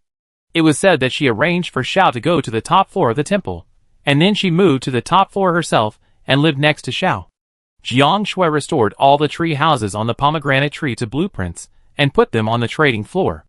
She arranged for the two squirrels to live in the highest room of the heavenly palace, where the view was wide and the four walls were hollowed out, so they could see the surroundings of the island clearly. It was already 8 o'clock in the evening. Jiang Shui and Lu Han returned to the first floor to start cooking. Everyone from the archipelago also came with ingredients. Since the arrival of summer, the phoenix egg showed signs of hatching, and the dragon did not return home. He would go to the snow country after a routine inspection every day, squatting on the phoenix eggs every night. Of course, he would bring prey as a gift every time he came. It was too much for Jiang Shui and Lu Han to feed two national guardian beasts at once every night, so everyone in the archipelago would come over to cook together. While everyone was washing vegetables and cutting meat, the dragon flew over happily. A girl sat on it, holding a rainbow shark and a Styx jellyfish in her arms. The dragon put down the two 50-meter hair tails it had caught and crawled on the ground. The girl transformed into a great white shark, slid down holding the water tank, and then pounced on Jiang Shui for a hug. After Jiang Shui fed the red worms into the sea, Moo sent them back to the shark pool, while the dragon had grown to 500 meters, and was now circling the phoenix egg, looking into the egg through the crack. Jiang Shui estimated that if the phoenix hatched had a bad temper, it would be beaten by the dragon, and it was scared every day. After taking a look, she retracted her gaze and continued to cook. At that time, the aroma of the food was already very strong. Suddenly, everyone heard a loud dragon roar, which made the surrounding sea water boil and attracted many marine creatures to attack. What's the matter? What happened suddenly? An attack? Everyone looked at the dragon in confusion, but saw that the dragon slapped the phoenix egg with its tail and surrounded a furry ball several dozen meters high. Jiang Shui's first reaction was, "The phoenix has hatched?" It is true that the phoenix has hatched. She was 50 meters long when she was born, but she was in the form of a young bird. It was so strange. A 50-meter baby? Everyone was a little confused. The phoenix struggled desperately and slapped the dragon's body from time to time. Jiang Shui shouted, "Dragon, let it go, it will hurt." The dragon let go of the phoenix, but still stayed beside it, with a look of love in his eyes, because it was hatched by it. If Jiang Shui knew what it was thinking, she would have to say that who knows who used it as a warm baby in winter. The phoenix was saved, and pecked at the dragon wildly. It seemed that she had a bad temper. She was stared at by the big eyes outside the crack these days, and she was holding her anger, waiting to come out and beat the dragon. This little injury was not painful for the dragon, so the dragon let her peck at it. Once the phoenix hatched, it meant that the food had to be increased, and everyone started to pick vegetables, wash vegetables, cut meat and stew. Over there, the dragon found the prepared food and fed it to the phoenix himself. The phoenix's anger gradually subsided, and it began to eat the food proudly. Jiang Shui thought that Shenlong would leave Snow Country the next day, but he had no intention of leaving. 3 days passed like this, and the Dragon Country became anxious. The country leader personally chatted with Jiang Shui to ask if Shenlong was with her. Jiang Shui, yes, the phoenix has hatched. It has been taking care of the phoenix these days, and has been inseparable. Long Wenwu, you are the national beast of our country, okay? Long Wenwu has always had a friendly cooperative relationship with the national beast. If Shenlong doesn't come back, he can't say anything, he said a little depressed. Miss Jiang, can you please remind him that it's time to go home, or bring Feng Wang to our place to play for a few days? Jiang Shui, I will remind him. After Feng Wang can fly, I will let him travel to your place from time to time. Long Wenwu was overjoyed. Thank you. Jiang Shui's words clearly meant to form a marriage alliance. He had already thought of letting Feng Wang eat at home with both families, cultivating their relationship in advance, and then marrying Shenlong directly when he grew up. At that time, there would be no conflicts between mother-in-law and daughter-in-law. Long Wenwu happily announced that Phoenix would come in a while, and asked everyone to treat her well. This is the future daughter-in-law. The people of Long Country also think so. After all, there is a saying that dragon and phoenix bring good luck. If you don't get married in the future, who will? When the dragon and phoenix are together, their Long Country and Snow Country will have a more friendly relationship, which is a good thing no matter how you look at it. On Jiang Shui's side, everyone was busy until midnight before returning to the island to sleep. Lu Han still slept here with Jiang Shui. There were so many empty rooms that he didn't sleep in, and he was still Jiang Shui's outer room. A new day, Jiang Shui asked Shenlong to go back and see. Shenlong reluctantly left. Phoenix expressed dislike for this. It was really annoying to pester her every day, but thinking so, she felt a little lost after the other party really left. Habits are really terrible. It's only been 3 days. Breakfast is a big project. There is the big eater of the natural spirit to feed, and now there is the phoenix. After waking up and washing in the morning, Jiang Shui sent away the rainbow shark, the great white shark, and the Styx jellyfish, and then made breakfast with Lu Han. There was smoke here, and it was the same on other islands in the archipelago. An hour later, every household in the archipelago sent a lot of food, and these foods would eventually go into the stomachs of the natural spirit and the phoenix. After lunch, while the sunlight was not too strong, everyone started fishing for supplies. Perhaps the news of someone here spread in the underwater world, and the probability of marine life appearing increased. The battle did not stop all morning. Fortunately, with the assistance of the spirit of nature, the battle was not too difficult. At noon, everyone was a little exhausted, turned on the air conditioner and drank water. In hot weather, it is easy to lose appetite. Jiang Shui made some vegetables for lunch, and went to the back of the Tiangong after eating. There is a large open space behind the Heavenly Palace, where large tracts of rice are planted. It was originally cultivated and planted by the mermaids she hired in the spring. When the rice matures in autumn, there will be no need to work so hard to cook so many dishes every day. After all, the rice is enough to fill your stomach. At 1 o'clock in the afternoon, the sun was high in the sky. Jiang Shui curled up in the living room on the first floor, turned on the air conditioner, and began to count the material she caught. Today's luck was still bad. They were all ordinary things. She finished the count quickly, moved the microelectrical workbench to the air outlet of the air conditioner, and made the air conditioner to hang on the trading house while drinking cold milk tea. World announcement. The mysterious race of the Lantern Country, the Snake People, has been born. The natural friendliness of the mermaids in the Lantern Country has increased by 10%. World announcement.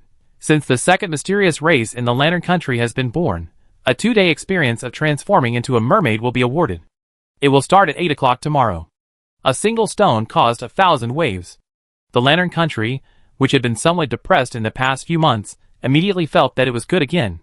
It spoke confidently in its own country and the Survival World Channel, praising itself and belittling the Dragon Country. What's so great about you having mermaids? We have snake people. Mermaids are fish, snake people are snakes. Who is stronger? Need I say? The Dragon Kingdom is proud for a while, but not forever. Then some sons and grandsons praised the Light Kingdom. When Jiang Shui opened the World Channel and looked at it, she was stunned. She couldn't help but ask a soul-searching question, but the mermaids were born because of me, and now they are also in the snow country? The survival world was silent immediately.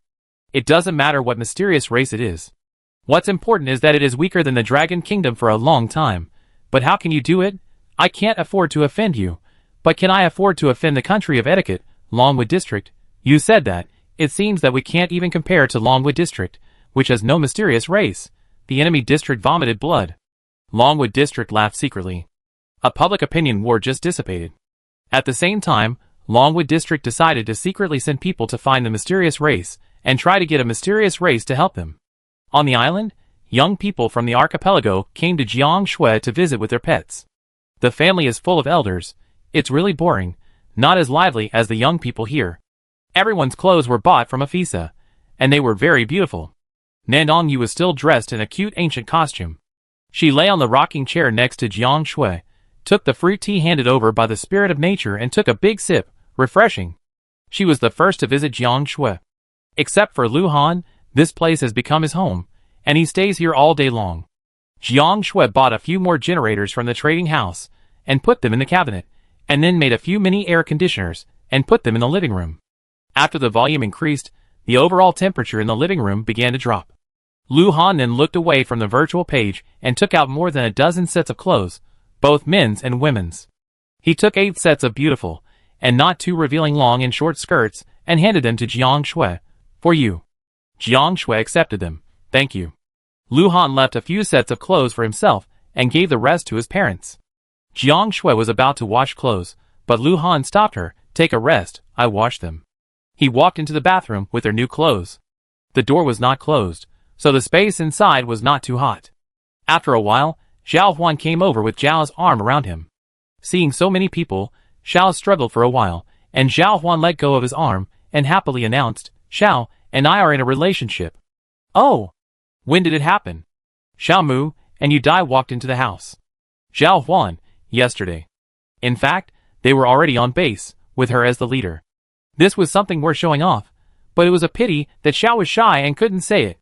Zhao's face was as red as an apple at this time, and he panicked and found a place in the corner to sit. Seeing this, Zhao Huan immediately followed and kissed her secretly, then whispered to her. Lu Han turned his head away from the envious look. Was he being a dog abuser? Then he looked at Jiang Shui. They had been together for so long, but they had only held hands. Lu Han decided to work hard tonight. Then he concentrated and continued to wash clothes. The spirit of nature made a few glasses of juice for everyone and continued to eat. Occasionally, she would feed the phoenix next to her. After a while, Meng Luyun, Xie Xianer and Xie Jinghong also came.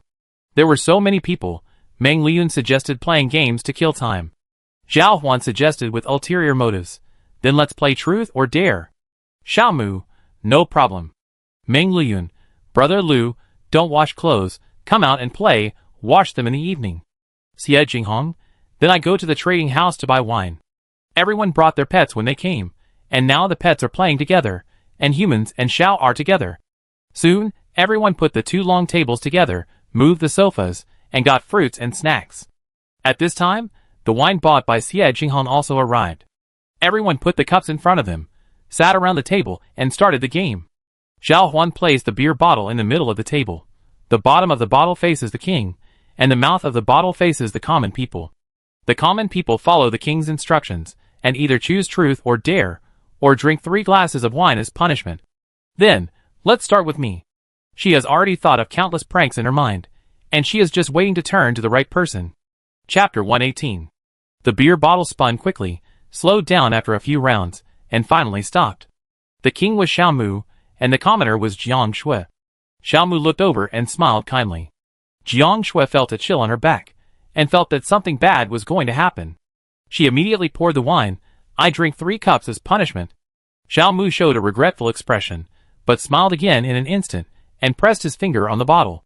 The king and commoner in this round were Nandong Yu and Xie Xianer. The 2 girls had a good relationship, so they chose to handle it with care. Nandong Yu, truth or dare? Xie Xianer, truth or dare? Nandong Yu, how many times have you been in love? Xiaoxianer 0 times. Everyone was surprised. Xiaoxianer was already 22 or 23 years old. She had a good appearance and figure, but she had never been in love. Even her brother cast a questioning look. Xiaoxianer said, as a matter of course, I don't have any feelings for those suitors. They are all weaklings and can't be beaten at all. Xie Jinghong showed a worried expression. Is that so? It looks like my sister will be single for the rest of her life. The wine bottle turned again. This time the king was Meng Liyuan and the commoner was Xiao. Meng Liyuan smiled evilly. Truth or dare? Xiao already understood the routine of the game, and was worried about being asked something difficult to say, so he chose dare. Meng Liyuan said excitedly, face Xiao Huan and say, you are heartless and loveless. Xiao Huan, ? Xiao shock. Xiao Huan, you are a bad person, you are holding back. Meng Liyuan, this is the rule of the game, do it quickly. Xiao's face turned pale. It was obvious that although he was an adult, he was still pure and kind-hearted. He couldn't say such hurtful words, not to mention that this person slept with him yesterday. Although he never expressed anything to Xiao Huan, he actually acquiesced. Now that he was asked to say such words, he felt guilty, and worried that Xiao Huan would be angry and stay away from him. When he thought of this, he began to panic. Xiao Huan noticed Xiao's emotional changes, and gave Meng Liyuan a thumbs up. Although she didn't care about those details when she was with Xiao, which girl didn't want to see how important she was in the heart of her lover? Xiao showed hesitation and guilt, which meant Xiao Huan won. Xiao Huan comforted Xiao. The game is not real. Just say it. I won't take it seriously, and take it to heart. I won't take it to heart, but you have to take it to heart and comfort me when you go home. Xiao completed the task with difficulty, dodging Xiao Huan's gaze, and his guilt level soared. The beer bottle turned again. The king was Jiang Shui, and the civilian was Xiao Mu. Jiang Shui, truth or dare? Xiao Mu was fearless, truth. Jiang Shui was thinking about what to ask, and at this time Lu Han approached her and prepared to speak. Xiao Mu stopped her. No outside help. Lu Han had to give up. Jiang Shui asked, when do you plan to marry Yu Dai? Xiao Mu did not hesitate for a second. Summer is over, and the harvest is in autumn. Yu Dai was stunned. Huh? She didn't expect Jiang Shui to ask this question at all, and Xiao Mu replied immediately. Doesn't this mean that Xiao Mu had this idea a long time ago? She and Xiao Mu usually get along naturally, and she thought their relationship is still a relationship of friends who understand each other. Xiao Mu looked at Yu Dai and explained, we are engaged, and it's only a matter of time before we get married. The weather in summer is bad, so we chose autumn. Yu Dai was still confused, but we even. Her face flushed, and she couldn't continue. Xiao Mu understood immediately. I put myself in the position of a husband, and you are still just someone you know. I took it for granted, so I put myself in the position of a pursuer and start over. Yu Dai. She was a little embarrassed. There were so many people here. Why did she say that? Isn't her true character what she shows? Xiao Mu held her hand under the table to divert everyone's attention. The next round is about to start. Everyone came back to their senses from the shock, and their eyes moved between Jiang Shui and Xiao Mu. It's true that one dares to ask, and the other dares to answer, and suddenly a melon was revealed, and only Yu Dai's embarrassing world was reached. The wine bottle turned again. The king was Xiao Huan, and the commoner was Lu Han. Xiao Huan immediately rubbed his hands, thinking to himself, I'm here to assist. Xiao Huan, truth or dare? Lu Han said without hesitation, dare. Xiao Huan, kiss the person on your left and say, I love you. Jiang Shui on Lu Han's left. You can't escape, right? Lu Han turned around without any hesitation and looked directly at Jiang Shui. Jiang Shui, since they confirmed their relationship a few months ago, they have been busy most of the time. Even if they occasionally have some free time alone, they behave as usual. The most outrageous thing they do is holding hands when taking a walk. But now, they have to be kissed and confessed under the gaze of so many eyes. Seeing Jiang Shui's eyes evading and lowering her head, Lu Han, who was originally ashamed, was no longer ashamed. He quickly and firmly pressed his palms on both sides of Jiang Shui's cheeks, turned her towards him, forced her to look at him, and then leaned over and gently kissed the stiff person's lips. I love you. Boom. Jiang Shui heard the sound of fireworks exploding in her mind, quickly pushed the other person away, and sat upright with her head down without saying a word. Oh, you blushed. You've been together for so long, you must have done this before, right? Xiao Huan joked. Nan Dongyu shook his head and said, Lu Han is not good enough. Xiao Mu, some people look cold and upright, but they are actually full of tricks. Didn't Xiao Huan say that you must kiss on the lips? This is definitely intentional. Jiang Shui. Lu Han changed the subject. Hurry up and play the next round. They ate, drank and played like this, round after round of games. Everyone laughed and ate and drank until the sun was about to set. After the big adventure, Lu Han was worried that Jiang Shui would be embarrassed and ignore him. From then on, no matter he or Jiang Shui was transferred, they would choose to drink. After this, both of them were drunk. Others did not drink as much as them. Xiao Mu supported Lu Han and Xiao Huan supported Jiang Shui, and sent them to the bedroom. After entering the room, Xiao Huan said, "They are really slow at this pace. Why don't we help them?" Xiao Mu smiled. "That's what I meant." The two people who were afraid of chaos in the world hit it off immediately, put Lu Han and Jiang Shui on the same bed, and maliciously moved the bed outside to the empty room downstairs, and then sent a private message to help them feed the two national beasts and pets, and then left. Jiang Shui slept uneasily, thinking about the shark and pets. At 11 p.m., her brain came out of hibernation, and she wanted to turn over. She turned over, but there was an obstacle in front of her and she failed. Obstacle? She was much more awake. She opened her eyes, and saw a wall of people. She realized that she was being held like a big stuffed bear. Her upper body was tightly encircled by a pair of arms, and her lower body was pressed by her legs. Only her head could move freely. She pulled her head back a little, looked up, and saw a sleeping face. Jiang Shui, shock. She immediately lost all feeling of being drunk, and her mind became extremely clear. In an instant, she was full of thoughts, but when she sensed that the other party was showing signs of waking up because of her actions, she instinctively closed her eyes and pretended to sleep. In the darkness, she didn't know whether Lu Han was awake or not, and she kept doing this and silently counted the time in her mind. Lu Han opened his eyes, but his mind was still not very clear. He reacted slowly for a while before he realized that he was sleeping on his side, hugging the quilt. He was used to lying on his back, and his parents used to say that he slept peacefully. But he soon realized that after the arrival of summer, the quilt had lost its function, and the quilt on his bed had been put away. So what was he holding? In an instant, all kinds of horrible images flashed through Lu Han's mind, and then he quickly turned over and pressed it down, silently opening the tribal space to take out the machete. At the same time, his eyes took in the bottom of his eyes, and his movements froze instantly. With a weight of more than 100 kilograms pressing down, it was unreasonable for Jiang Shui to pretend to sleep anyway. She silently opened her eyes, and the two of them maintained their postures, looking at each other, silently. At this moment, Lu Han was in a daze. Jiang Shui woke up earlier than her and passed the daze. At this time, her wrists were held above her head by a big hand. After a few seconds of silence, she raised her arms and said, "Let go." Lu Han woke up as if from a dream, and awkwardly released the clamped palm. "I'm sorry, I didn't mean to, I thought there was danger." Even after explaining, the atmosphere was still awkward and suffocating. While speaking, his eyes moved down uncontrollably, and suddenly moved back up as if burned, and fell on Jiang Shui's eyes. But he was always not so focused, and from time to time, he would flick his lips, and then quickly retract them. "Jiang Shui, get up first." Lu Han was silent. Although the direction of things was not intentional by him, he also knew that this was a great opportunity to take a step closer. There was a struggle in his mind, and when he reacted, he had already lowered his head to touch her. This was not a pure kiss. Soon, Lu Han felt that the rationality he had maintained for many years was moving away from himself. It was not until he was pushed to the foot of the bed that he was relieved from that uncalm state. He immediately got out of bed, stood upright at the end of the bed, and apologized, "I'm sorry." Jiang Shui wanted to hit him. "Go away, wouldn't it be more embarrassing to apologize? What are you still standing here for? Wait for me to say it's okay." Jiang Shui turned over with her back to him, and only she knew how overwhelmed she was at the moment.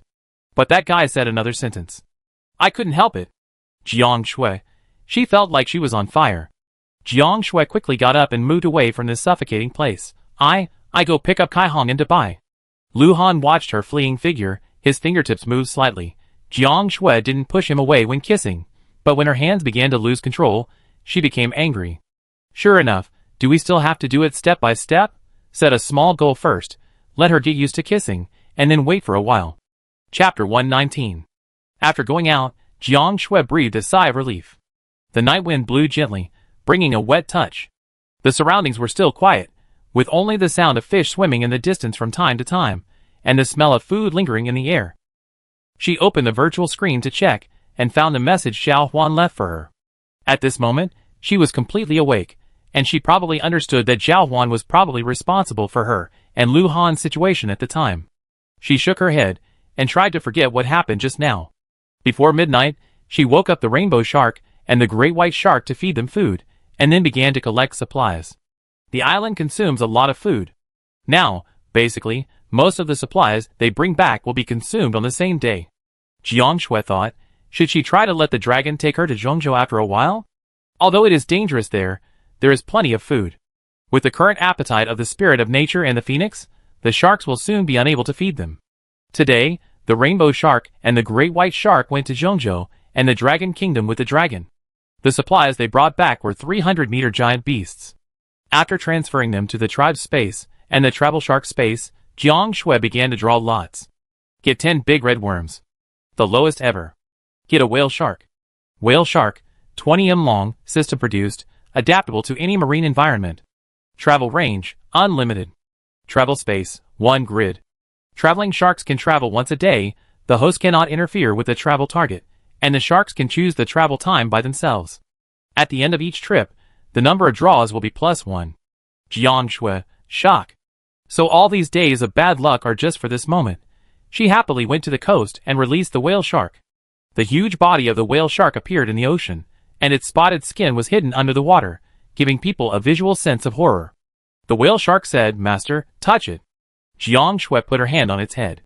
The whale shark said, "Is this building behind the masters? It looks good." Jiang Shui fed the tiger shark with big red worms, and its appetite was twice that of the great white shark. At this time, the sea surface surged, and the killer whales and humpback whales surfaced. The whale shark heard the killer whale ask, "Who are you? Are you the new family of the master?" The tiger shark said, "Yes, yes, hello, my name is whale shark." The whale shark heard the killer whale and humpback whale say, "Hello, I am a killer whale, I am a humpback whale, these are my parents, and those are our people." The whales on the island kept calling, and everyone on the archipelago woke up from their sleep and rushed towards Jiang Shui in confusion. Jiang Shui introduced, "This is a whale shark, my new family. Lu Han, congratulations. Xiao Huan, I'm envious." But she quickly reacted. Her eyes moved between Lu Han and Jiang Shui. Weren't the two moved to the same bed? How come it was the same as usual? Could it be that Lu Han woke up and found that he had sneaked away? Xiao Huan and Xiao Mu thought of the same thing, and they looked at Lu Han with anger. Lu Han, he pretended not to notice, staring at the new whale shark. Xiaxianer said with interest, "Can I touch it?" Before Jiang Shui could speak, the whale shark, which could understand human language, had consciously put its head on the shore and remained motionless, looking at Xiaxianer, with an invitation to come and touch it. Jiang Shui, touch it. Xiaxianer immediately touched it happily, but the whale shark suddenly pushed Xiaxianer into the air, then swung its body to catch her, and carried her along the archipelago. Xiaxianer's happy voice rang out on the archipelago. Nandong Yu shouted, "I want it too. Xiao Huan, and me. Meng Luyun, I want to play too." The great white shark came over with the rainbow shark and the Styx jellyfish, and the great white shark turned into its original form and joined in, insisting on carrying Jiang Shui to play.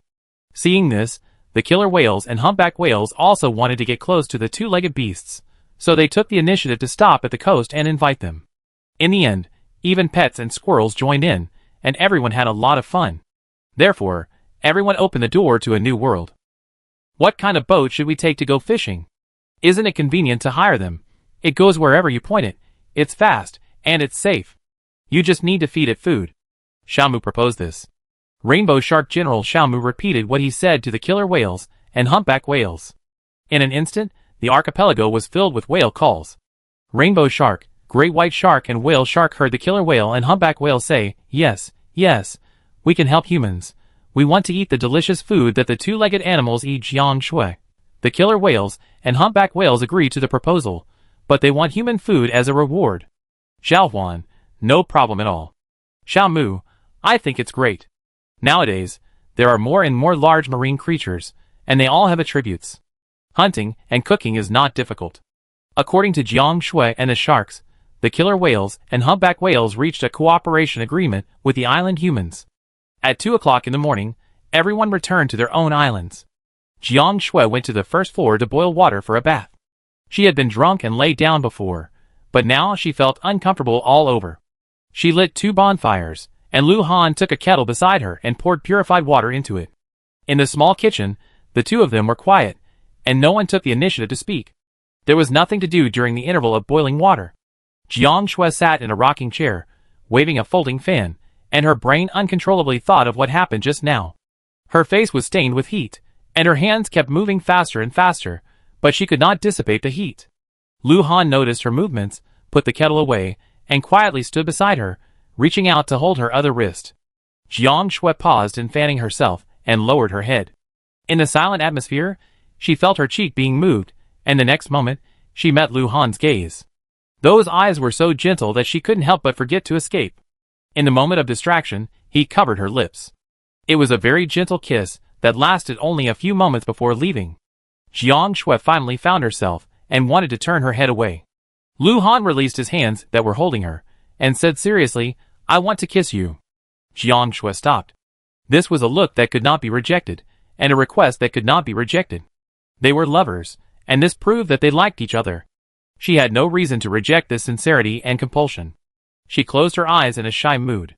The next kiss was no longer a moment of separation. When they separated, the kettle was steaming and making a sharp sound. Lu Han hugged Jiang Shui, and they could clearly hear each other's heartbeat, which was not calm. After a few minutes, the two gradually calmed down. Lu Han said, "I go get you some water.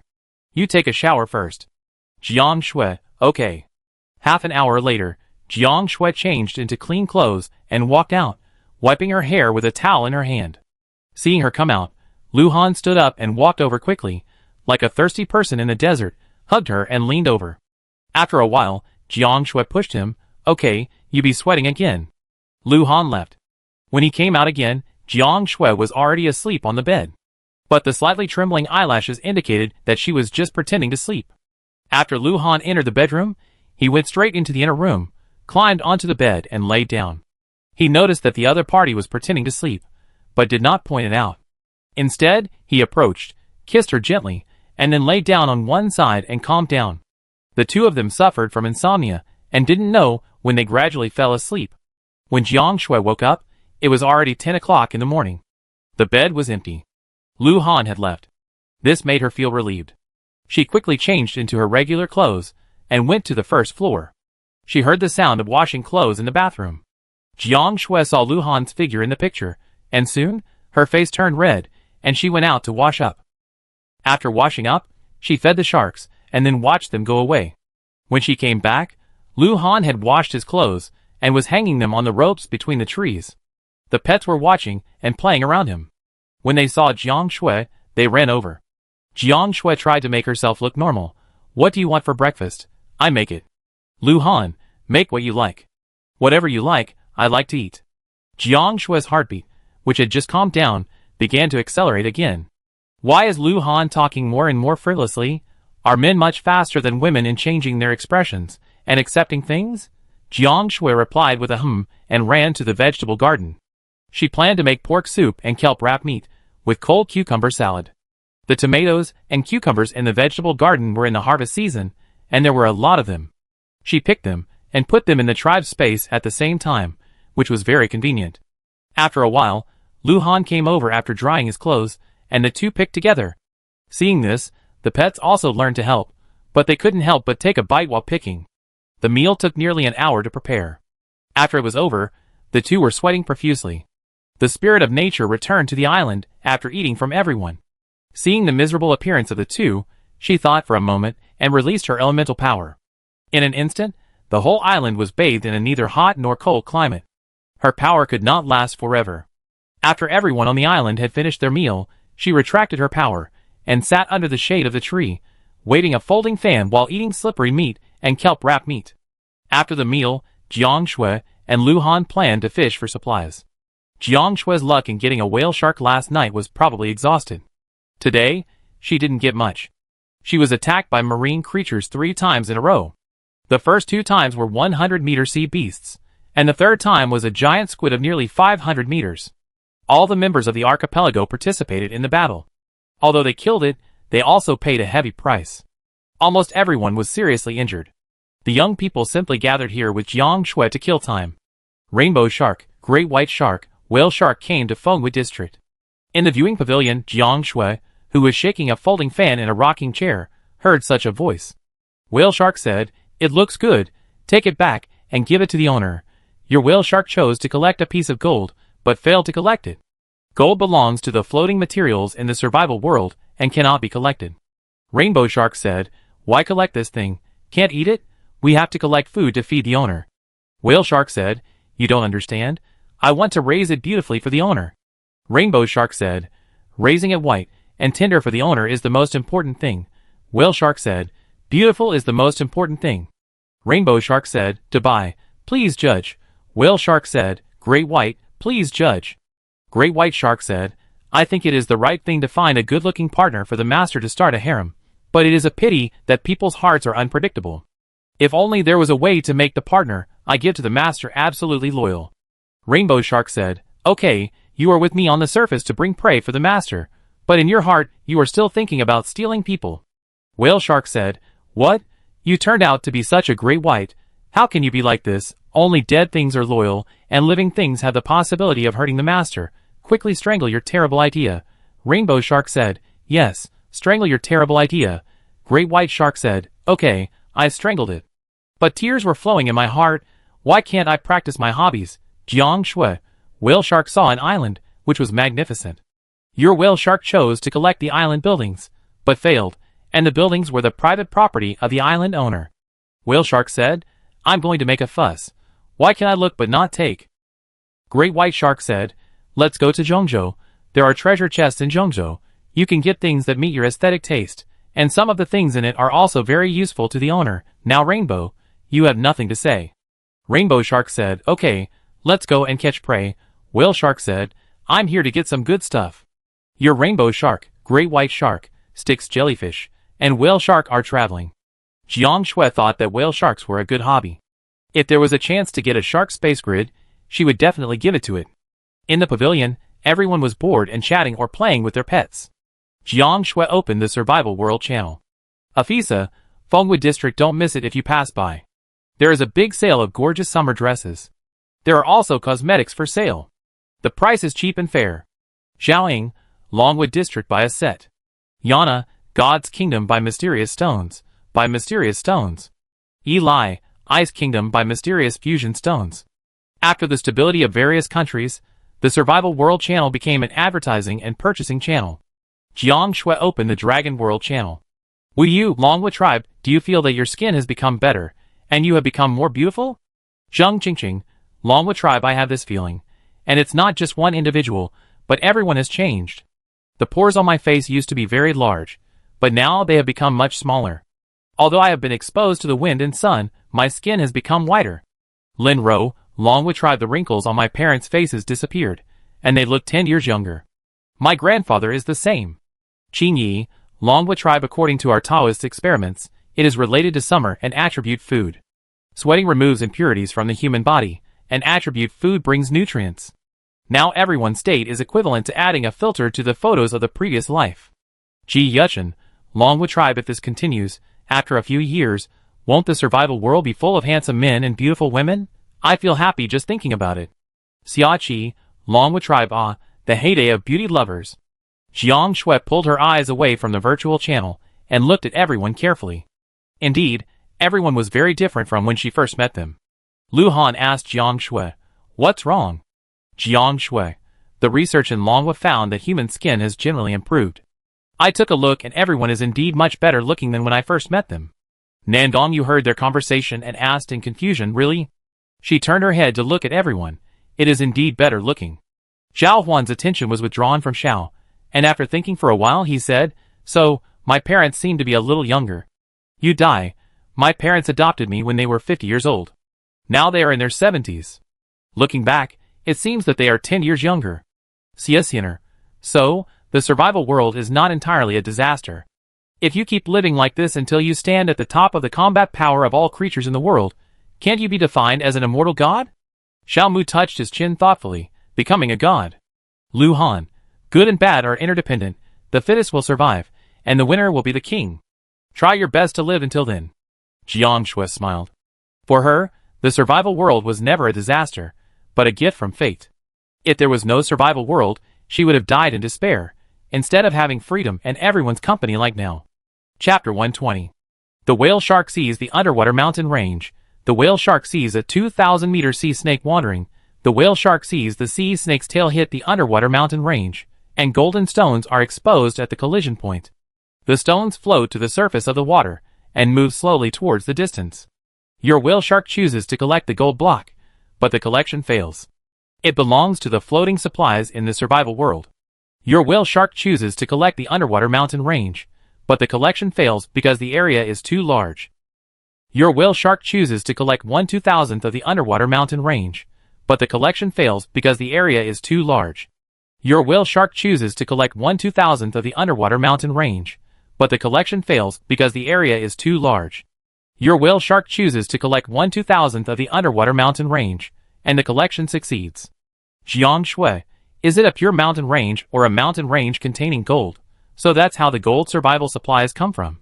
So isn't there also a mountain of mysterious stones? Rainbow Shark said, the Styx jellyfish is for you to buy, and I will go ashore to find the gold treasure chest. Whale Shark said, okay, I want more. Your whale shark and Styx jellyfish are traveling around the islands of Zhongzhou. In the hot summer, most of the people in the survival world live in their own houses to cool off, and have deviated from their normal work and rest schedule, from being active during the day to sleeping at night to sleeping during the day and active at night. At 3 o'clock in the afternoon, a thunderclap sounded, followed by a strong wind, and the sky and the earth turned dark yellow. People were immersed in the coolness, but soon, the wind increased, and the bodies began to sway when standing outside. There was no time to collect clothes, and thumb-sized raindrops fell, rumbling on the ground and the roof, with a terrifying momentum. The moment the thunder sounded, the people in Jiang Shui Pavilion returned to their own islands. According to the routine of the survival world, the first rain in summer may have pitfalls. Their sixth sense was right. As soon as they returned to their home, heavy rain came pouring down.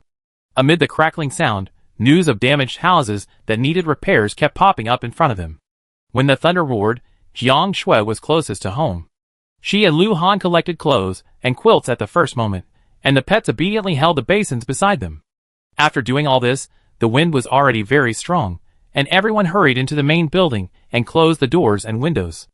At this time, the two were on the first floor, and the sound of wind and rain hitting the roof, walls, doors, and windows was in their ears. The rain didn't last long.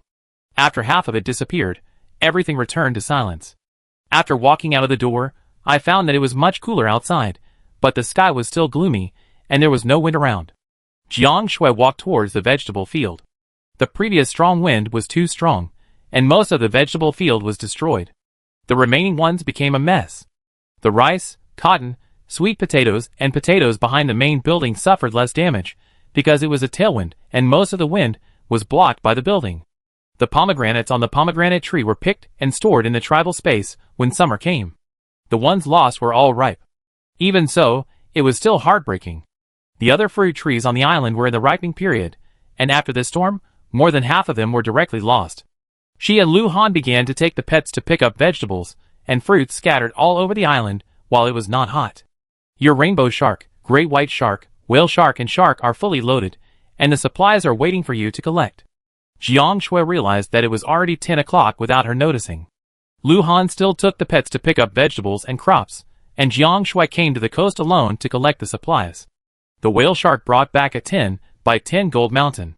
The island area is not what Jiang Shui wants now, so the gold mountain was temporarily transferred to her own travel shark space. The rainbow shark and the great white shark went deep into Zhongzhou and brought back 2 500-meter flying birds, a 700-meter black bear, and a 500-meter wild boar. In addition, they found 3 gold treasure chests and 2 silver treasure chests while going deep into Zhongzhou, which were dragged back to the Zhongzhou Ocean for the Styx jellyfish to take. The whale shark traveled around Zhongzhou, and the harvest was not as much as the rainbow shark and the great white shark who went deep into Zhongzhou, but they also found 3 silver treasure chests.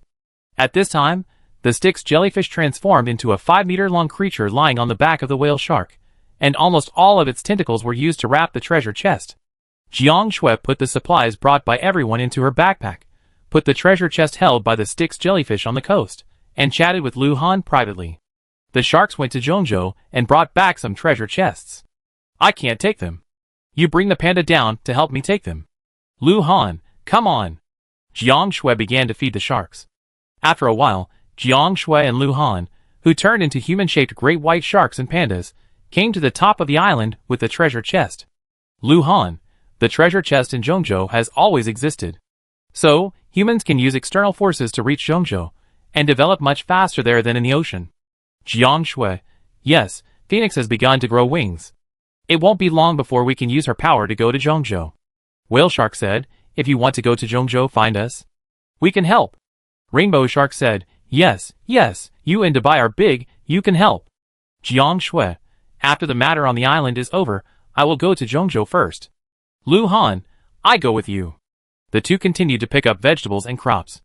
In between, Jiang Shui chose to travel to the sharks for a lottery. Not surprisingly, after good luck, she had bad luck for a while. Today, she drew red worms, and the number did not exceed 50. Jiang Shui was busy all night today. After sending the sharks away the next morning, she and Lu Han began to use the supplies to cook and make drinks frantically. Otherwise, in today's windless but hot and humid weather, these ingredients would soon go bad.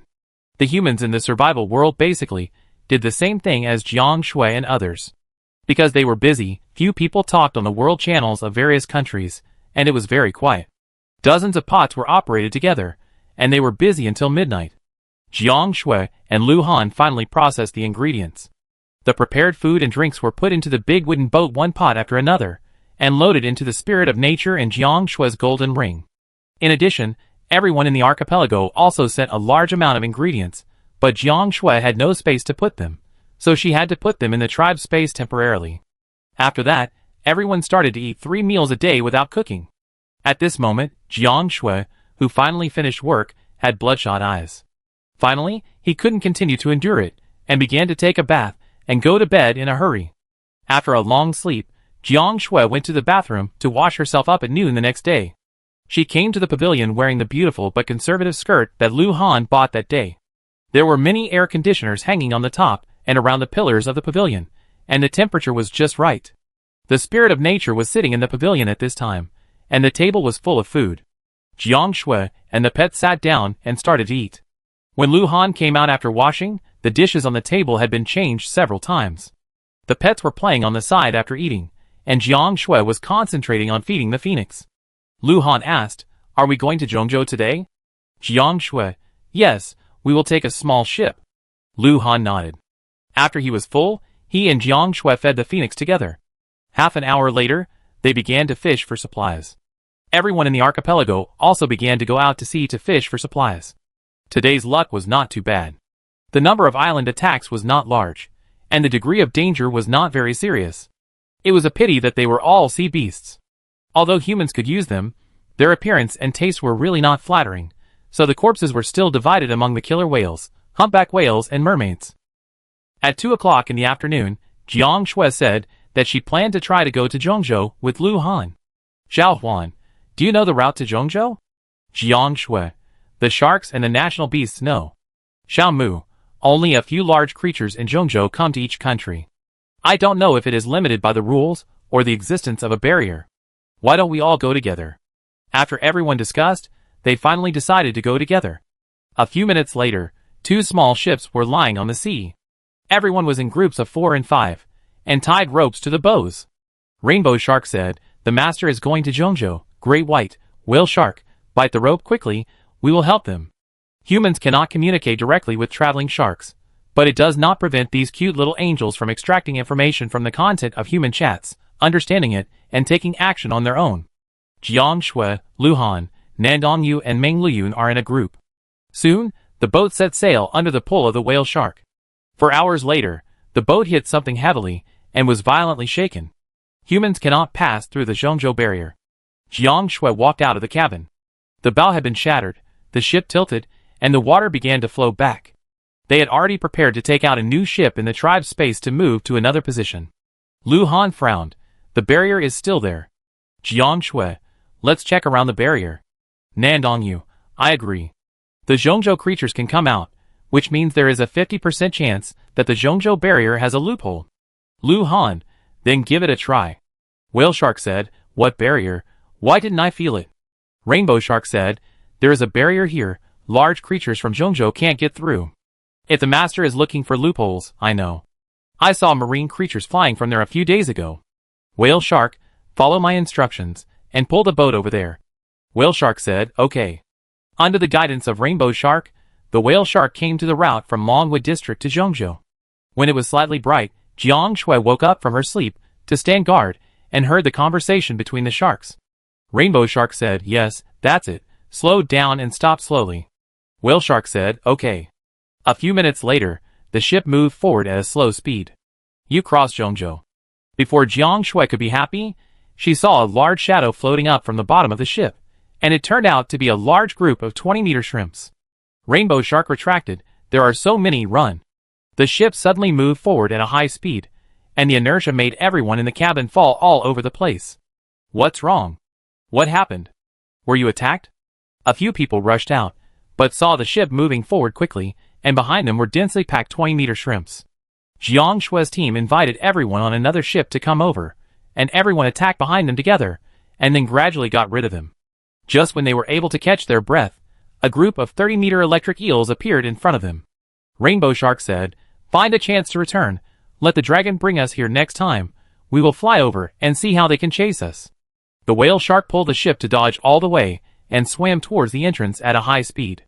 Several people lay on the edge of the ship, and from time to time they touched a marine creature with their fingers and transferred it into the tribal space. These are all edible foods. Bring them back to the island and kill them slowly. At 2 o'clock in the afternoon, everyone returned with a full load and gathered in Jiang Shui's island pavilion to rest, planning to start killing prey in a while. After eating and drinking some water, Jiang Shui turned on the world channels of various countries. It has been a few days since the rainstorm that day, and now everyone is complaining on the world channel. Seeing that the life of planting and animal husbandry is getting better, what can we do if there is a storm like this from time to time in summer, planting and destroying waves? Isn't this just not wanting humans to survive? Not only that, after the rainstorm, the weather was cloudy for several days, but the temperature did not cool down, but was very hot and humid. Today, the sun appeared for the first time in a long time, but the temperature suddenly soared, reaching 50 degrees indoors and more than 60 degrees outdoors. Nowadays, there are few resources to relieve the heat in the survival world. Although some people have fans, they are useless in this temperature. Although it is only afternoon today, there are reports of people suffering from heat stroke in the survival world. If this continues, life will probably become more and more difficult. Jiang Shui remembered that she still had a treasure chest to open. After a short rest, she came to the coast and prayed that she could open an electrical workbench. Then everyone in the archipelago would work together to make refrigeration appliances, and the summer for humans in the survival world would be better. Her finger touched the keyhole of the first golden treasure chest.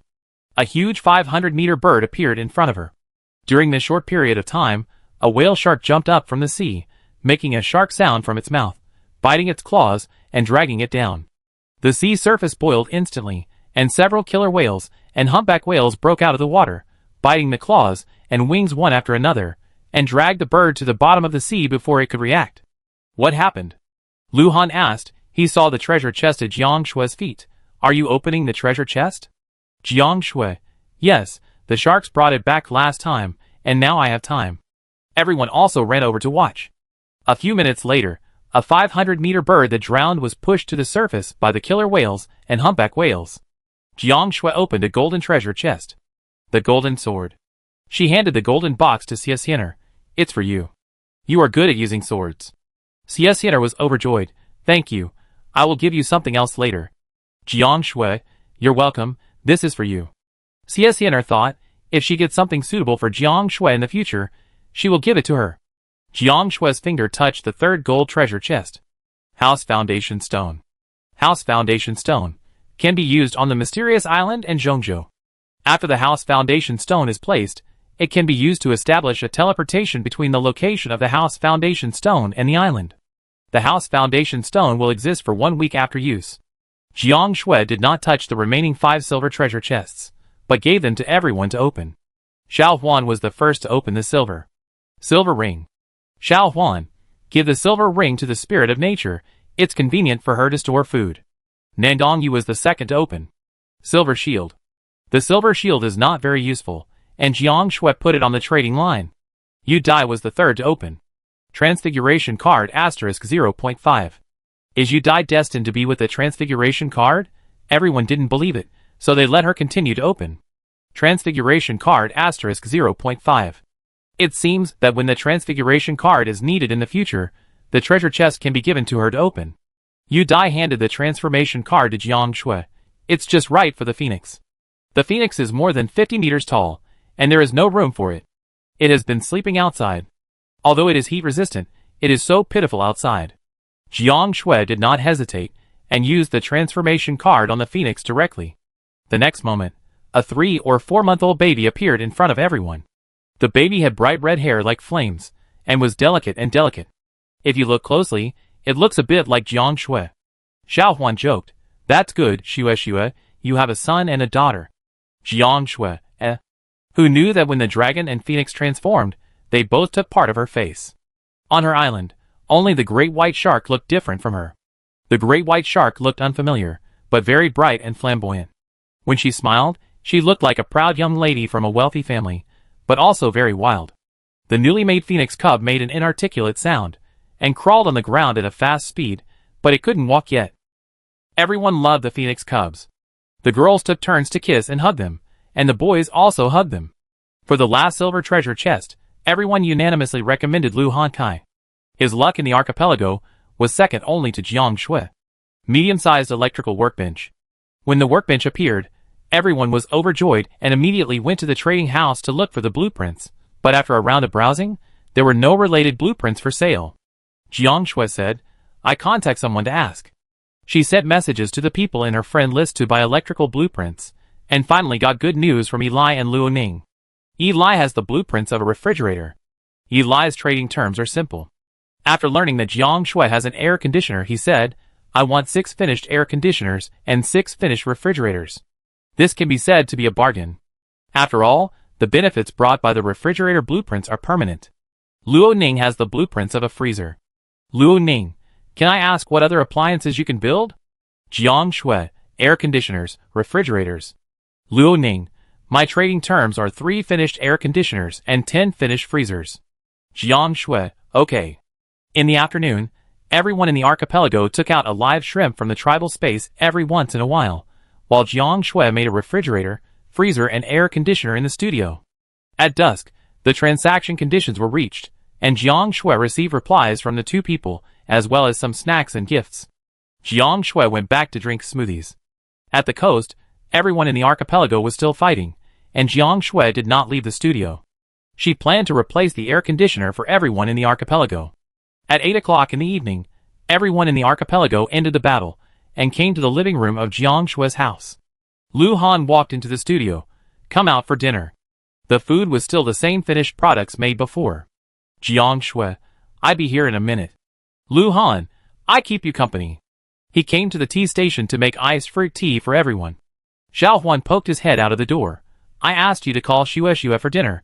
Why are you all working?" Lu Han, "I'm making fruit tea for you. You wait outside for a while. If you have nothing to do, go take a shower first." When Jiang Shui finished making the last appliance, everyone looked brand new. Jiang Shui said, "There are new air conditioners in the tribal space, made according to the number of people. Everyone should put them away when the time comes." Nand on you. "Wow, thank you, love you." Xiao Huan, heart. "Siesiener, Shui, you're so nice." Jiang Shui, "Okay, let's all come for dinner." Chapter 121. The hot weather and the occasional storm took away the vitality of the people in the survival world, and for a long time afterwards, the world channels of various countries were filled with negative chat records. Dragon Country and other regions quickly took action, looking for people with electrical workbenches and electrical drawings to cooperate in manufacturing air conditioners, gathering humans together to adopt a dormitory system, and then building a large number of glass buildings to cover the vegetable fields. Jiang Shui was also approached by some regions that were friendly to Dragon Country, such as Dragon Country, Ice Country, and Autumn Country. The survival world has developed to the point where the survival of the fittest has eliminated a large number of humans. Let alone other countries. Just in the Dragon Country, there are no such people who are lazy and have a sense of superiority. Although the number of people is several times less than in the previous life, their quality and comprehensibility are countless times stronger than before.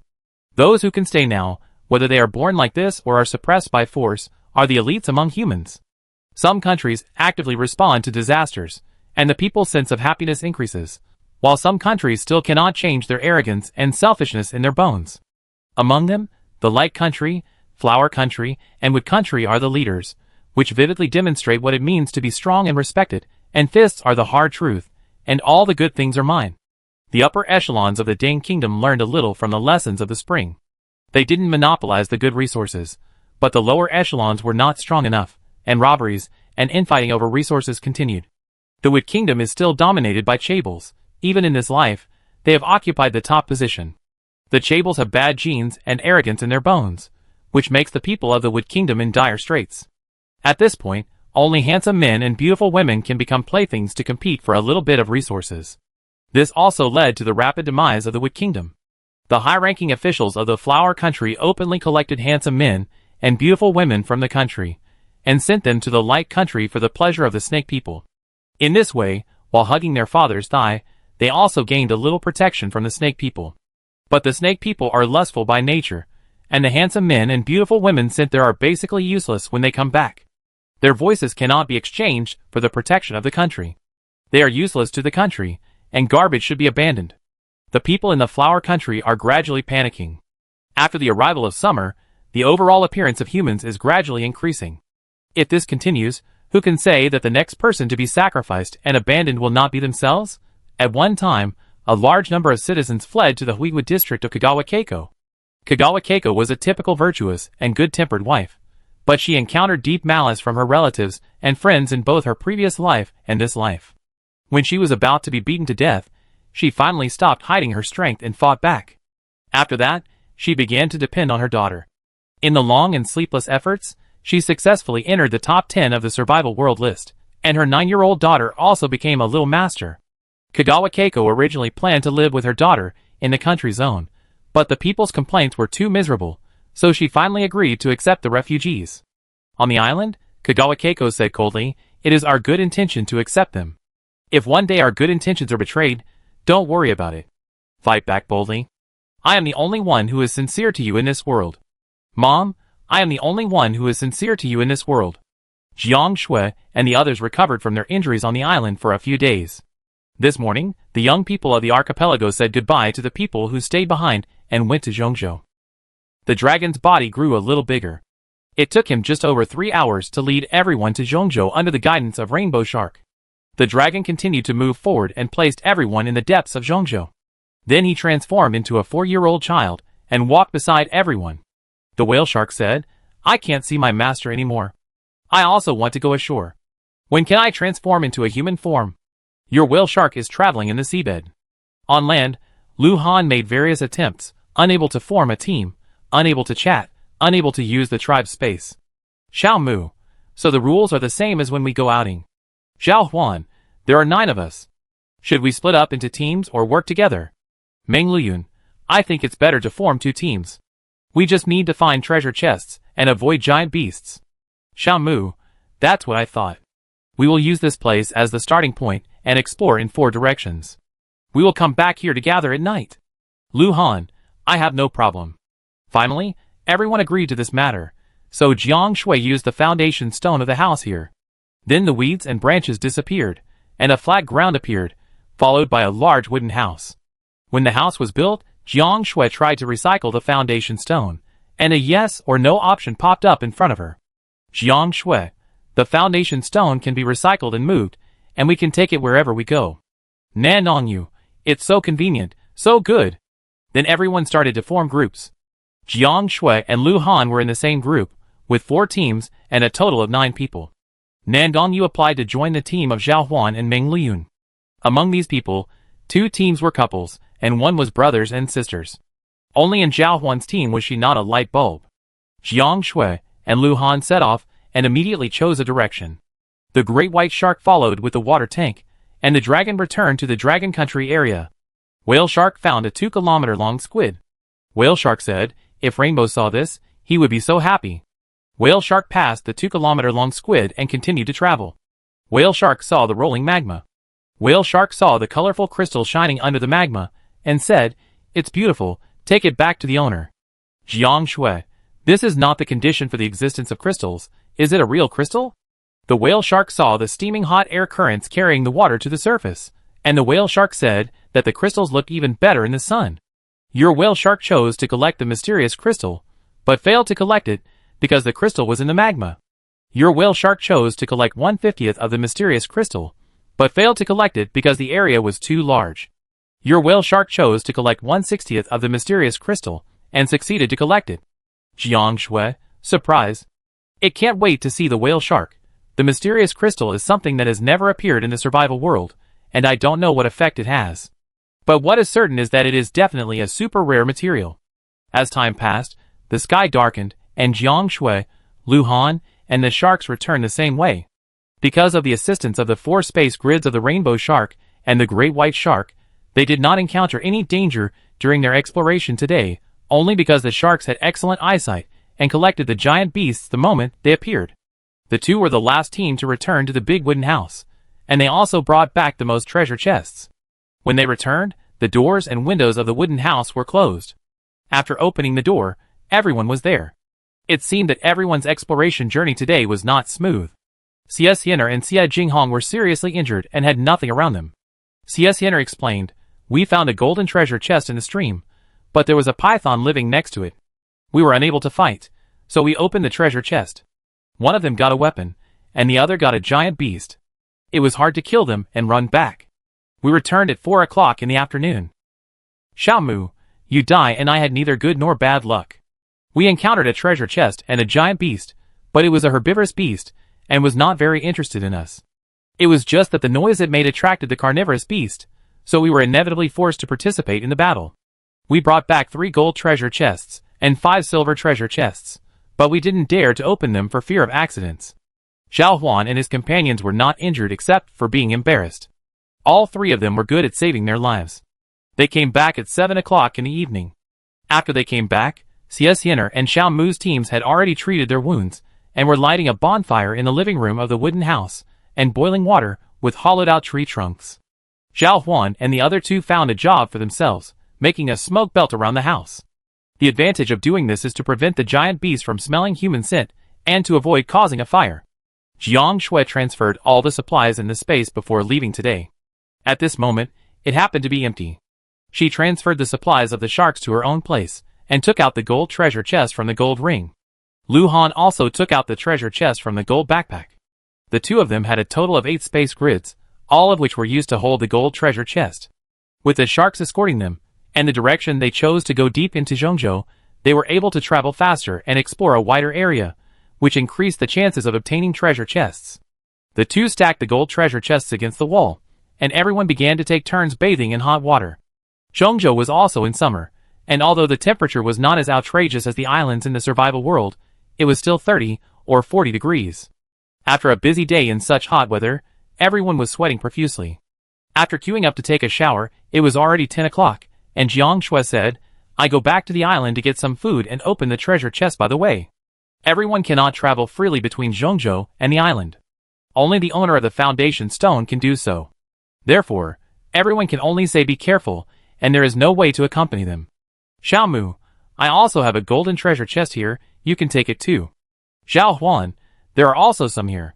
So Jiang Shui piled all the treasure chests together, and put them into the golden ring, and teleported back to the island.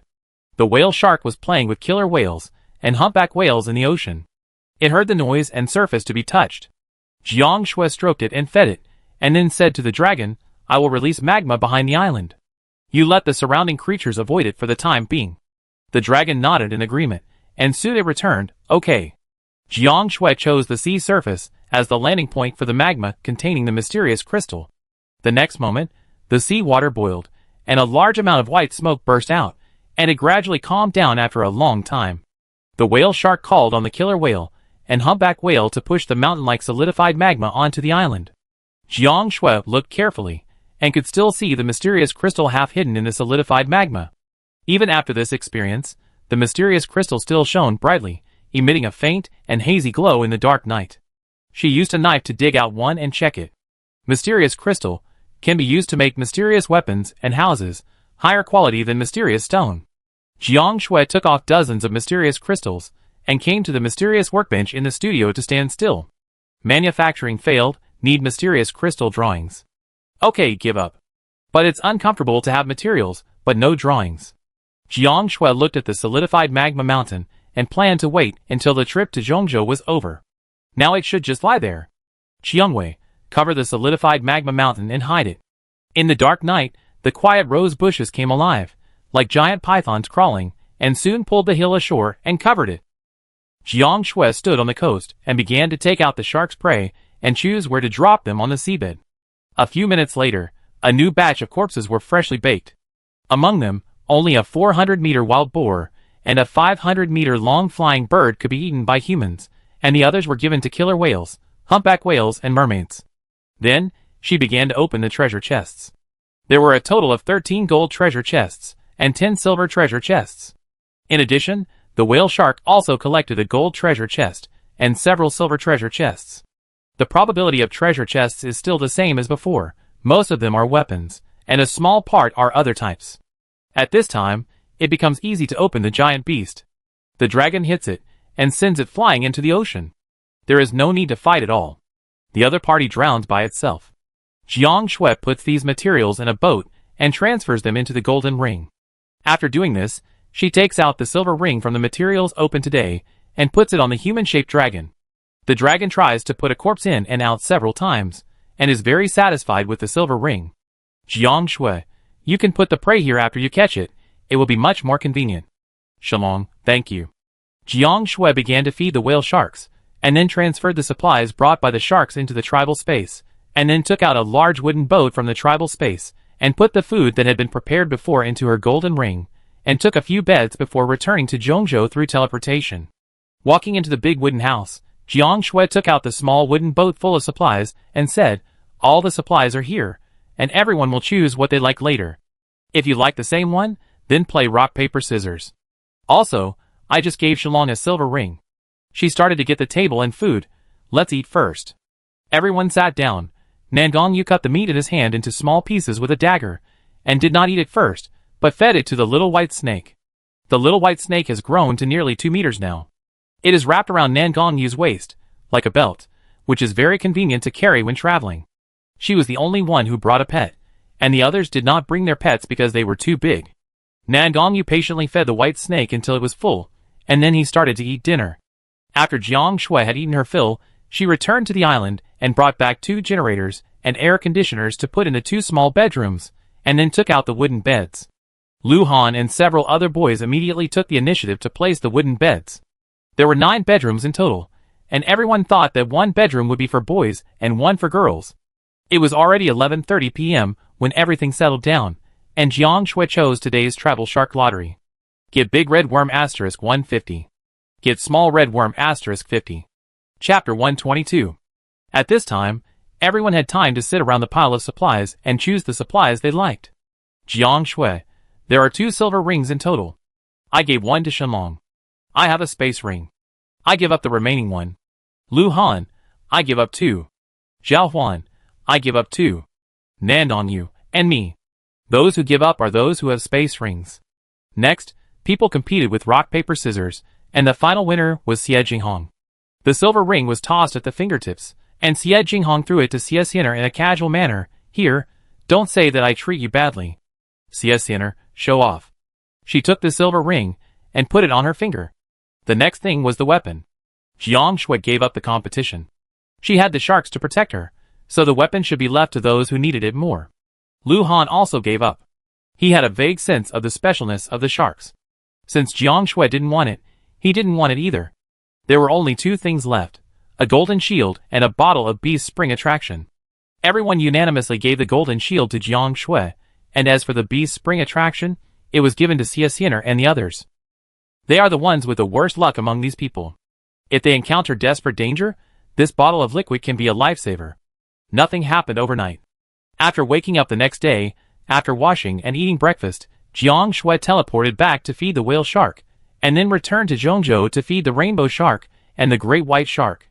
When everyone was sitting together to eat breakfast, Jiang Shui said, "Shall we go deeper today?" Lu Han, no problem, but if we continue to go deeper, it's best not to separate. Meng Luyun, then let's go together. It's okay for everyone to stay within sight and search for treasure chests separately. Jiang Shui, then we will place the foundation stone of the house wherever we explore at night. Xiao Huan, okay, it's convenient this way. The group headed towards the direction of Zhongzhou, collecting only gold treasure chests along the way. Under the secret escort of the sharks, the group moved very fast and encountered almost no danger. Slowly, the trees along the way gradually grew taller, and 600-meter giant beasts gradually became active. This boosted everyone's enthusiasm, and the exploration did not settle down until 10 o'clock in the evening. Jiang Shui returned to the island to get food and open the treasure chest, and the people who stayed behind made smoke belts together. When Jiang Shui came back, the smoke belt had been created and everyone was taking turns to take a shower. The supplies from the treasure chest today were still mainly weapons, with a small number of other types of supplies and giant beasts. They spent 7 consecutive days in Zhongzhou. On the 8th day, the foundation of the house lost its function, but they had no intention of leaving Zhongzhou and decided to continue exploring. Without the foundation of the house, living conditions were greatly reduced. Everyone went home once a week with the help of the dragon, and this continued throughout the summer. The combat effectiveness of the people in the archipelago soared, dominating the World Channel combat power list. 6 months of summer can be considered long or short. Jiang Shui and her group spent every day exploring, and felt that time was passing by. The days between the various regions were like years.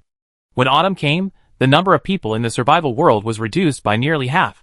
The development of the flower country has been in name only, and most of the humans have moved to the Hui country. It can be said that the Hui country is the new flower country, and the people are relatively safe here. The people of the Hui country died, and some fled to other countries.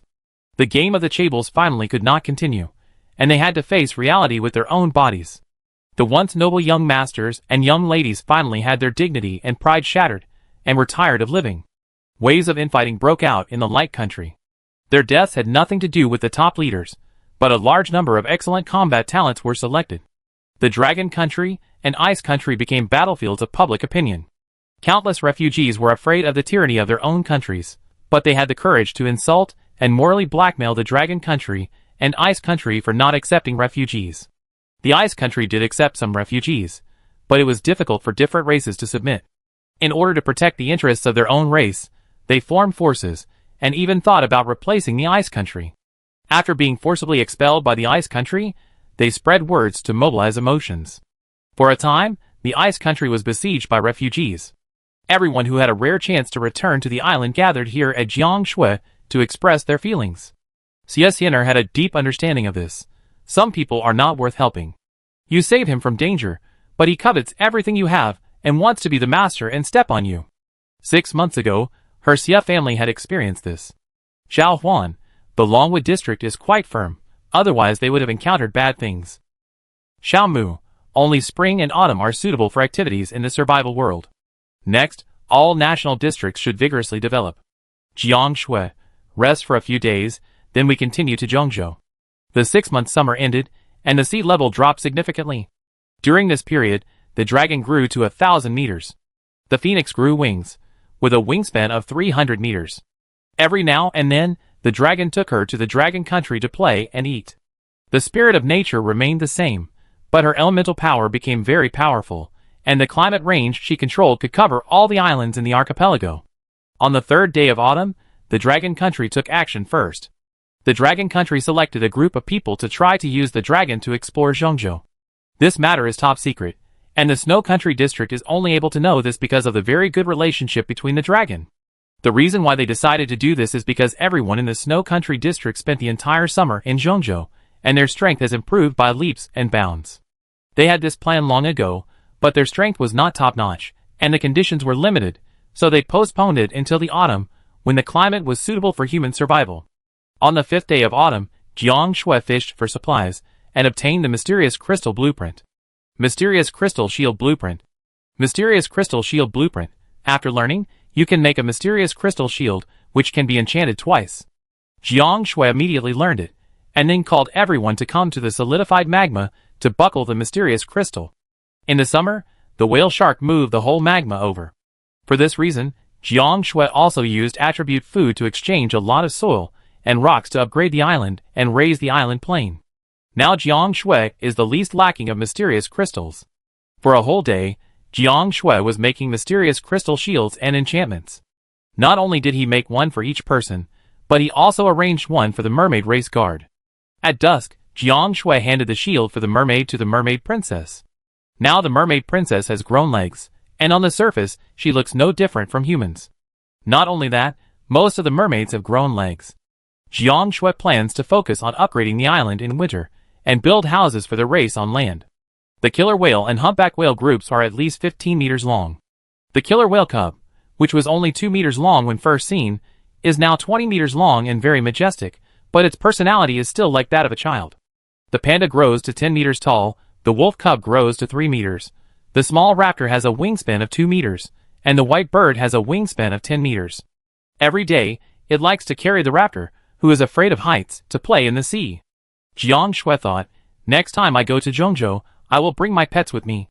In the environment of Zhongzhou, they can grow better. I will go to Zhongzhou the day after tomorrow. At this moment, Jiang Shui is making a mysterious crystal shield and selling it in the trading house. As soon as the materials were put on the trading house, they caused heated discussions, and then various regions added friends to discuss cooperation. Jiang Shui chose to cooperate with Longwu first. After Longwu District gave the right trading conditions, the transaction began. Longwu District did not intend to privately own these materials, but arranged them for the group of soldiers who landed in Zhongzhou. As the advance team formed by the top masters of Longwu District, their personal safety is particularly important. 2 days passed in a flash. After Jiang Shui gave the workbench manufacturing authority to Lu's father and mother, everyone took their pets and boarded the back of the Phoenix to Zhongzhou. Still chose to go deep into Zhongzhou. Now the whale shark has also completed its transformation, and there is an extra space grid. With the escort of 3 whale sharks, their pressure is not very great. Everyone tried to avoid fighting and explored all the way. After a month, the dense forest in front of them disappeared, and there was a tall, straight and smooth cliff in front. No matter which direction you go, no matter how far you go, the cliff still exists. It was like a raised island. Everyone repaired on the spot, and after some discussion, they decided to climb up.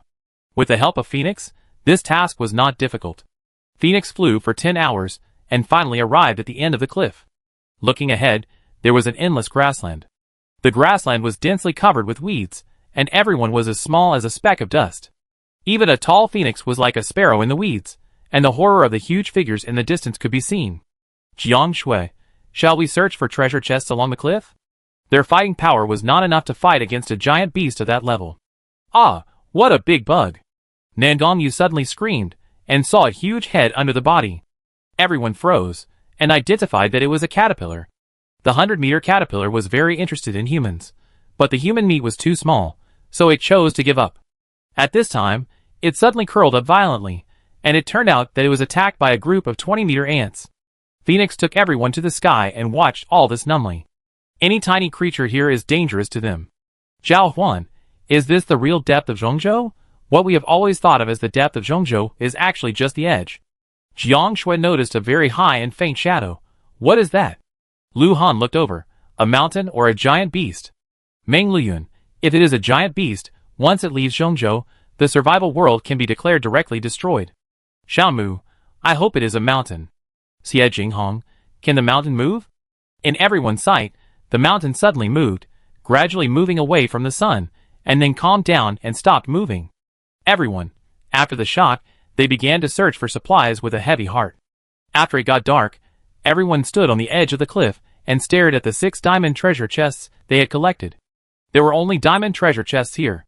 Everyone stood in front of the treasure chest and looked at each other. Who would dare to open it? It would be fine if they opened a good one, but if they opened a giant beast, even if this was a cliff, they couldn't push it down, right? Jiang Shui, let the phoenix fly over the cliff and grab us, and we open it in her claws? Lu Han, good idea. Xie Xin'er, who will open it first? Lu Han, me, I test the waters first. A few minutes later, Lu Han did not open the giant beast, but something inexplicable. Everyone looked at the blood drop lying quietly in the diamond treasure chest in confusion. A drop of blood? Chapter 123. The blood drop trembled slightly, like a living thing. Everyone looked at each other, and no one dared to touch it.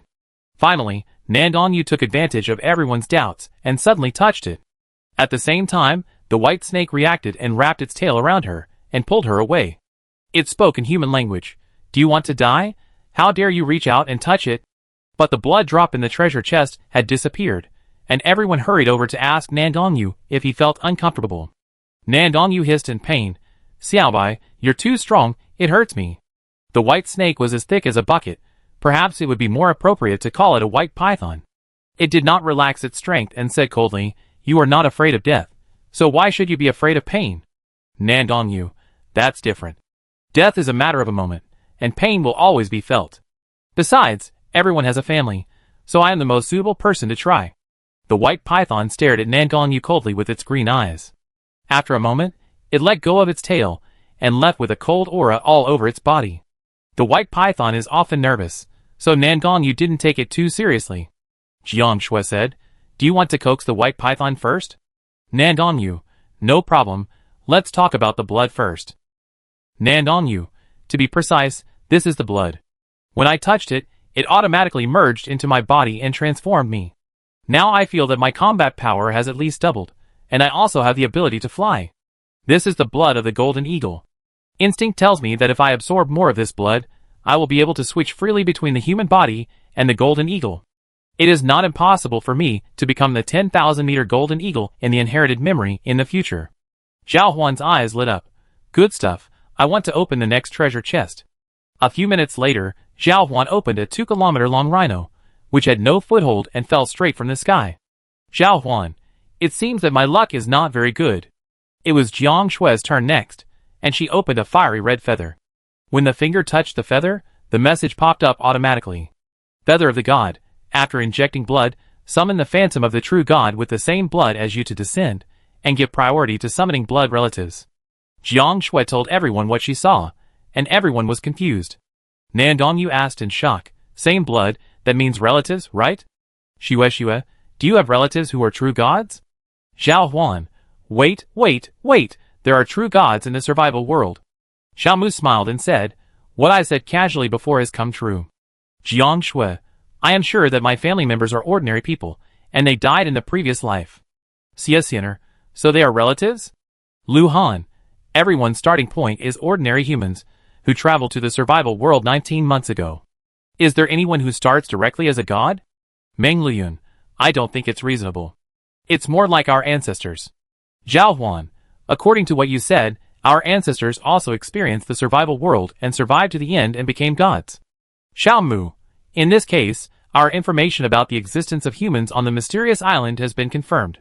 Yu Dai, speaking of which, if the speculation is true, combined with the bloodline theory, doesn't it mean that Xue's ancestors merged the Phoenix bloodline and became the Phoenix true god? The discussion gradually died down, and everyone looked at Jiang Shui, waiting for her choice. In the open space, Jiang Shui silently chanted and used it. In an instant, the sky and the earth changed color. In the midst of the rosy clouds, countless golden and red feathers fell. They landed in front of Jiang Shui and gradually formed a phoenix that covered the sky and the sun. Affected by the aura of the spirit's phantom, the surrounding beasts lay on the ground, not daring to act rashly. The world fell into absolute safety. Everyone looked up at the magnificent figure, and could only hear the wind and their own heartbeats. In an instant, everything was lost. A beautiful woman with a face that was somewhat similar to Jiang Shui, but a completely different temperament, stood in front of everyone. She looked at Jiang Shui, with thousands of emotions flashing through her eyes, as if she contained the emotions of lifetimes, and finally came down to a whisper. Finally, I see you. My daughter. Your daughter? Jiang Shui repeated in astonishment. Yes, my daughter. She took out 2 small bottles, which contained flames and golden substances. This is the blood of your father and me. Grow up to your heart's content. The woman looked at the rainbow shark, great white shark and whale shark that had transformed into human form, and said kindly, Thank you for your hard work.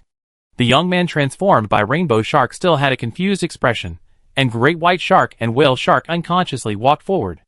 The figure of the woman gradually dissipated, and all things appeared, and then quickly dissipated. Jiang Shui stared at this last shadow, and heard a voice that was getting farther and farther away. We are waiting for you to go home in the upper realm of the gods. Blue sky and white clouds, green grass and breeze, everything returned to the previous state, as if nothing had happened. Great White Shark said, strange, why am I crying? Whale Shark said, Great White, I don't want her to leave. Great White Shark said, I don't want her to leave either. Jiang Shui silently looked at the two small bottles of liquid in her hand, with mixed feelings. Why did she call herself a mother, and say that her father also existed? She seemed to have a relationship with the sharks. What happened? What is the truth? In the long silence, Jiang Shui heard Lu Han's question, do you want to merge into this blood? It's called blood, but this blood has a golden color, and a burning fire, which looks strange no matter how you look at it. Jiang Shui thought for a long time. I decided to merge. She opened the bottle cap, and put her finger in. There was no strange touch, just like touching the air. The liquid in the bottle disappeared quickly. The mysterious power flowed in the blood, constantly transforming the body. Jiang Shui was immersed in this feeling of transformation. When she was relieved of this state, she heard her companions exclaim, Your eyes! Your hair color is so beautiful, red gradually turns to gold. Do you have any special feelings? Lu Han is lucky. If I have enough blood, will I change too? I am of the Golden Eagle bloodline. Will my hair and pupils turn golden in the future? I am looking forward to it.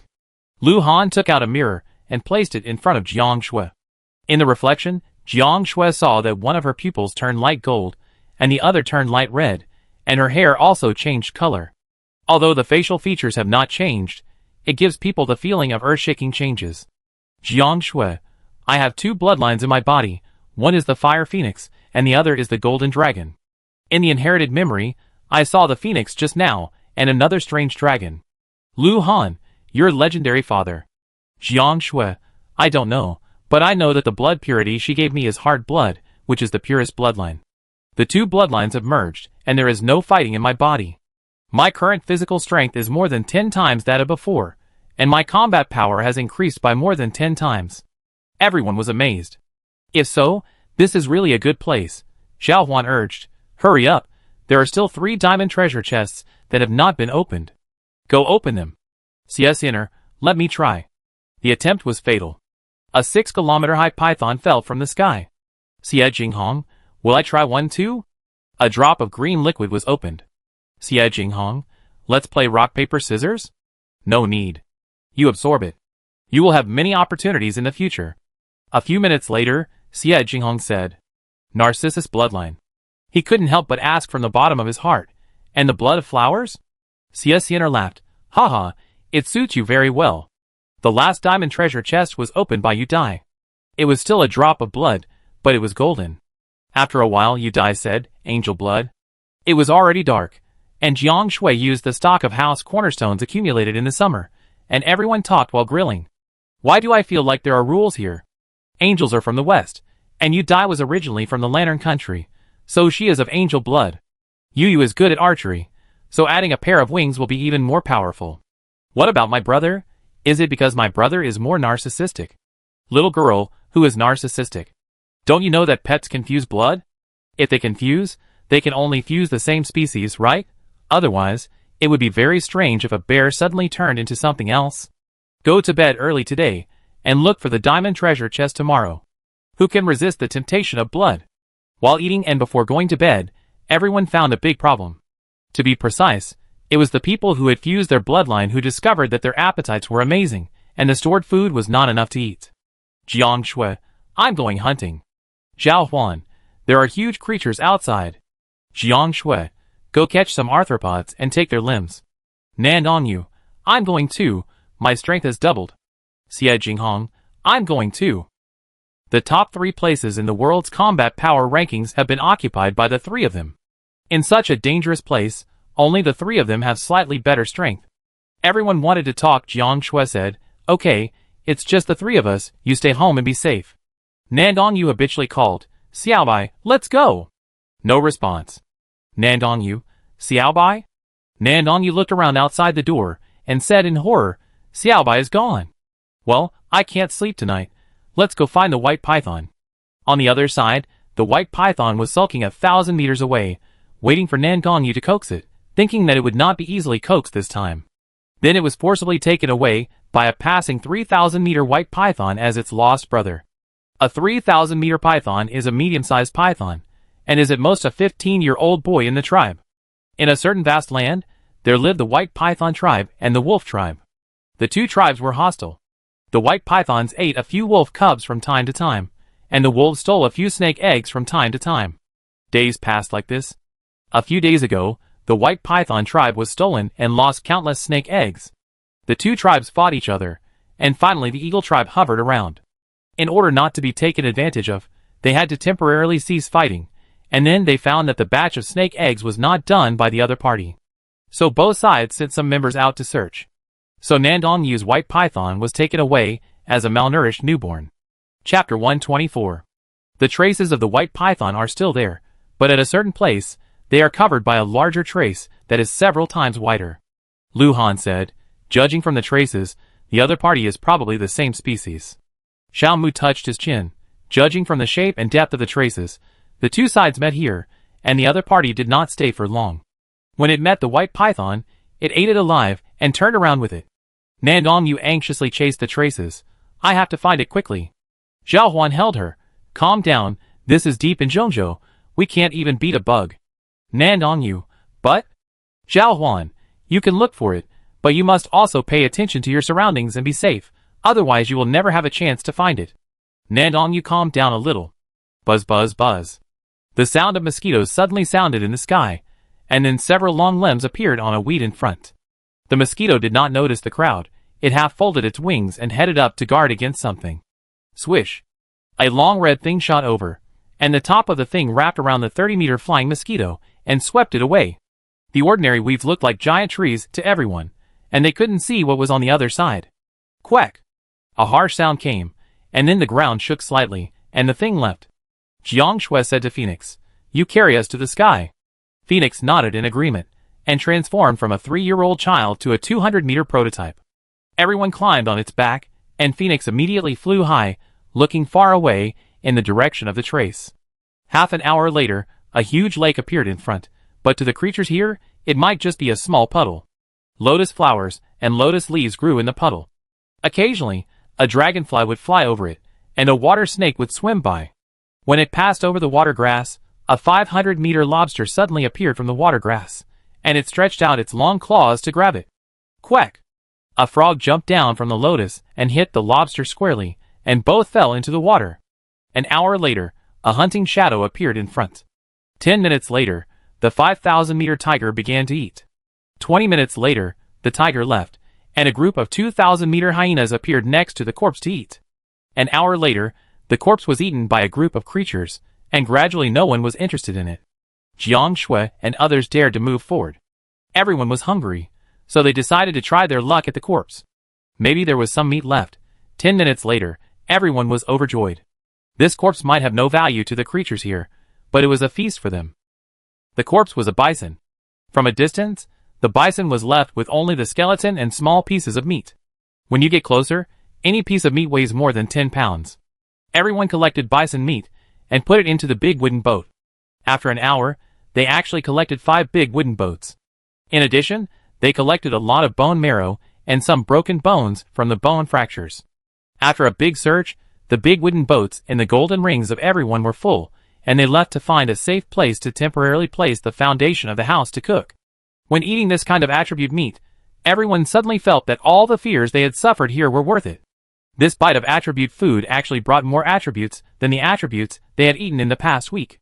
Everyone, including their pets, ate the meat, soup and bone marrow with big mouthfuls. They ate half of the stock before stopping with their stomachs full. They all felt that this meal was very beneficial. Unfortunately, after entering the real depths of Zhongzhou, the Zhongzhou World Channel and the trading house disappeared. Otherwise, they really wanted to make a deal with the humans in the Dragon Country area outside Zhongzhou and ask them to ask the dragon to send the meat back to the people who stayed in the islands. It was late at night, and the 3-year-old child in the form of a phoenix slept next to Jiang Shui. The next morning, everyone woke up before dawn, hurriedly used the golden water staff to release water to wash, and then started to eat breakfast. This breakfast was prepared by everyone who took turns to watch the night last night. This way, they can eat directly when they get up in the morning, saving the time of cooking. After eating, everyone climbed on the back of the phoenix and continued to fly along the trail. Along the way, they encountered various behemoths, but fortunately they did not find any flying creatures, otherwise they would never dare to let the phoenix fly like this. The phoenix flew for a full half-month. Along the way, everyone picked up the corpses of large creatures and hunted them, and their strength was greatly improved. This growth was most intuitive in the pets. Led by the phoenix, everyone's size has nearly doubled. The phoenix is now 600 meters tall, and it can no longer take mosquitoes and other creatures seriously. The panda grew to 80 meters, and finally had the ability to fight insects. As the phoenix's size continued to increase, its speed also made a qualitative leap, and finally brought everyone to a stop in front of the dense forest. At high altitude, everyone clearly saw that the wild grass here had traces of being crushed in sections, and the long drag mark also ended here. Jiang Shui said, "There should be a tribe living here." As soon as she finished speaking, a strong wind blew everyone and their pets away, and an eagle cried, and a huge shadow covered them. Jiang Shui barely opened her eyes in the strong wind, and saw an eagle with a wingspan of nearly 10,000 meters. The eagle blocked the sunlight, and headed straight for the phoenix. The phoenix immediately turned into the size of a child, and its back was pushed away by the strong wind. The eagle was confused, and it landed and looked around. At this time, everyone had already joined the land and hid under a leaf. The eagle looked for a while, and suddenly turned around with a sharp look. Everyone looked in the direction of its sight, and found a 10,000-meter white python. Both sides actually spoke human language. "Those who enter my white snake territory will die. You are just passing by, why bother? You are a despicable exile who was expelled, die." It turned out that it was not a python, but a snake. Snakes are 10,000 meters long, so it makes sense that the eagle was exiled by the tribe. As an eagle, its wingspan is only as long as a snake. The eagle spread its wings and tried to escape, but the white snake had already attacked and bit its claws. The sound of another parade came, and several white snakes swam over to attack the eagle together. "Take it back to His Royal Highness the Crown Prince. His Royal Highness the Crown Prince is the hope of our tribe. He can speak human language since birth. He is simply divine. We give him the best things. Hope he can grow up quickly." The white snake quickly disappeared. Under the leaves, everyone looked at each other in bewilderment. The depths of Zhongzhou are full of highly intelligent creatures. Can they speak human language? They are 10,000 meters tall, yet they are still snakes and exiles. 10,000 meters tall is just a small and insignificant character. Then what are we? Are we just air particles that can only fight insects? Jiang Shui, when we find the white python, we will contact Longwood District from the outside of Zhongzhou, use the things here to trade for transformation cards, and transform all the pets. Then everyone can come and explore. Nandong Yu covered his face. Don't call it a white python. It doesn't even have a snake's tail. I'm ashamed for it. Jiang Shui, Phoenix, you hide here with the pets, we will go find Xiaobai. Phoenix, okay, you guys be careful. In order to better hide themselves, everyone smeared wet soil and wild grass juice on themselves, and then quickly rushed in the direction where the white snakes left before. This is the territory of the white snake.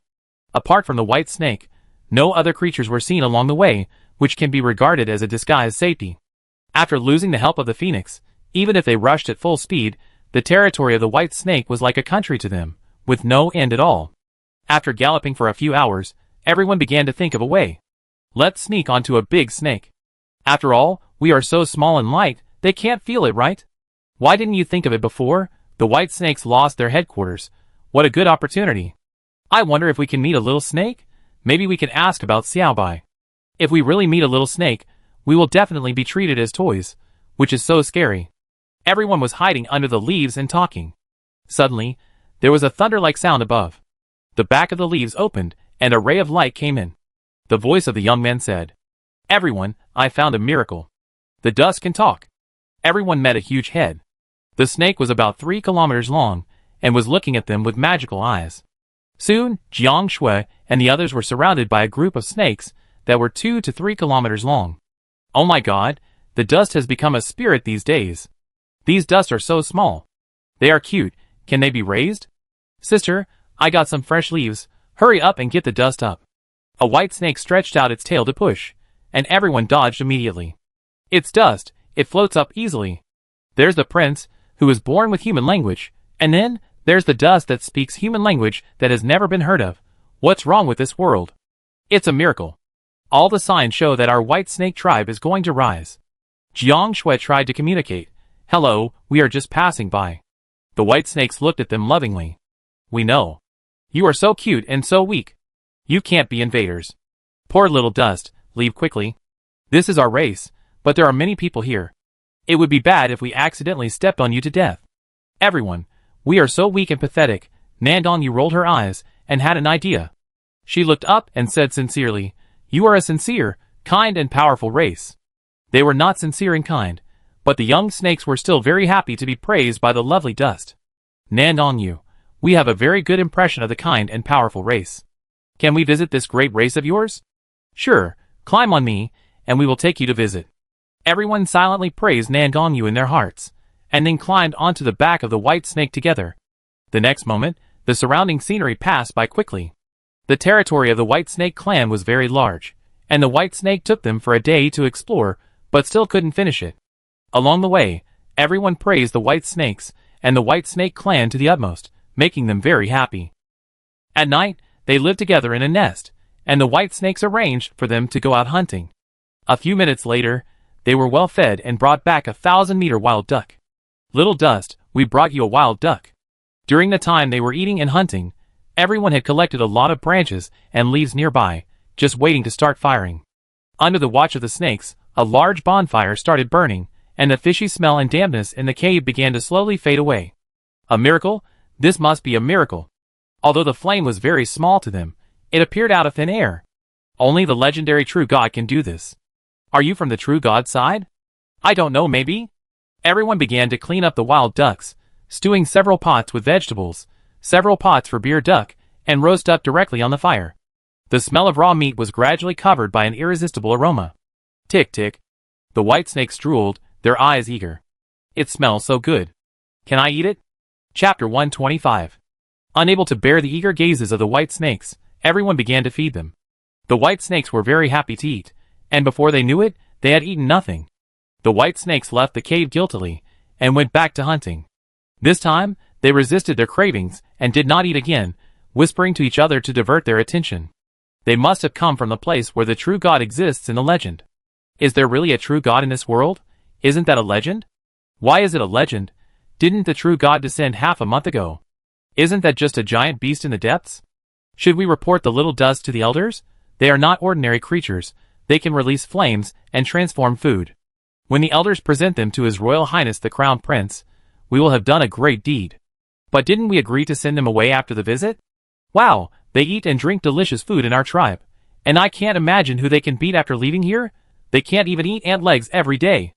I said so much just because they look good and want to raise them. Jiang Shui, we all heard it, but they pretended not to hear it. After a night of rest and recuperation, the white snake continued to take them on a tour the next day. 2 days later, they visited all the white snake tribes, but did not see the white python. Nandong was sad. It's all my fault. I should have coaxed it at that time. If it wasn't angry, it wouldn't have left and wouldn't have disappeared. Xiao Huan, after the tour, the white snake should report to us. Should we take this opportunity to leave now? Jiang Shui, yes. There was no white snake outside the cave, so everyone left the cave quickly and disappeared in the weeds. After walking for about an hour, the voice of the white snake came from the side. Elder, the little dusts are in the cave ahead. If it is really a miracle, you will be credited for your great contribution. Thank you, Elder. Jiang Shui understood that it would not take long for them to notice that they had disappeared and start searching. A few minutes later. Ah, the little dusts are gone. I think it is all your fantasy. There is no miracle. It's true. Let's go find it now. I'm leaving. Don't bother me anymore, or I punish you. The sound of searching was heard around them, and the ground was vibrating with friction. Bang! A mantis suddenly blocked Jiang Shui and the others. It stared at them for a moment, and raised its sickle without saying a word. Everyone hurriedly changed direction and fled. The mantis chased them all the way, and unknowingly appeared in a place where the fragrance of flowers was fragrant. A huge white shadow swam by, and everyone dodged quickly. After the white shadow passed, the mantis was crushed into pieces. Jiang Shui looked up, and saw a huge figure of a 10,000-meter-long white snake. Your Highness, this is the food for lunch today. With a bang, a huge monster fell on the grass, and then blood flowed along the soil. Soon, Jiang Shui and others were standing in a sea of blood. How many times have I said that I don't eat raw food? A familiar voice sounded. Your Highness, calm down. I heard that the young man in the tribe encountered the little dust that can transform food. The elders have already gone to find them. Your Highness, get out. Yes, Your Highness the Crown Prince. The 10,000-meter-long white snake left. Jiang Shui and the others climbed to the top of a large patch of wild grass, and saw the Crown Prince clearly. Xiao Bai? Nan Gongyu shouted in surprise. Xiao Huan hurriedly. Wait, are you sure it's Xiao Bai? It's the Crown Prince of the White Snake Clan, and it's much bigger than Xiao Bai. Nan Gongyu, I recognize it even if it turns into ashes, it's my Xiao Bai. Humph, who is your Xiao Bai? There was a blast in their ears, and everyone looked over. The Crown Prince was coiled under the flowers, his green eyes staring at them coldly. Nan Gongyu was happy. It's Xiao Bai, the taste is right. Everyone agreed. Xiao Bai's personality is also very recognizable. Nan Gongyu immediately ran over and climbed up along Xiao Bai's tail. Xiao Bai, we have been looking for you for a long time. I miss you so much. The Crown Prince, you recognize the wrong snake. It twisted its body, causing Nan Gongyu to lose balance and slide onto the grass. Seeing this, it hurriedly caught it with the tip of its tail, fearing that she would be injured. Then it turned its head away indifferently, exuding a cold and damp twisted aura, and bit a fruit in the flowers. Nan Gongyu's expression twisted. Don't be angry, just consider that I caused you to disappear. The Crown Prince, what's the point of saying this now? If I wasn't lucky, I would have been bitten to death. Anyway, you never cared about me. It's too late to say this now. Nan Gongyu, is it okay if I was wrong? The Crown Prince, not sincere. Nan Gongyu, I was wrong. The Crown Prince, I didn't hear it. Nan Gongyu snorted. Ask yourself, are you not wrong? You always mock me and get angry all the time. The Crown Prince couldn't believe it.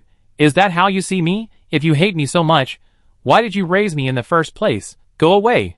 Nan Gongyu, go away if you want to. You are the noble Crown Prince now. What am I? Everyone looked at each other in bewilderment. Zhao Huan scratched his ears. Are they elementary school students quarreling? The Crown Prince was even more angry when he saw that she actually left. He snorted and left too. Everyone, so what should we do now? Nan Gongyu shouted at them. We have to cheat it even if we leave. Let's pull out all the snake fruits here, and let it eat nothing. Everyone, the prince went and came back. Don't go too far. Nan Gongyu, I went too far. I tried to cut the fruit root hard, but failed to cut it off. Nan Gongyu, The prince, Nan Gongyu, you are laughing at me. If you were not always moody, how could I habitually not go to comfort you immediately? In fact, you are half the reason for your disappearance, and you still laugh at me. I have taken good care of you. From the time you were shorter than my arm to the time you were several dozen meters tall, and yet, you still mock me.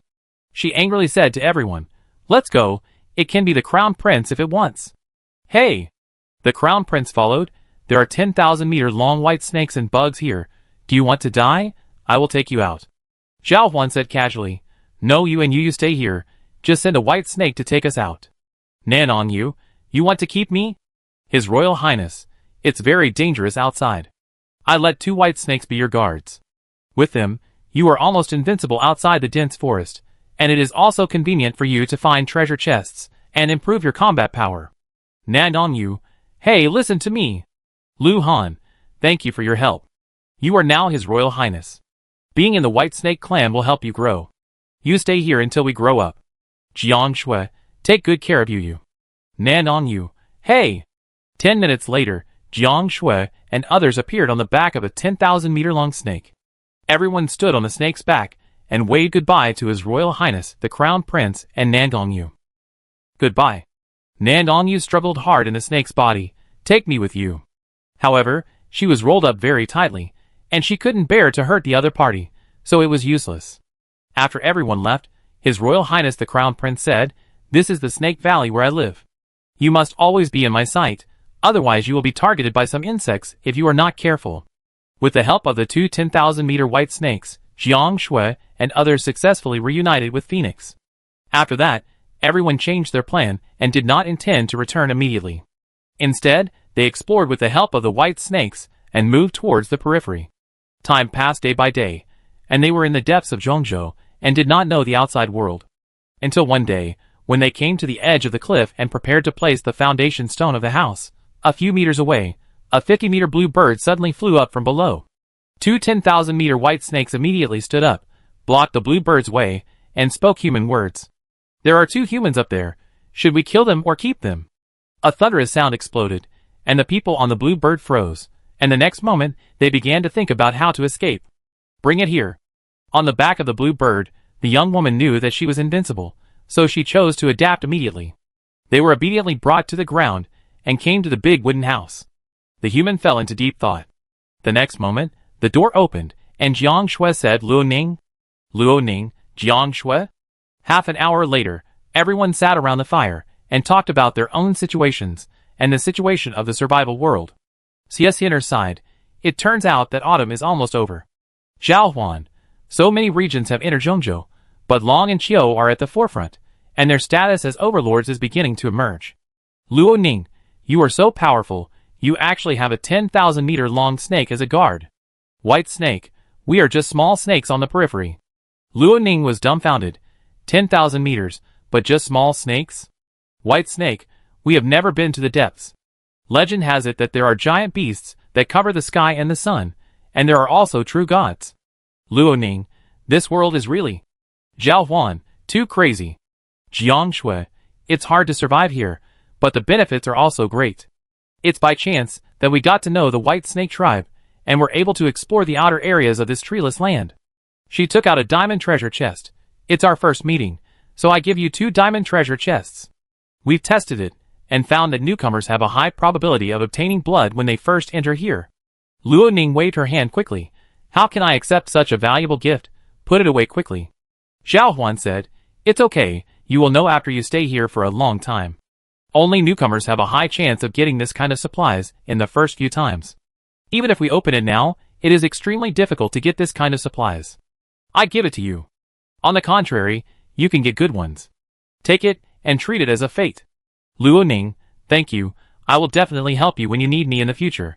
She also knew that if she took her grandmother and the blue bird to explore and find treasure chests, the probability of death was very high. The difficulty here was definitely not comparable to those giant beasts under the cliff. They were already in such a miserable state in the lower levels, and they were not qualified to join the game here. Now, someone is willing to help them avoid the crisis and obtain bloodline. She is very grateful. Zhao Huan, I suggest you open the supplies in the claws of the blue bird. If you accidentally open the giant beast, it will fall directly off the cliff and will not have time to attack you. Luo Ning, thank you. Chapter 126. The group walked and stopped along the way, and opened nearly hundreds of diamond treasure chests. Everyone was lucky only in the first few times they opened the treasure chests. After everyone first obtained the bloodline, they rarely saw the bloodline. They have been here for so long. Apart from Jiang Shui summoning the true godmother, the others only got 3 or 4 drops of blood on average. Most of their current physical strength is improved by eating the giant beast attribute food here. The 2 treasure chests given to Luo Ning were obtained from their exploration today. Today, they got a total of 5 diamond treasure chests. They originally planned to open them after dinner, but they didn't expect to meet Luo Ning. Grandma, you open it first, I let the blue bird hold you tightly. The white-haired grandmother, who was seriously ill, has now become very healthy after the opportunity in the survival world. Her white hair has turned black again, and she looks about 40 or 50 years old. Perhaps because she looks younger, her mentality has also become much younger. She nodded and took the diamond treasure chest and came to the blue bird. She was lucky and opened a drop of blood. Zhao Huan instructed, touch the blood drop and get your own blood. After a while, her appearance quickly became younger, and finally she looked about 40 years old. Luo Ning was happy. Grandma, you are so beautiful. Grandma, what bloodline are you from? Grandma, Lily. Luo Ning, do you have the bloodline of flowers? Xiaxin'er, yes, my brother is a flower, he is a daffodil. Luo Ning, Lily is good, it has a good meaning. Grandma is so amazing. Grandma caressed Luo Ning's hair lovingly. It was Luo Ning's turn to open the treasure chest. The summoning leaf. A green leaf lay quietly in the diamond treasure chest, and she picked it up in confusion. Everyone looked over with surprised eyes. Do you have a family that is a true god? The last person whose family was a true god was Jiang Shui, but that was a few months ago. No one of us has ever offered summoning supplies. I wonder if your family will also send you blood. Luo Ning was stunned. Family? I am an orphan. My grandmother picked me up and adopted me when I was young. My family is here? Maybe it's your ancestors. Do you want to summon them? Luo Ning hesitated for a long time, and finally chose to summon them with the encouragement of her grandmother. After a while, bright green burst out around them, and a towering tree connected the sky and the earth. A vine swing was hanging on a branch. When the wind blew, countless leaves spun and fell, and then condensed into a human figure. It was an elegant woman in green. She sat on the swing, and looked at Luo Ning gently. "Long time no see, Xiao Ning, I'm your mother." Luo Ning looked at the strange woman, feeling guilty. "Woman, the time of coming is limited. Take these 2 bottles of blood. This is the blood of me and your father." The woman didn't speak anymore, and her figure began to dissipate, but her voice appeared in Jiang Shue's mind. "Only after entering the dense forest over there can you truly enter the depths of Central Continent. Your parents, with the privilege of being tied for first in the internal test, will automatically return to you with good luck, and the system will return within the rules. Don't be afraid, you are already very close to them." Jiang Shui subconsciously followed her gaze, and the traces of the woman's existence had disappeared. Some of her companions were silent, while others spoke to Luo Ning, and it seemed that no one heard her last words. Jiang Shui looked in the direction of the White Snake tribe, and behind that was the dividing line between the dense forest and the wasteland. "Are we already very close to them?" Jiang Shui felt an urgent desire to get closer. She felt warmth in her palms, and when she came to her senses, she saw Lu Han holding her hands tightly and looking at her with concern. Jiang Shui smiled and shook her head. "It's okay." Luo Ning finished the blood fusion, and everything from her hair to her eyes turned into a light green color. Luo Ning, 2 bloodlines, Wudong and Qingzhu. After that, Luo Ning fell into a long silence. Perhaps because she knew that she was an orphan, she had thought of countless negative possibilities, but she didn't expect that she actually had parents, and that her parents still loved her. She felt a sense of trance. In the house, everyone was cooking around the fire. Xiao Huan asked, "What are your plans next?" "Grandma, I will listen to Luo Ning." Luo Ning forced herself to cheer up. "We plan to go to the lower level first to continue to improve ourselves. This is not a place we can explore for the time being. Xiao Huan, it just so happens that we are also planning to go back. Let's go together tomorrow." The next morning, everyone packed up everything, ate and drank enough, and took the phoenix to the lower level. It was difficult to go up, but it was much easier to go down. The phoenix only needed to spread its wings, and the wind would help it glide along the way. The phoenix with a 1,000-meter wingspan flew gracefully in the sky. At dusk, they were already connected to the World Channel and Trading House in the lower Zhengzhou. After being disconnected for many days, they met again today. There were tens of thousands of humans in the survival world. Everyone came from different places. At this moment, the World Channel was noisy, and there were still verbal battles and threatening remarks between countries. After the phoenix flew for several days, the Zhengzhou Ocean finally appeared in everyone's vision. It was also during these few days that several Zhengzhou humans saw the 1,000-meter phoenix whizzing by, and the original quarrel turned into being glad that the phoenix did not attack humans. When we arrived at the Snow Country Islands, autumn had passed and winter had arrived. The temperature was only a few degrees, far from the extreme cold. After 6 months apart, everyone gathered together and chatted until late at night. From their mouths, we learned that there was also a mysterious race in the Dragon Country, a mysterious sea god race that loved food. It is rumored that the first encounter was the prince who loved to eat and travel. Speaking of which, this prince was the one that everyone in the archipelago had met. And the Dragon Country district has domesticated a group of cubs from Zhengzhou, and now the national strength has increased several times. The Light Country introduced a new rule: the strong are respected. The Wood Country was destroyed, and its people joined different countries. Only the top leaders of the Flower Country were left, and all the people went to the Hui Country of Kagawa Keiko. Only a small number of countries in the survival world still maintained internal peace and stability. Most of them ventured into Zhengzhou for strength, and humans died in batches. Now the sea area of the survival world is no longer a battlefield for competition, but Zhengzhou is, and all kinds of mutual killings are endless. After staying up all night, the young people were released by their elders at dawn the next day, and were allowed to sleep. There was no news for 6 months, and they were worried for 6 months, but the result was good.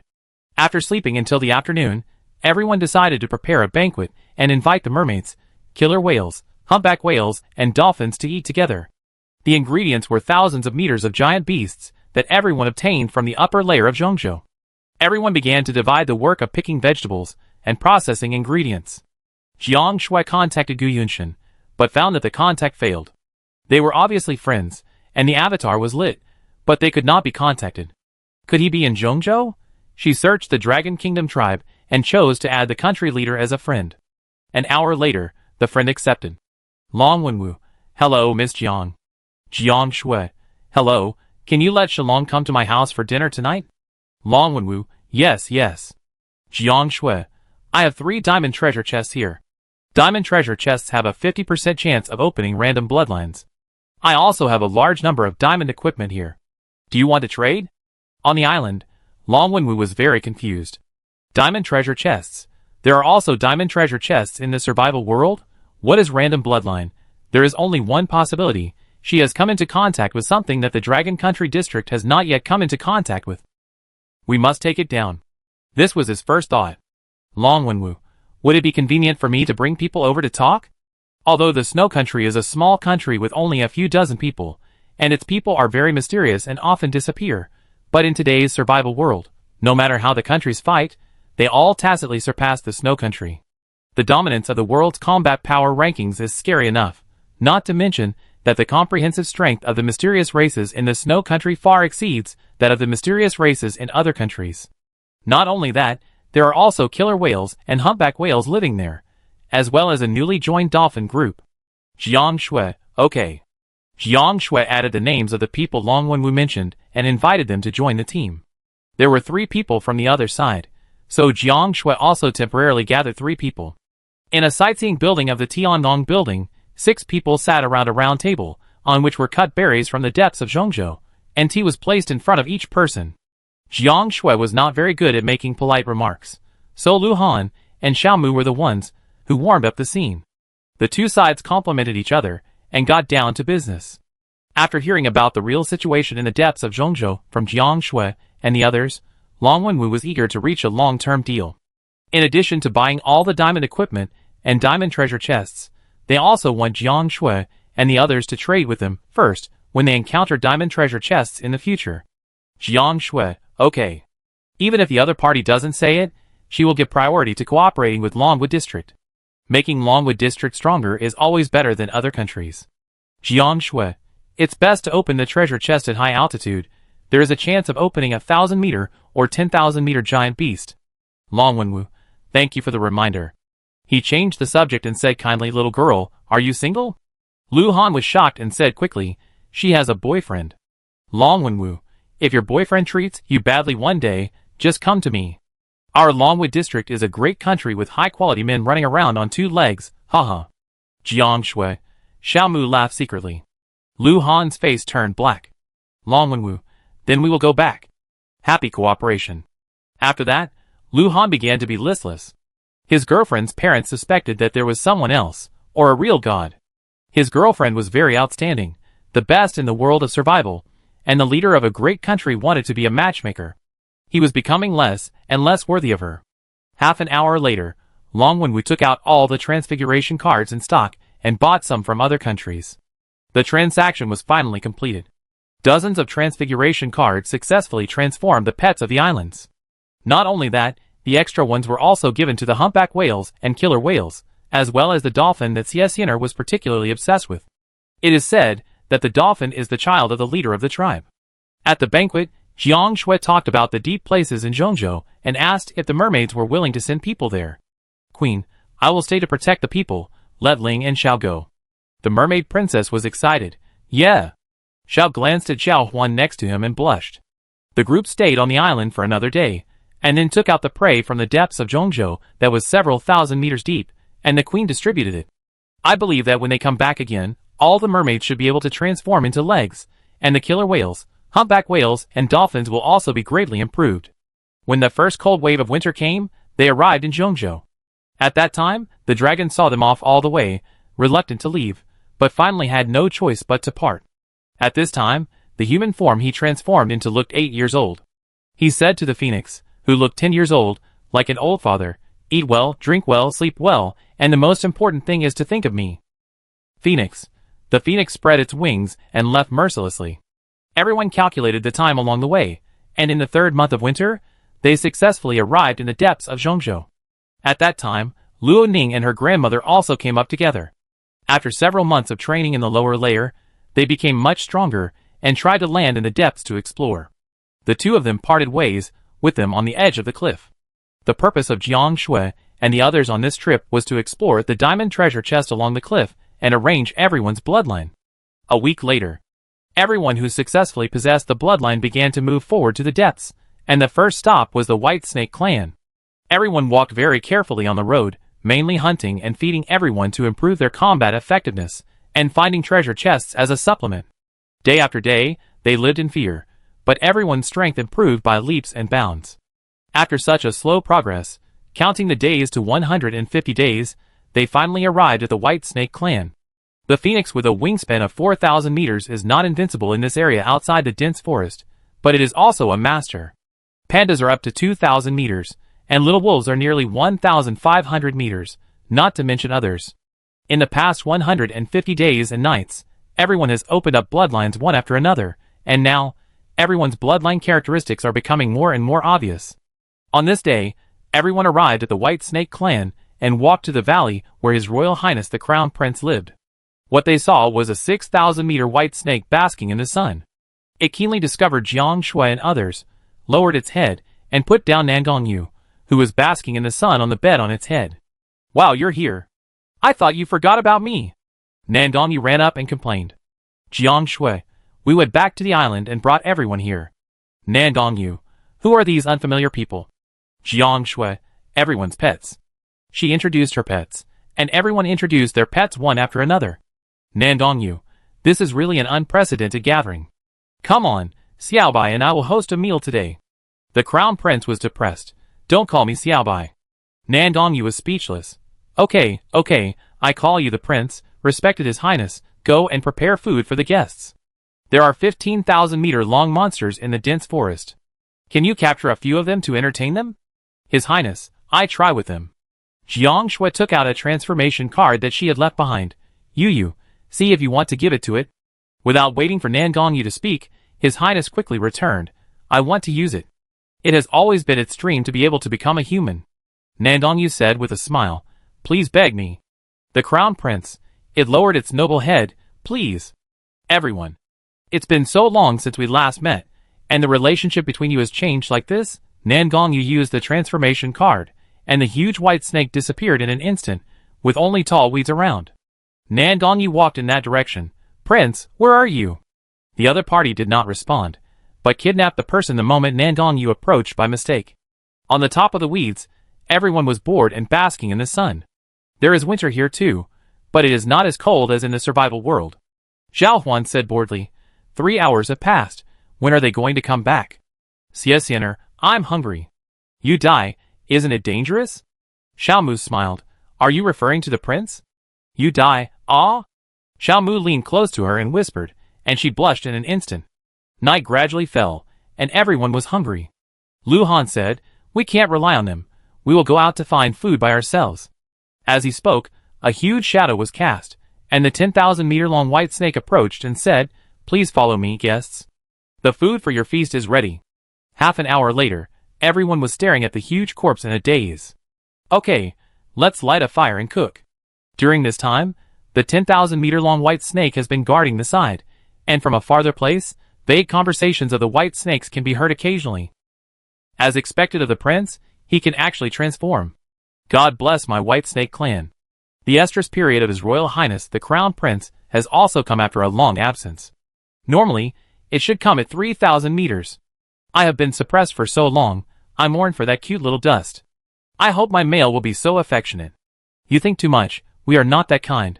Not developing to the level of other races is our last bottom line. Then does His Royal Highness have a bottom line or not? This is a good question, I abstain. Everyone who heard the speech, This, is it like this? When did it start? It's so hidden. So just leave us here like this, and take us away immediately after turning into human form. Chapter 127. In the next few days, Nandongyu and His Royal Highness the Crown Prince did not show up for a long time, so everyone simply explored the nearby area to find diamond treasure chests. In order to stay with the sharks for a while, Jiang Shui did not approach the dense forest and chose to explore the periphery. After 3 days, everyone had about 10 diamond treasure chests.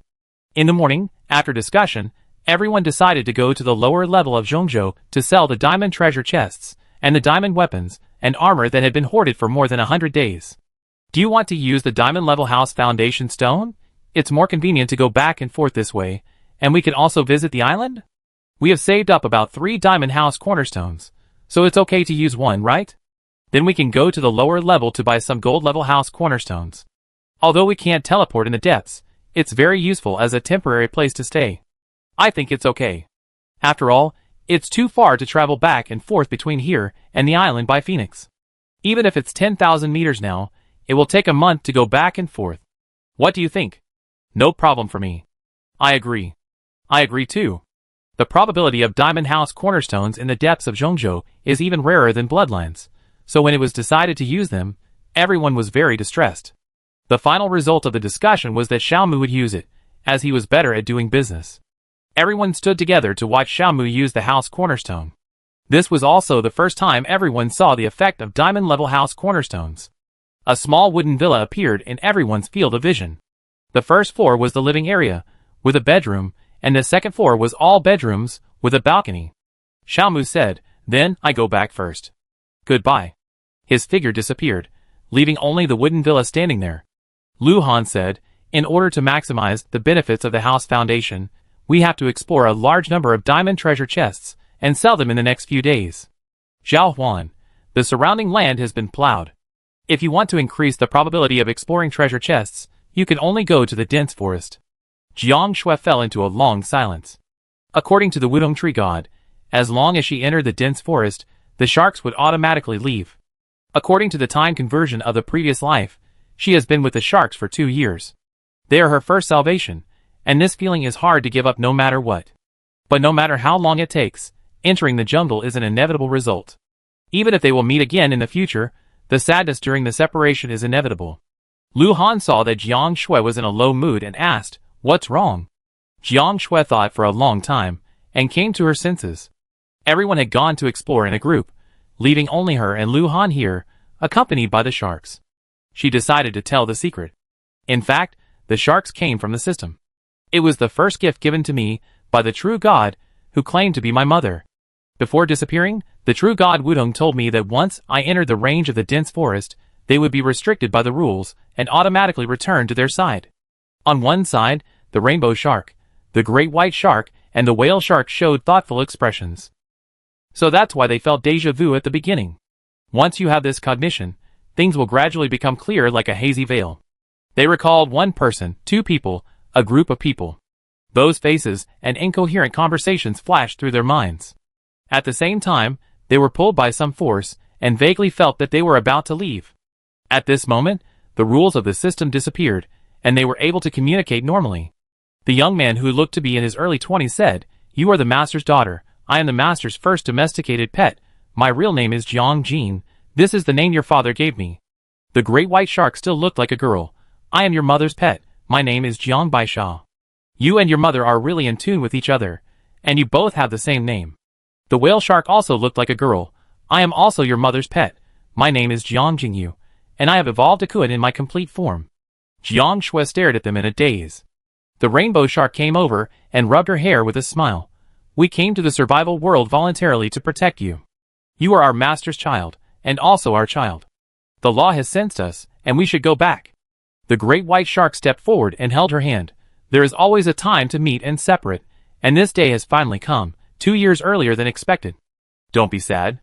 Now you are no longer alone, and you have companions who are willing to protect you. I believe that one day, we will meet in the future." Jiang Shui asked anxiously, "How long will it take? When can we meet again?" The whale shark looked into the distance of the dense forest. "It is a land of rules, full of dangers, but also opportunities. After crossing this primeval forest, you will see the inland sea. At that time, your island can be moved there using the relocation card. At that time, you will cross the inland sea and go to the upper level of Zhongzhou to open the summoning card, and we will have the opportunity for the phantom to descend. When you successfully reach the highest mountain in the upper level, it will be the time for us to meet for the last time." She didn't say the time, but Jiang Shui knew that this process would definitely not be easy. The world that humans in the survival world currently live in is just the outer sea, and just like that, 25 months have passed. And in these 25 months, they haven't even crossed the primeval forest, let alone the inner sea.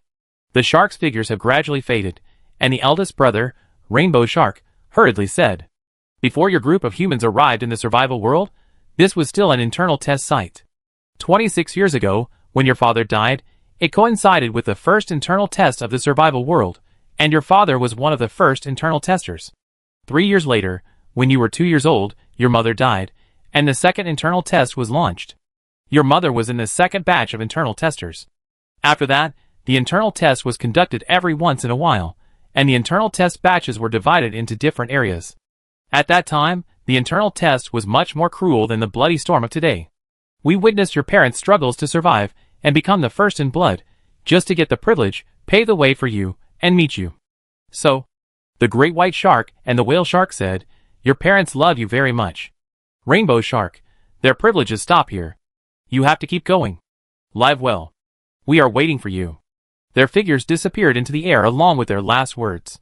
Jiang Shui, who had long forgotten to cry, covered her cheeks, and her knuckles were wet with tears. So that's it. She has a family that truly loves her. She is not the one who was abandoned. The self who envied others day after day in the rat-ridden woodshed when she was a child, finally waited to become the one she envied. Lu Han held her in his arms, quietly and silently comforting her.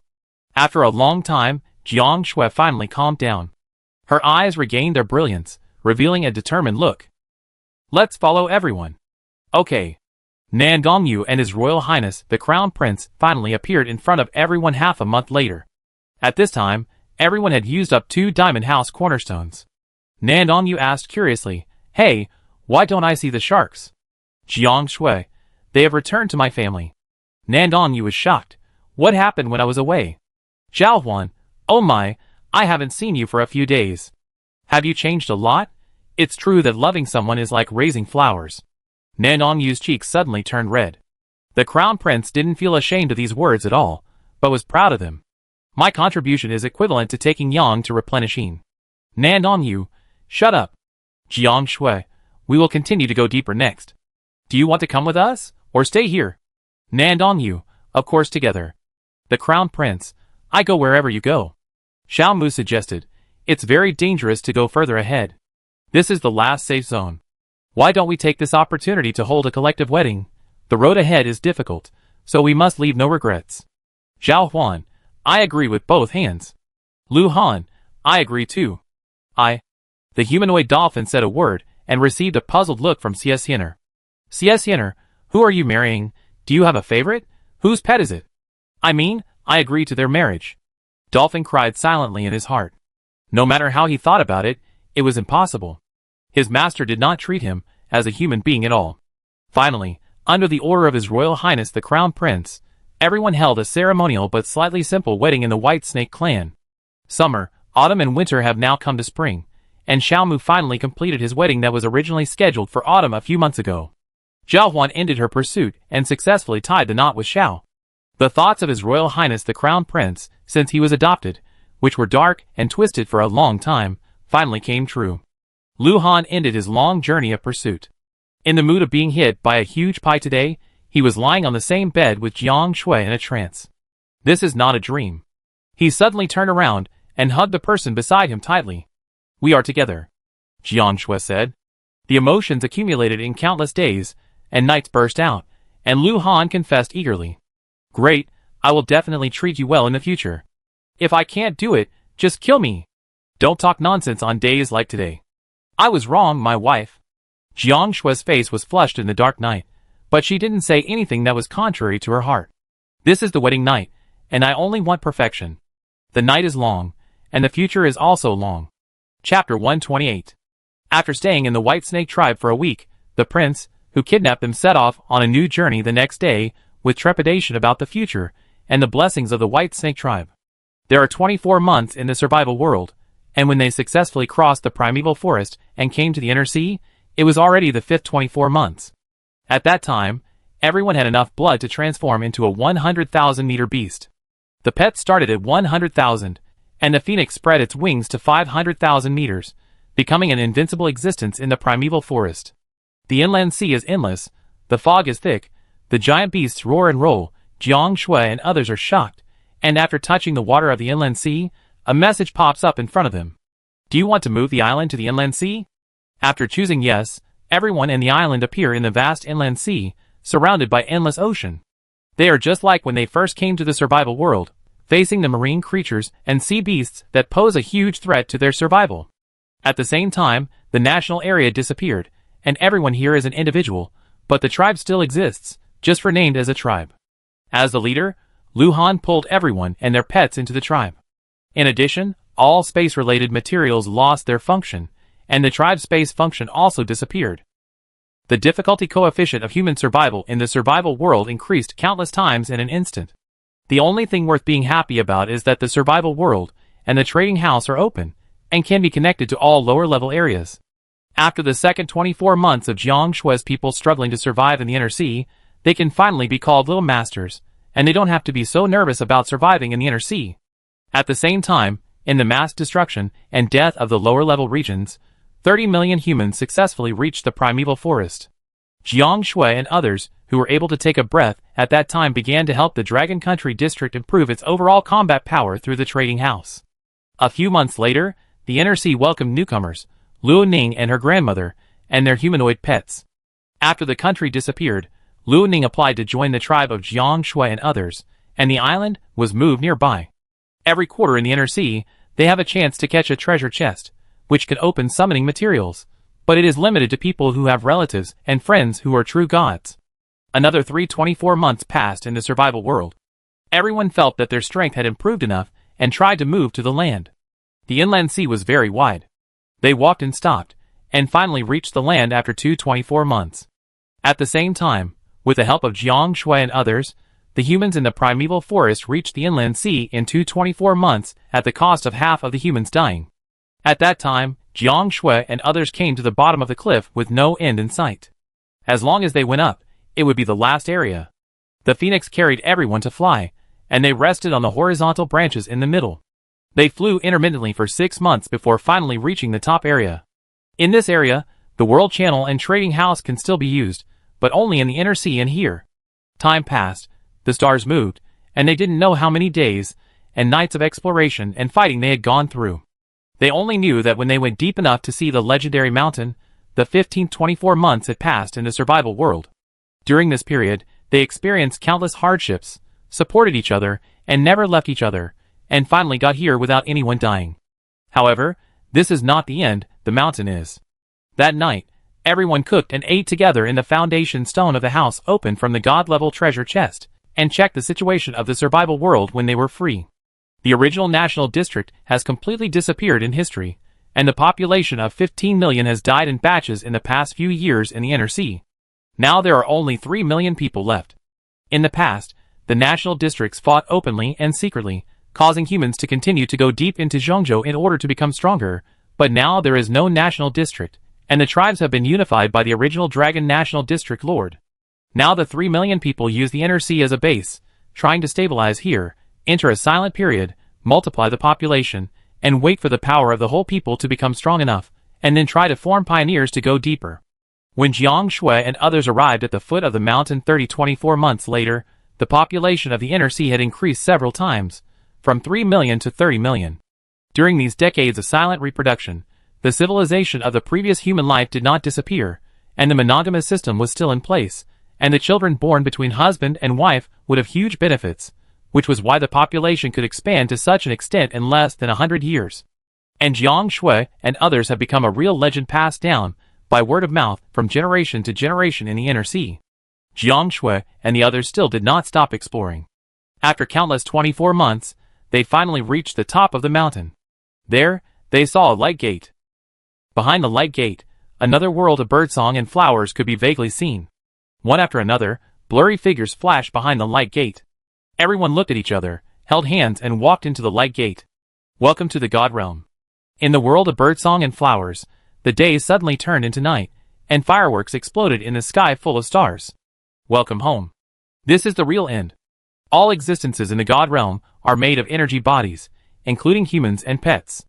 There is no survival or war here, just like a world of old age. It is precisely because of this rule that there is no entry here, only peace and laughter. On the night of entering the God Realm, the new gods had a good rest to repair the fatigue from the storms along the way. This sleep lasted for several months in the survival world. In the warm spring day, everyone woke up one after another, and the true gods they had seen before appeared and told them everything. When the earth is overwhelmed, it will undergo a survival test to give it a chance to return to its original peak state. This is the first time the earth is overwhelmed. Before the official survival test, the Heavenly Tao selected internal testers at a specific time to participate in the internal test. Your father and I are very lucky to have become internal testers. Jiang Shui looked at the strange man. Is this her father? In order to enter the official survival test as soon as possible, the internal test time can only be calculated according to the time of your previous life, 26 years. Let's not talk about the cruelty of it. In the end, only less than 10 of us succeeded in reaching the God realm. We became subordinates of the Heavenly Tao, refining and improving the survival world for it. It is precisely because of this that there are so many humans alive in the survival world now. We have extended the timeline and reduced the difficulty in disguise. Now, you have been predetermined by the Heavenly Tao to be subordinates of the survival plan for the next round of life and technology on Earth, and after it is overwhelmed again, you will be the ones to modify or refine the next round of the survival world. Until then, we are still responsible for this round of survival world. Now, although you cannot leave the God realm, you can use your power to view any place outside the God realm. In addition, your bloodline and summons can also be reported through our approval and appear in the treasure chest on the lower level. Chapter 129. God's power is engraved in the soul like instinct. Jiang Shui cast her eyes to the lower world.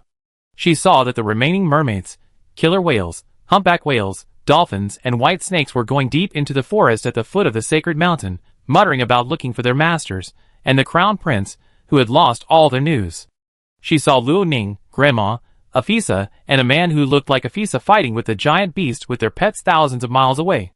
In the inner sea farther away, after a long period of survival and reproduction, the human population exceeded 100 million, but the increase in the population meant the emergence of ambitions. The tribes that once united for survival finally evolved into three forces under the influence of time and stability, forming a tripartite tripod. The three parties are fighting. In order to become the first, the humans who have been silent for many years began to try to go to places outside the inner sea. How many people still remember the things in the previous life? This place has become the native world as home. Shinjichio. In the previous life, I was a businessman, good at calculating, but I also abided by the law and did not do anything that violated the law. After coming to the survival world, I took advantage of the famous depressed woman Jiang Shui, and since then my fame has soared and I have my own tribe. For me, this was not a big deal, but my brother admired her very much, and this created a gap between me and him. I did not feel guilty about this, and seeing that she was always in trouble, I also acquiesced to my brother's behavior of helping her quarrel. Perhaps I was unwilling to always be inferior to the Dragon Kingdom tribe, and she was the one that the Dragon Kingdom tribe wanted to win over, so they paid special attention to her. Unconsciously, I saw her get into trouble many times, saw that she always had companions to help her, and saw her get out of the past, and she was completely different from her initial appearance. At that time, she was still dazzling, higher than all countries. And I was still lower than the Dragon tribe, and I had not even left the Dragon tribe. When the night was quiet, I always felt a little lost. If the initial choice was not to use her, but to make a firm choice, like Lu Han and his group. The day she established her own country, my first reaction was to establish my own country, and I wanted to fight for the position of overlord again. I don't know when it started. At first, I just wanted to leave a name in the future history, but now I only have reluctance and the desire to dominate. After that, her news disappeared for a long time. I often checked whether she was still alive by checking whether her name was lit in the friends list. When she appeared again, she had reached the real depths of Zhongzhou, which was a height that I could not reach. The woman who I used to not care about and use without any psychological burden was now out of reach. Her existence was like a thorn, reminding me of my stupidity all the time. I spent many days and nights in complicated emotions, and witnessed her always striding forward, leaving me further and further behind. I decided to take the masters of Qiubui district to Zhongzhou to improve myself and work harder. I know that if I don't work hard, I will be defeated by myself and never recover from it. When I arrived at the upper level after several years, she was already living in the inner sea. When I arrived at the inner sea, she had already become a legend. Many people said that they were dead, but I knew that her avatar was still lit, and she was still alive. The gap between them was like a chasm. Should we continue to catch up? I have to keep chasing her, otherwise, I won't find the meaning of living. Therefore, I started to build forces, Even if it means betraying my country in the last life, even if it means breaking the peace of the inner sea and bringing conflicts and wars. Countless years have passed, and now, I finally crossed the inner sea and arrived at another land. Catching up with her and surpassing her is the only meaning of my life. Wenrenwe. My heart is like the bright moon, without joy or sorrow, but I was entangled by a girl named Louis. When I first met her, I had a good impression of her. She was a beautiful girl who was fair-skinned and easily shy. But gradually she changed. She became crazy and paranoid. I began to dislike her. In order to avoid her, I contracted a boyfriend with my neighbor's sister. I thought it was over, but I didn't expect her bestie to bully my contract girlfriend many times. Even if we are not real boyfriend and girlfriend, I can't let her suffer misfortune because of me. I made an appointment with Louis, and her bestie Yingxingyu was also there. Yingxingyu was like a mad dog throughout the whole process, and Louis didn't say a word. Oh, I allowed Yingxingyu to shame me and my family and friends like this. Louis is really disgusting. I had a good impression of her at first, but I was wrong sometimes. That conversation ended unpleasantly, and I hated Louis very much. After that, Louis still pestered me, and I terminated the contract in order not to let my contract girlfriend be implicated. Many years later, I was in my early 30s at that time. I held great power because of my many meritorious deeds and strong background. My family arranged a marriage for me, and I agreed. I saw Louis as a guest at the engagement party again. She had changed a lot. After years, the past had become the past. Now Louis apologized for her youthful absurdity and blessed me and my fiancé. I couldn't help but think of our first encounter. Louis seemed to have washed away all the makeup. Now she looked like her original self. I didn't expect that after just a few minutes of meeting, I would let go of all my dislike for her. From then on, we were probably strangers. That night, I was a little out of control and drank a lot of wine. Later, I learned about her recent situation from my friends. I heard that she was hanging out with Yingxingyu every day, living a very extravagant life, and there were always men around her. I kept silent, but I felt a little disappointed. 1 year passed, and the world of survival suddenly arrived. The world of survival is not restricted by rules. I no longer bound myself, broke free from the various rules of the previous life, and became independent. I established the Emperor tribe, and invited Louis to be the tribe's diplomat. The reason for the invitation was that she had strong social skills. But only I knew that I didn't need to look at anyone's face anymore. After no longer being bound by any rules, I began to miss the time when her eyes were always on me. Throughout the 33 years, she was probably the only one who treated me sincerely. It's ridiculous.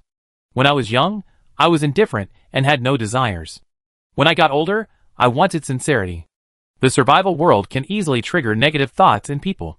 It is also possible that I am a heretic in my bones, but I have been suppressing myself. I chose to sacrifice my tribe and family to achieve myself. However, I am still not as good as Jiang Shui. She repeatedly broke the opportunities that originally belonged to me to become famous, and I hated her to the core. But all this changed during the outing in Zhongzhou. I met Louis himself. After that, becoming a hegemon and hating Jiang Shui seemed unimportant. When Louis looked at him with resistance and disgust. Wenren felt more and more like he was going crazy. He took Louis away by force, but her deep love and confession for him had long since vanished. Now, every day she spent with him face to face, she looked at him with more disgust.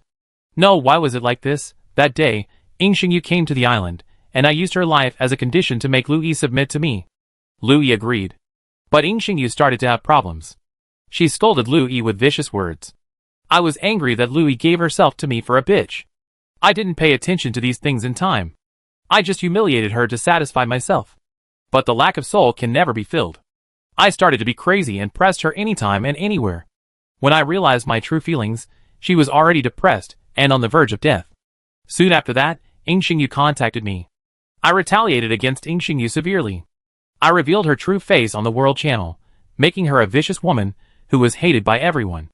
I hired criminals to be around her, insulting her crimes every day, breaking her proud cognition, and then let her ride thousands of people and ride thousands of beasts, and died in extreme fear and pain of mental torture. I began to do everything I could to maintain the road, but she still died of depression. I stood in front of her body, at a loss. I began to recall the past. After a long time, the sky began to rain heavily. I knelt in the rain, and watched the small grave being washed away. I thought, no one in the world loves me anymore.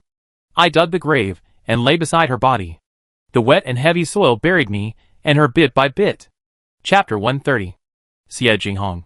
I was born in a martial arts family.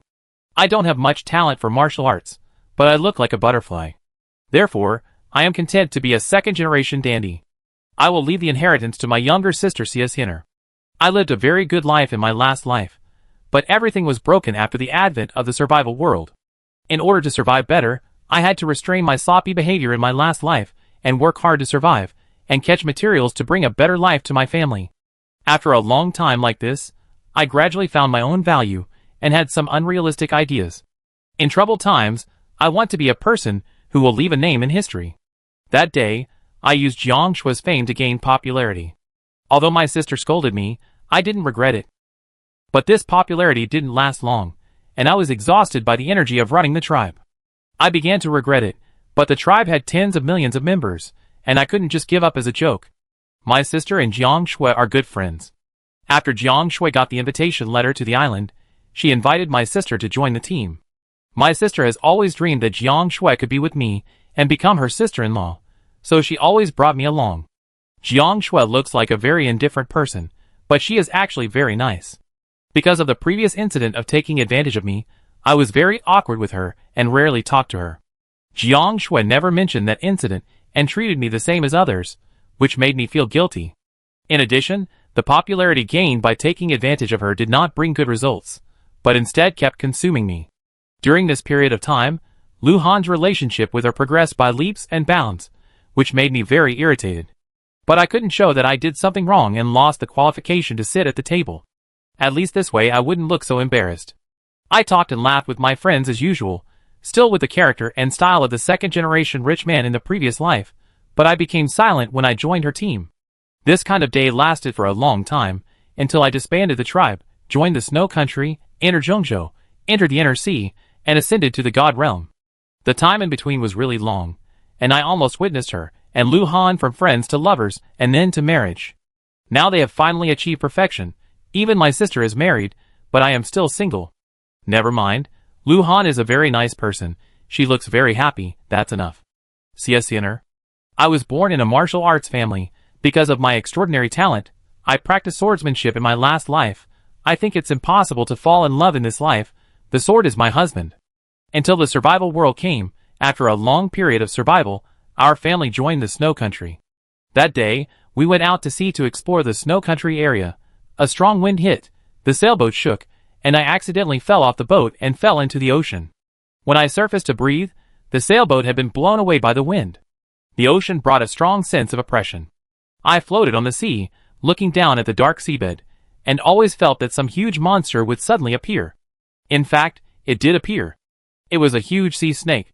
When I saw the body and bloody mouth of the snake, I screamed. At this time, I met a little dolphin. It looked about 2 meters long, which could barely be called a baby in today's survival world. It carried me on its back and swam towards the sailboat. Just then, everyone came back to find me, and the matter was finally resolved without any danger. The little dolphin seemed to like me very much. It followed me wherever I went, all the way to the island. At that time, I envied Jiang Shui for having a marine pet. I also wanted to have one, so I thought about taming it. I played with the little dolphin and fed it with food of its own nature. Day after day, it finally began to rely on me. After that, I landed in Zhongzhou with the young people on the island. After a few months of separation, when I came back, the little dolphin had grown a lot and brought his tribe to settle down. As soon as we met, it threw me to express its longing. I knew I had neglected it for a long time, so I stayed with it for the next period of time. The little dolphin was very good at acting cute and crying. Before setting off for Zhongzhou again, it was almost always aggrieved, so I decided to use the transformation card on it and take it with me. After the transformation, it was a cute boy, very soft and cute, which met my expectations of a pet. After that, we embarked on the journey to Zhongzhou. The little dolphin was very clingy to me as usual, acting cute at every turn, and crying when I scolded him, like a delicate baby. This kind of life lasted for a long time, until everyone got married in the white snake race. That day, the little dolphin always looked at me with grievance, and in the days that followed, it began to get angry easily.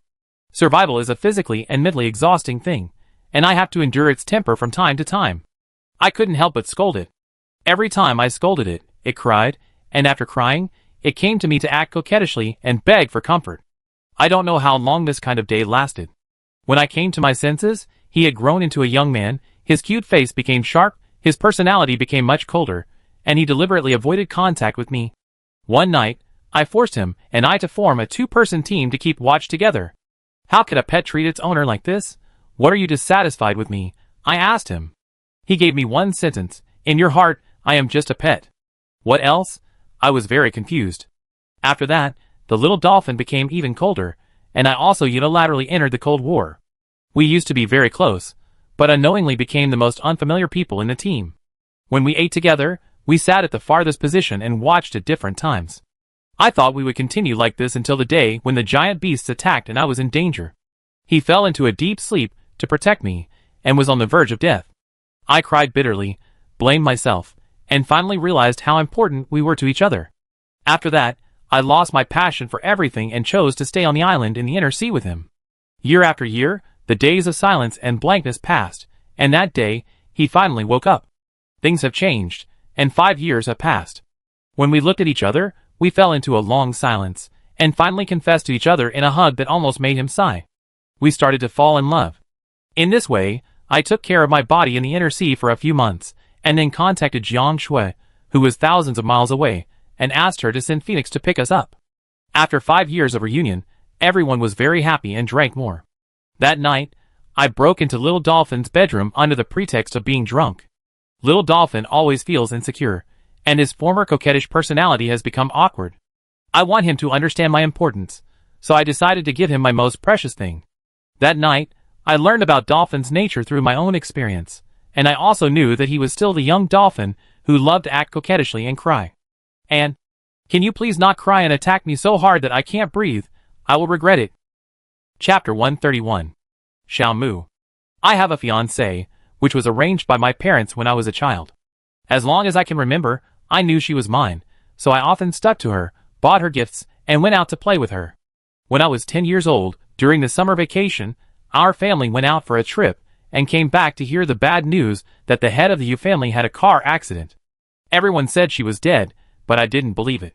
I didn't see her body, so how could she be dead? After that, I begged my parents to ruin the Yu family's business, and make those who replaced the head of the family of my fiancé's parents become ordinary people. Although the evidence was insufficient, we all knew that this was not an accident, but a premeditated murder. After that, I returned to my usual talkative and cheerful self, but only I knew the desolation in my heart. As time passed, I became that gentle and indifferent person. No matter how I looked for my fiancée, there was still no news of her. I began to give up on myself, joined the army, and paralyzed myself by countless life-threatening missions. As a result, I became a troublemaker and made some friends. A few years later, the survival world came. I still had no news about my fiancée, I still played the gentle person, and I was still a good child in the eyes of my parents and elders. But I will never have a lover in this life. It is difficult to survive in the survival world, and I gradually don't have so much time to miss someone. But in the dead of night, looking at my loving parents, Jiang Shui and Lu Han, Zhao Huan and Xiao, dark thoughts spread. Why is the world so unfair? Mingming, I also had someone before. I am still the same person in front of everyone. Days pass by like this. I drift with the flow and go to the light country together, meet up at the outing together, move to the archipelago together, and welcome the newly moved Yudai family together. The haze of many years suddenly dissipated after that, and I found my fiancée again. She is really not dead. She has been adopted abroad for these years. I have seen her long before this. The family of 3 who were accidentally rescued on the island during the trip to the light country were her and her adoptive parents. I once teamed up with her in an outing. Great, but she looked at me strangely. When I was looking forward to marrying her in the fall, she was in trouble. Lost and frustrated, but I couldn't show it, I couldn't expose my dark side. After that, I started to pursue her again, and fortunately, she was willing to accept me. Zhao Huan *. I am a beauty lover, whether in the last life or this life. After becoming friends with Jiang Shui, I fell in love with Xiao from the mermaid race on her island at first sight. Xiao is a mermaid who looks indifferent, but is actually very innocent. I pursued him passionately, accompanied him in training, learned mermaid language with him, and used the sea god to successfully make him jealous, and then we got together smoothly. We were the couple with the shortest courtship among my friends. I like Xiao very much, but Xiao always pushed me to take one step at a time. Maybe our emotional foundation was not deep. After countless nights of lingering with me taking the initiative, when I often saw him talking to other young women, when I was jealous but he didn't understand, I chose to let it go. I stopped pestering him and began to focus on hunting and fighting. We still lived together, but there was no communication at night. I kept waiting for him to take the initiative, but it never happened. Day after day, I tried to talk to other male mermaids and meet strange handsome men, but it seemed that my face-loving attribute disappeared. How can I have a relationship that makes me feel free? In bed, I glared at him irritably. The next day, I proposed to sleep in separate rooms. He remained silent and said nothing. I moved to the other side of the island and built a new island there, which seemed to be a severance of friendship. He continued to get along with others as usual. I often stayed at a high place to observe him, and then drank tea boringly. A few nights later, I washed up in the bathroom and saw him sitting on the bed in the bedroom when I came out. Why didn't you knock when you came here? I sat on the sofa and distanced myself from him. You said that we are lovers and don't need to care about those things. I looked at him strangely and said nothing. He came over reluctantly. I help you dry your hair. No, I do it myself and it'd be dry in a while. It's getting late, you should go back and rest. Go back? Where to go? You said that lovers should live together. He spoke in a low voice. I sighed and looked at him directly. Let's talk. You don't like me? No. I was surprised. I didn't expect such an unexpected result just after starting. He raised his head, his cheeks red like apples, and he seemed to have summoned up a lot of courage to speak. I like you. I don't understand. I don't know how to say I like you. I asked many tribesmen. They said that love is different from other feelings. It must be unique and loyal, and our mermaid race can only have one partner in a lifetime. So I have been asking them for advice these days. He suddenly couldn't continue, closed his eyes, and rushed over to kiss her with a fearless attitude. Don't ignore me, okay? Don't have separate bedrooms. Can I sleep with you? Don't ignore me. I felt like I was in a dream. This was the first time he took the initiative, although the process was not smooth. But I will never feel uneasy again. I'm sorry, I misunderstood you and ignored you. You are the cold moon in the sky. I picked you without permission, but I didn't trust you enough. Chapter 132. Nandong Yu. In my previous life, my parents died, and I relied on myself to become an Olympic champion step by step. I don't really like people. The road to becoming a champion is not easy. In addition to the pain of training, there is also mental pain. I have been to countless countries, met countless people, and fully realized the evil of human nature. After the advent of the survival world, my mentality has not changed. I live my own life well, and others have nothing to do with me. I thought I would never have true friends and lovers in this life, until I saw the frequent disturbances of Jiang Shui on the World Channel. I still felt compassion. Maybe it was because, although I was suffering, I still couldn't bear to see others suffering. I gradually became friends with Jiang Shui, and through her I also made other reliable friends. I was already very satisfied to have these sincere hearts. But when I was alone on the island at night, I still envied them for having family and pets to accompany them, unlike me, who was alone. After that, I adopted a little white snake that had just hatched. The little white snake had a fierce personality, but I didn't care. In countless lonely days and nights, I finally had someone to talk to, even though it was just an ordinary snake. When did it start to change? When I came to my senses, the white snake could understand human speech. Although it was still fierce, it would protect me when necessary. I had already treated him as a family member, tolerated his pride and venomous tongue, and took him wherever I went.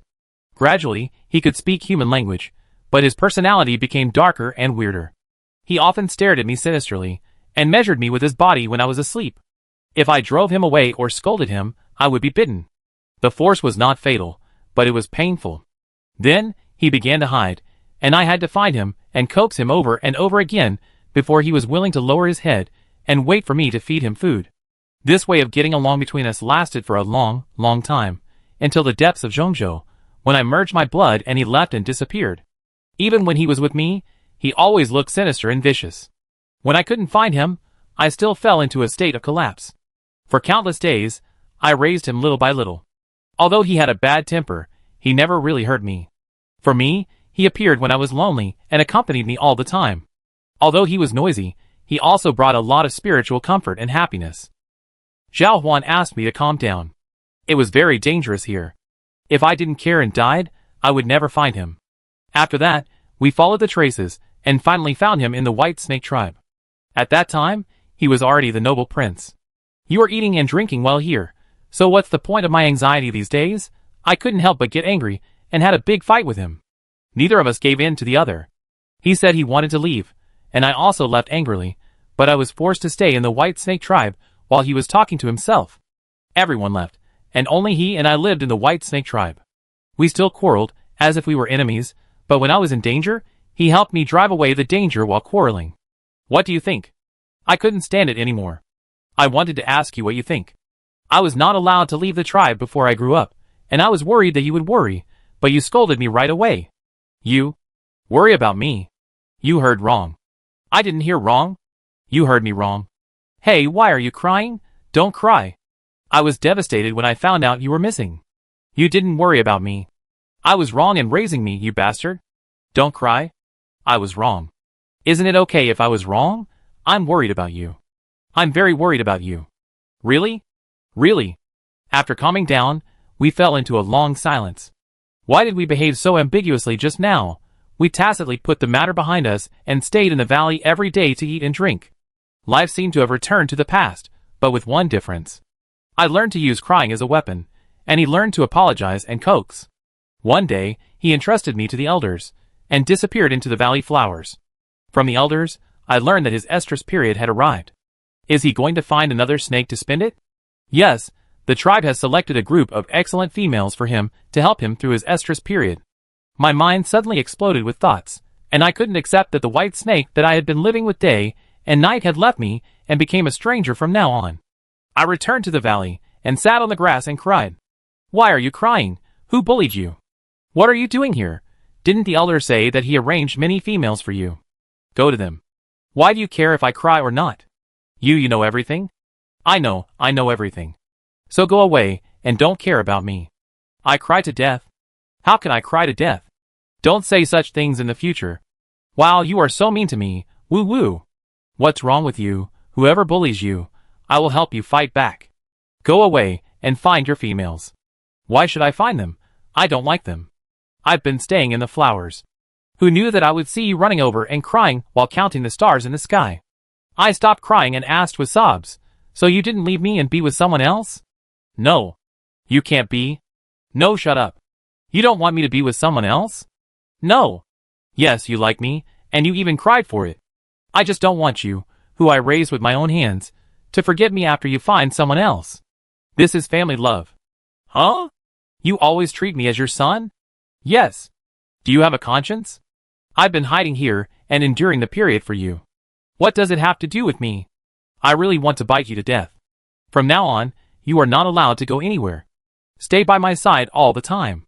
What's the logic of this? Do you want me to watch you every day? Shameless.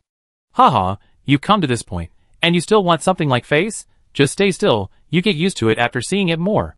The white snake's erotic period has not been relieved, and it has continued. In the past few months, I was ordered to stay by her side, and I got sty every day, and gradually got used to it and became numb. Until everyone gathered again, Jiang Shui gave me a transformation card. Mother. My last name is Jiang, and my name is Jiang Huang. I am the daughter of the boss of one of the countless companies in Kyoto. I was born rich, beautiful, and smart, so I lived a carefree and proud life. When I was a sophomore, the school's most handsome boy changed. He was a poor freshman from the countryside. Although he wore washed-out clothes, he was honest and hard-working, and I gradually fell in love with him. Our love process was not smooth. Our families were too different, our social circles were not the same, and our personalities were very different. After I confessed my love several times, he agreed to date me.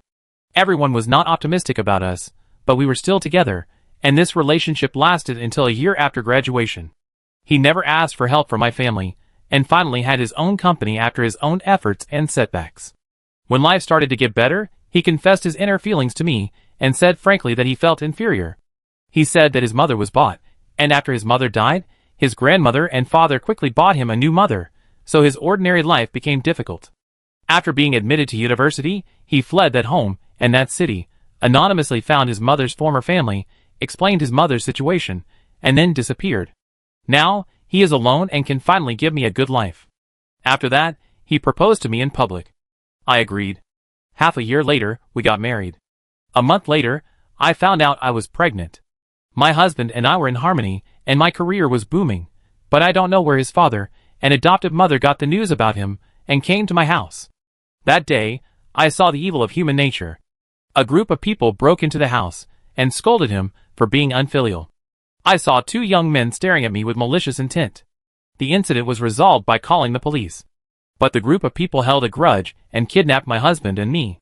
In the mountains, my husband died to protect me, and I became a trophy of their family. I wanted to die, but I had our child in my belly. I couldn't die. I had to live. I had to give birth to her. I compromised, I lied, and finally got a little bit of luck. My husband's two brothers, who were nominally brothers, locked me in an abandoned cave behind the village and sent me food every day. I gave birth on the grounds of premature birth, but suffered a difficult birth. In that place where medical care is not well developed, I gave birth to a daughter after a narrow escape. My daughter and I lived in the cave for 2 years. When I opened my eyes, I could see the endless mountains. The sky was so blue, the clouds were so white, and the plants and animals were so cute, but they were my imprisonment that I could not escape. At night, 2 women broke into the cave and beat me and my child, scolding me for seducing their husbands. I tightly protected the child under me, thinking, how pathetic. If it weren't for your husband, I would have been a rich lady, still living proudly and passionately in the prosperous Kyoto, and my child would have been a little princess envied by everyone. Before I became conscious, I saw the culprits rushing over. If you dare to insult and kill my daughter, I will not let you go even if I become a ghost. I will curse you and never give birth to a son. Oh, this is such a harmless sentence, but in this small mountain village, it is the most vicious curse that everyone fears. I died, but I didn't die. The 2-square-meter island is surrounded by the vast sea, and sharks swim by from time to time. Welcome to the survival world. This is the second internal test. Try to survive, become the first on the list, become a god, and you will get special permissions. Can special permissions be used in advance to officially release the survival world? Yes, as long as you can become a god as quickly as possible. Okay, I understand. Chapter 133. Father. I always felt that my existence was a tragedy, and I was the source of all evil. After escaping from that suffocatingly ignorant devil's den, I found the home that my mother had always wanted to live. After anonymously putting my mother's keepsake and a letter in it, I left. I didn't want to recognize them, because I had the blood of criminals in my body. University was a new beginning for me, and I worked hard to live and study well. The god of luck seemed to start to patronize me, and I was favored by the school beauty Jiang Huang. But I have low self-esteem. I hate myself. I am not worthy of her who shines like the sun. But she is really good, even if I am a rubbish, even if I deliberately stay away and reject her, she is still willing to get close to me. I can't reject her from my body to my soul. Just like everything on earth can't reject the sun. Every day after dating her, I am in self-loathing. I am so dirty. I am so dirty. I am so dirty. I can't let it go. There is dirty blood in my body. But she gradually healed me day by day, led me out of the quagmire, taught me to love, and to forget the past. I have my own thriving career. She accepted my proposal. In her belly, there is our child. I thought the goddess of luck favored me, but she gave me a blow when I was happy. I had no way to protect her in the end. In the dense forest at night, my head was bleeding, my body was torn apart, and my vision gradually turned scarlet. I'm sorry. I've got you into trouble. I can't protect you. I don't want to die. I don't want to die. I'm going to kill them. Welcome to the survival world. This is the first internal test. Try to survive, become the first on the list, become a god, and you will get special privileges.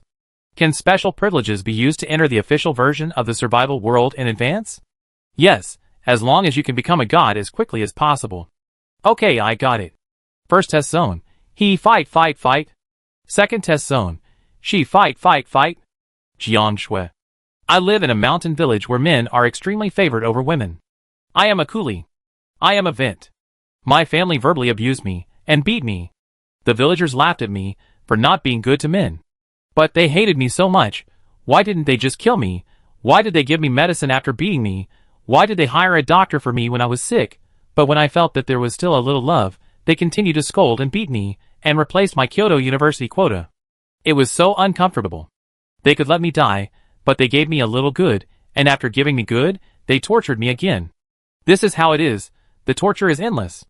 I escaped from there with the help of my sisters, but people outside the mountain village are no different. Malice, all malice, I want to die, I want to die. I decided to commit suicide, but I didn't die. So that's it. It turns out that they are not my family, they are the enemies who killed my father and mother.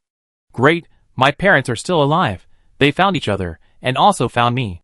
They fought hard in the survival world that was 100 times, and 1,000 times more cruel, during the internal test period, in order to help me get out of there, and enter the survival world as soon as possible. For this reason, after they met in the Zhongzhou Inland Sea, they carefully controlled their strength together and, under the calculation of the heavenly Tao, they tied for first place. They were still planning a gift for me after entering the survival world, but the moment they found out that I committed suicide, they immediately descended into the survival world. My mother gave me a great white shark and a whale shark, and my father gave me a rainbow shark. Together, they gave me the blessing of God's luck. Their love has accompanied me in the survival world for countless years, and finally, we met. Plot. But I haven't even had sex with my daughter yet. How come you, a stinky boy, got ahead of me? Mother Jiang looked at Lu Han unhappily.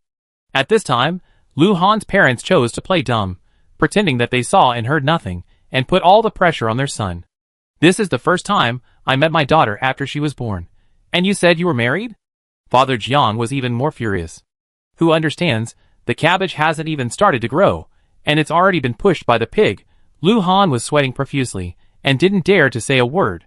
The rest of the onlookers watched this scene with great interest, and even used their divine power to make a table, fruit plate, and melon seeds. Jiang Shui didn't dare to say a word. Since she knew what happened to her parents, she became a mama's boy and a dad's girl, and Lu Han could only be the last one. She even used her divine power to get tea to moisten their throats after her parents scolded her for a while. Although gods don't feel thirsty, there is a kind of thirst that makes your daughter feel thirsty. Woo woo, my daughter is so considerate, mom loves you. John's mother was deeply moved. In fact, she didn't want to embarrass Lu Han, she was just a little jealous. Now her daughter made her feel her importance, and she immediately forgot about Lu Han. Father Jiang also shed tears unconsciously. My daughter is so good. Lu Han silently wiped a drop of sweat from his forehead, and cast a pitiful expression towards Jiang Shui. Jiang Shui turned her head away, and pretended not to see it. Lu Han. After drinking tea, John's father and mother did not look for Lu Han again. After this commotion, they also saw that Lu Han and his daughter's parents-in-law were good people. But I was still angry. Their daughter had grown up before they had time to love her, and she even got married. In the following days, although she didn't say anything, she always wanted to compete with Lu Han for Jiang Shui's alone time, and ordered him to use his divine power to create various things. Come on, work hard, the dawn of victory is just ahead. Everyone said this when they passed by. Lu Han. After a busy day, only a few hours in the dead of night belonged to Lu Han. He hugged Jiang Shui and sniffed her neck. A little aggrieved, she said, when will my parents return you to me? They always occupy you. Jiang Shui said with a smile, I have been with you in the lower world for more than 100 years, and you have only met them for a few days? Are you jealous? Yes, I am jealous. Although we have been together for a long time, we are very busy every day, and our living conditions are limited. We rarely sleep together. Honey, today we... No. Jiang Shui planned, I have to look for my parents tomorrow morning. Wife. Good boy. Lu Han's smile disappeared, and his movements became more urgent and forceful. Look at how long you have been abstinent from me. I can't bear it anymore. Even if your parents scold me, don't think of stopping me. Really? Really? What if my parents get angry and hide me, and marry me to someone else? Your parents won't do the latter. I am still confident. If they really want to hide me, I can kneel down and admit my mistake. If that doesn't work, I will hang around them every day and disturb their solitude. You seem to have become bad. Then they can't have a harmonious life alone, but we don't, right? Your father is also a man, and men should understand men. The two disappeared for several days in a row. In a building somewhere, John's mother and father cursed with dark faces, but they knew it well, and didn't disturb them. A few days later, the happy Lu Han disappeared, leaving behind a tragic Lu Han, who worked hard like crazy. The road of love has not experienced twists and turns from a third party, but it's late now. Work hard, young couple.